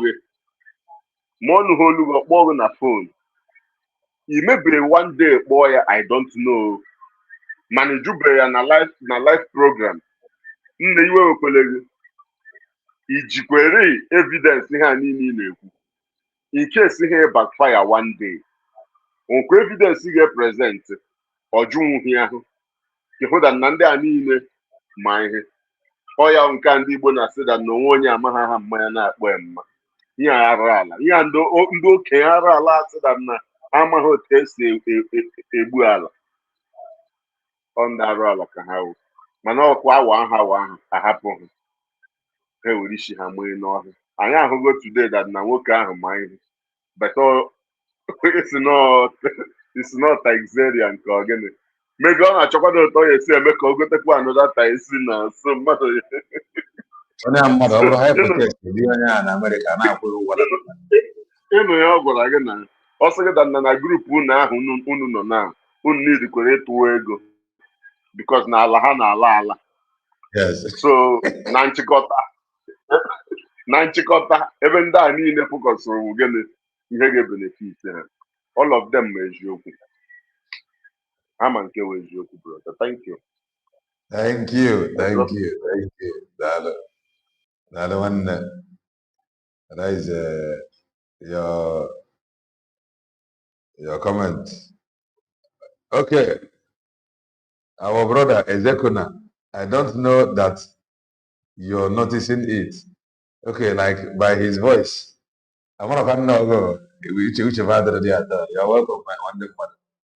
How are you doing? No, you're welcome.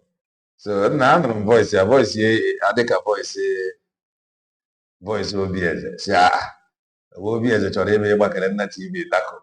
But Mboga Kuzio Bugambra, what to lawyer, he do call in. That is that. No, one mother. You're welcome. It is well. In Haiga, Mama, well, I'm what it is. That is one thing we must understand.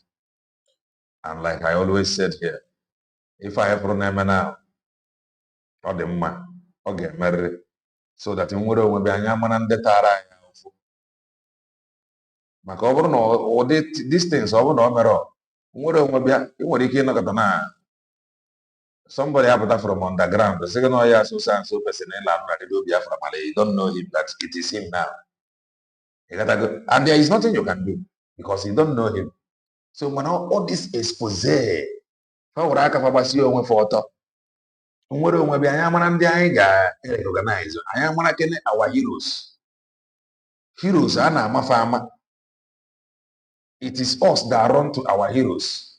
We introduce our heroes, not our heroes running to us to explain to us, don't you know me? Don't you know I am China Samoru of Edo Biafra? The Kelena TV will be shocked. Are you serious? A couple, he fought now.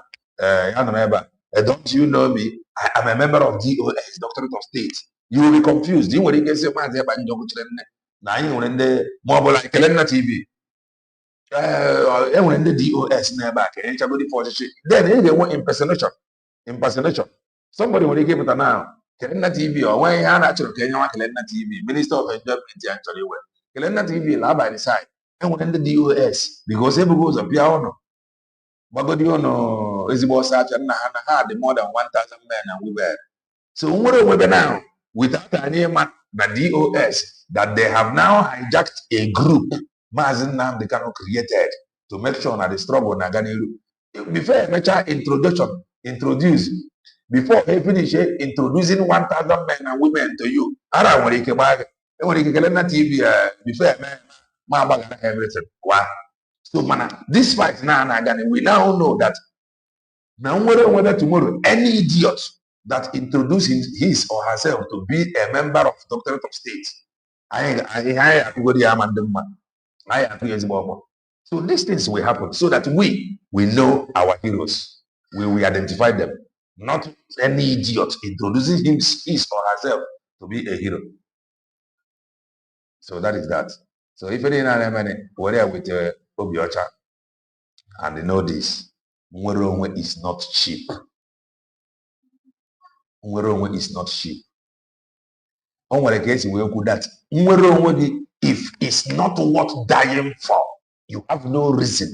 Onye nke na-esi na agba ya ja Abuja commander ka agwara ya ja Abuja commander abụọ ọsọ ọ bụrụ Kelena TV ja Abuja ihe ọ nọziri ịdị na nneka ego bụ ihe ọ chọrọ iri let's say no na agwara ya eziokwu nna as a commander na-eme ife siri ike Abuja ka ije eje na ka onwe ife a na-ekwu the guy man agba ọsọ adị onye na-enye ego nri o ọ ka mma na-enyezi ego nri na because you don't want to move to the next level. If you want to confront what is before you, you must come to the front. Asọrọkwa m ya mee but ya bụrụ nnọọ na-agwazi onye a nna take up a heavy task and deliver it. Ọ bụrụ asịrị ya na-akọ ya ọ bụ ife anyị ga na-anụ ihe a na-akọ ya bụ asịrị. So these things will happen ka ị mara ndị bụ ndị nza. These things will happen ka ị mara ndị chọrọ nwere onwe. So nwere onwe is not cheap. It is not. Maazị Ekpanjọkụ gwara gị na na-atụrụ ya ogbe n'igwe. You must be uncomfortable n'ebe ị nọ before you go nwere onwe. If you are not uncomfortable,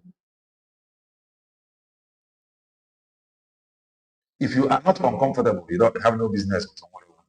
That is the truth.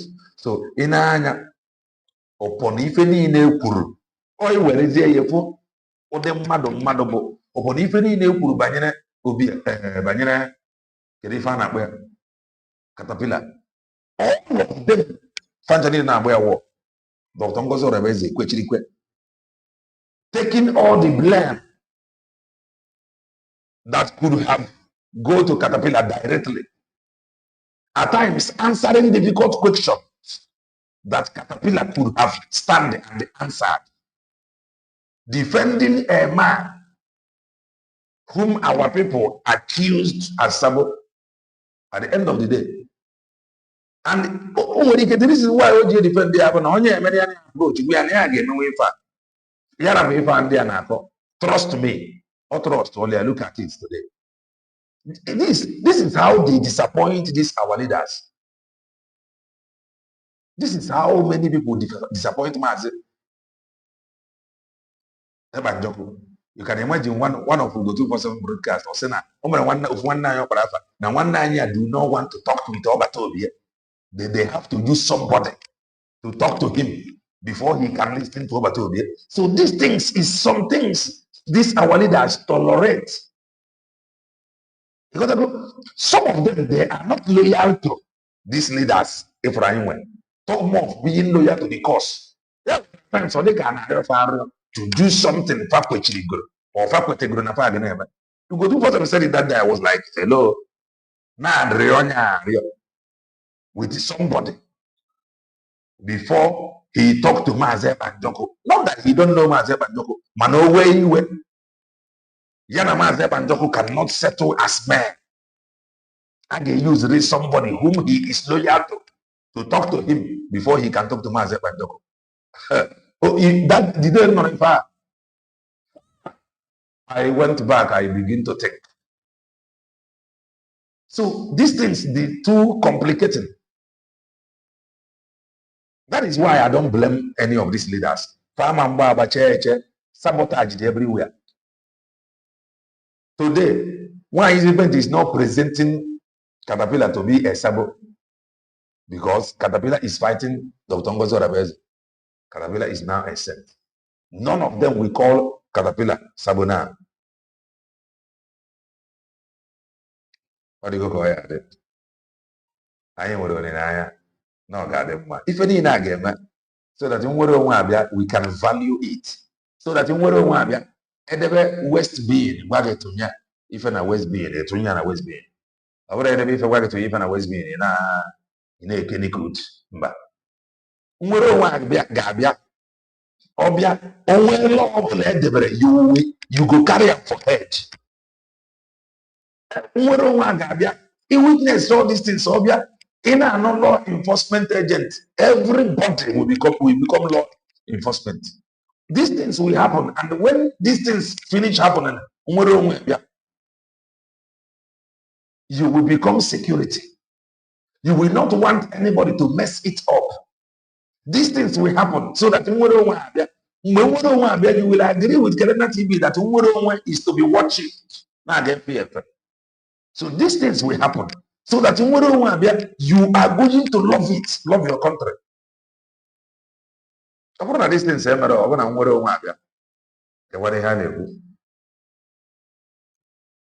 So it will happen. These things again, maybe you love, you have endless love for freedom.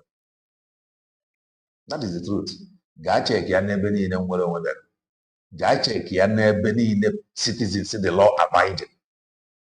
Their ancestors paid the ultimate price. Their ancestors dozizi obodo.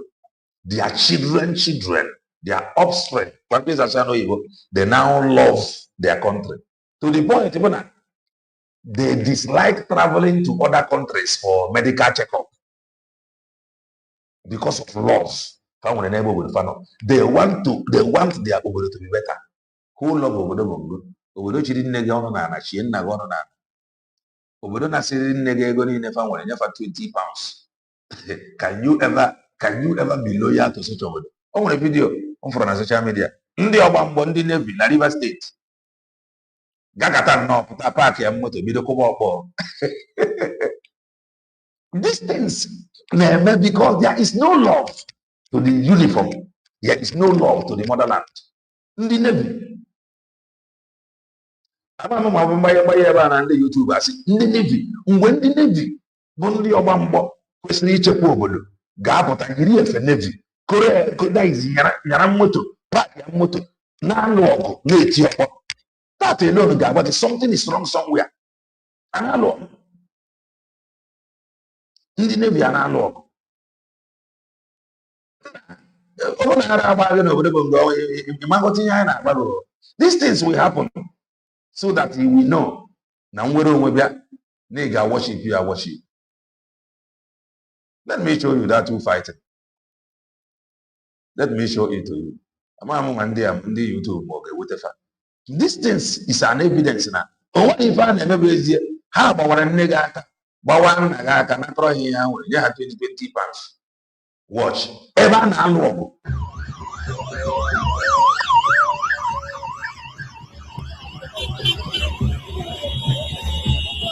Watch ya. Just watch.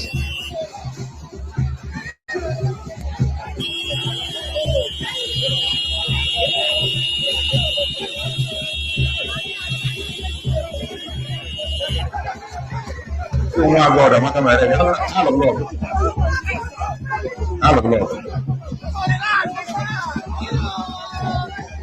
Ike asịrị ndị YouTube adịa kwepụrụ ka ha na-alụ ọgụ.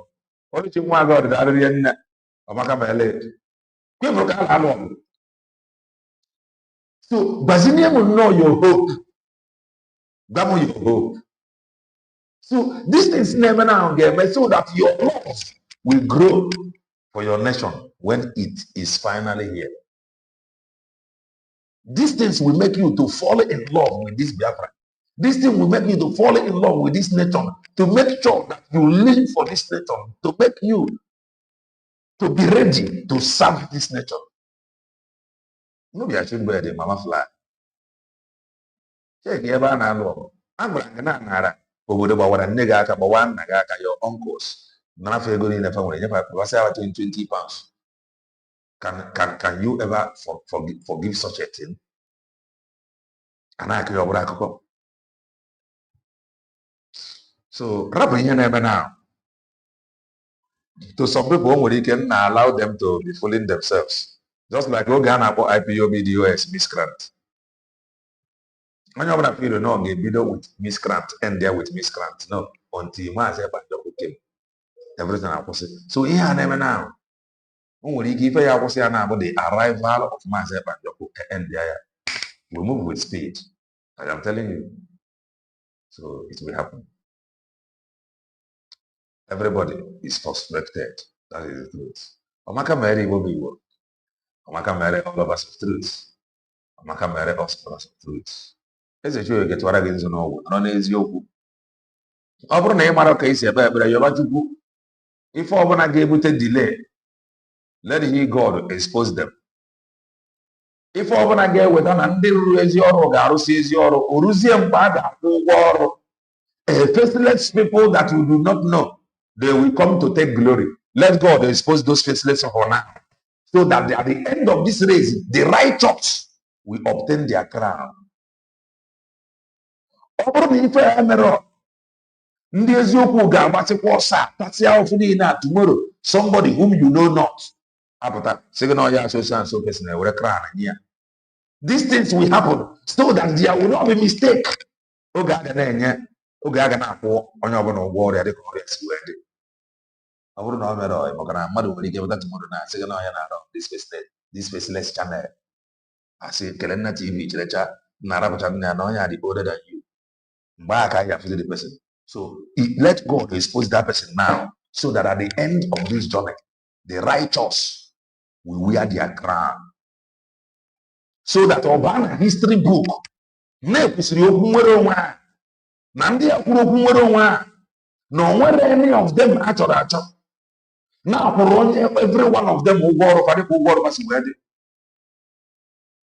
na ndị niile kwuru okwu nwere onwe ha na fancha niile nwetara their reward na ndị niile kwuru okwu nwere onwe ha na o mere onye nwụrụ na ịrapụ this planet in regret. These things will happen.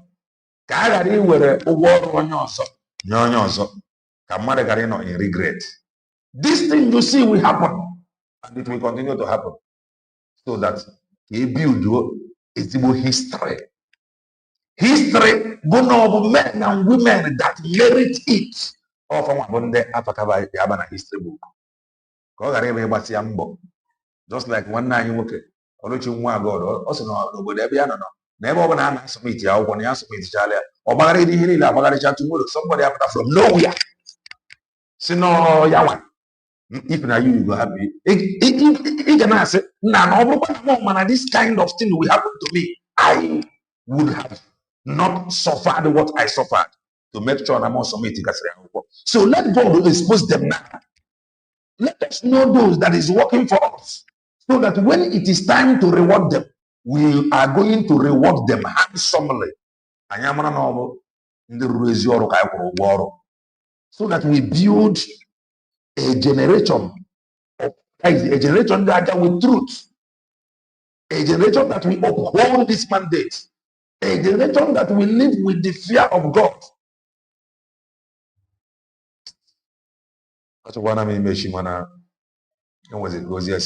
So these things will happen.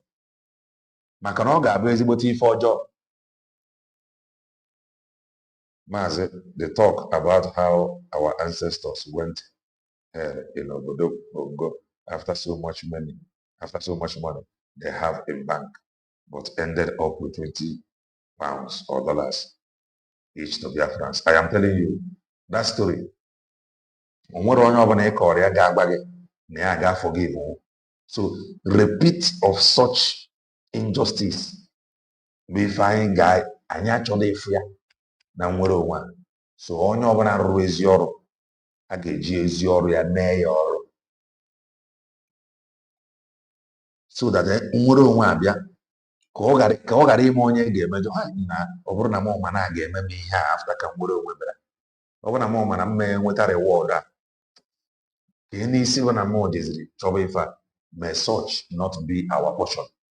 Anybody that will come to take another man's glory, let God expose them now so that at the end of this journey, the righteous will stand and take their glory. Mazi, Abuja is under siege. I think some hours ago, I read out the travel warning the American issue. So you put over all the Abuja na abụrụ nwe fọsọ ka asị na agbara kọmanda ka ife eji eme na Abuja ya kọmanda abụrụ fọsọ ị chọrọ igbu na Abuja. Ọ na-ekwu ya ka o kpegbuo nwa Dr. Ngozi Orebeze esi m jere Abuja ke n'ife na kọmanda ke ife na kọmanda ị chọrọ ije Abuja ihe ị chọrọ ịnọ na anịba anya na-akwụgharị ya Abuja ebe n'isi obodo ya Abuja n'isi obodo amaka mere Igbo ugbu a. Stay blessed. Bye for now.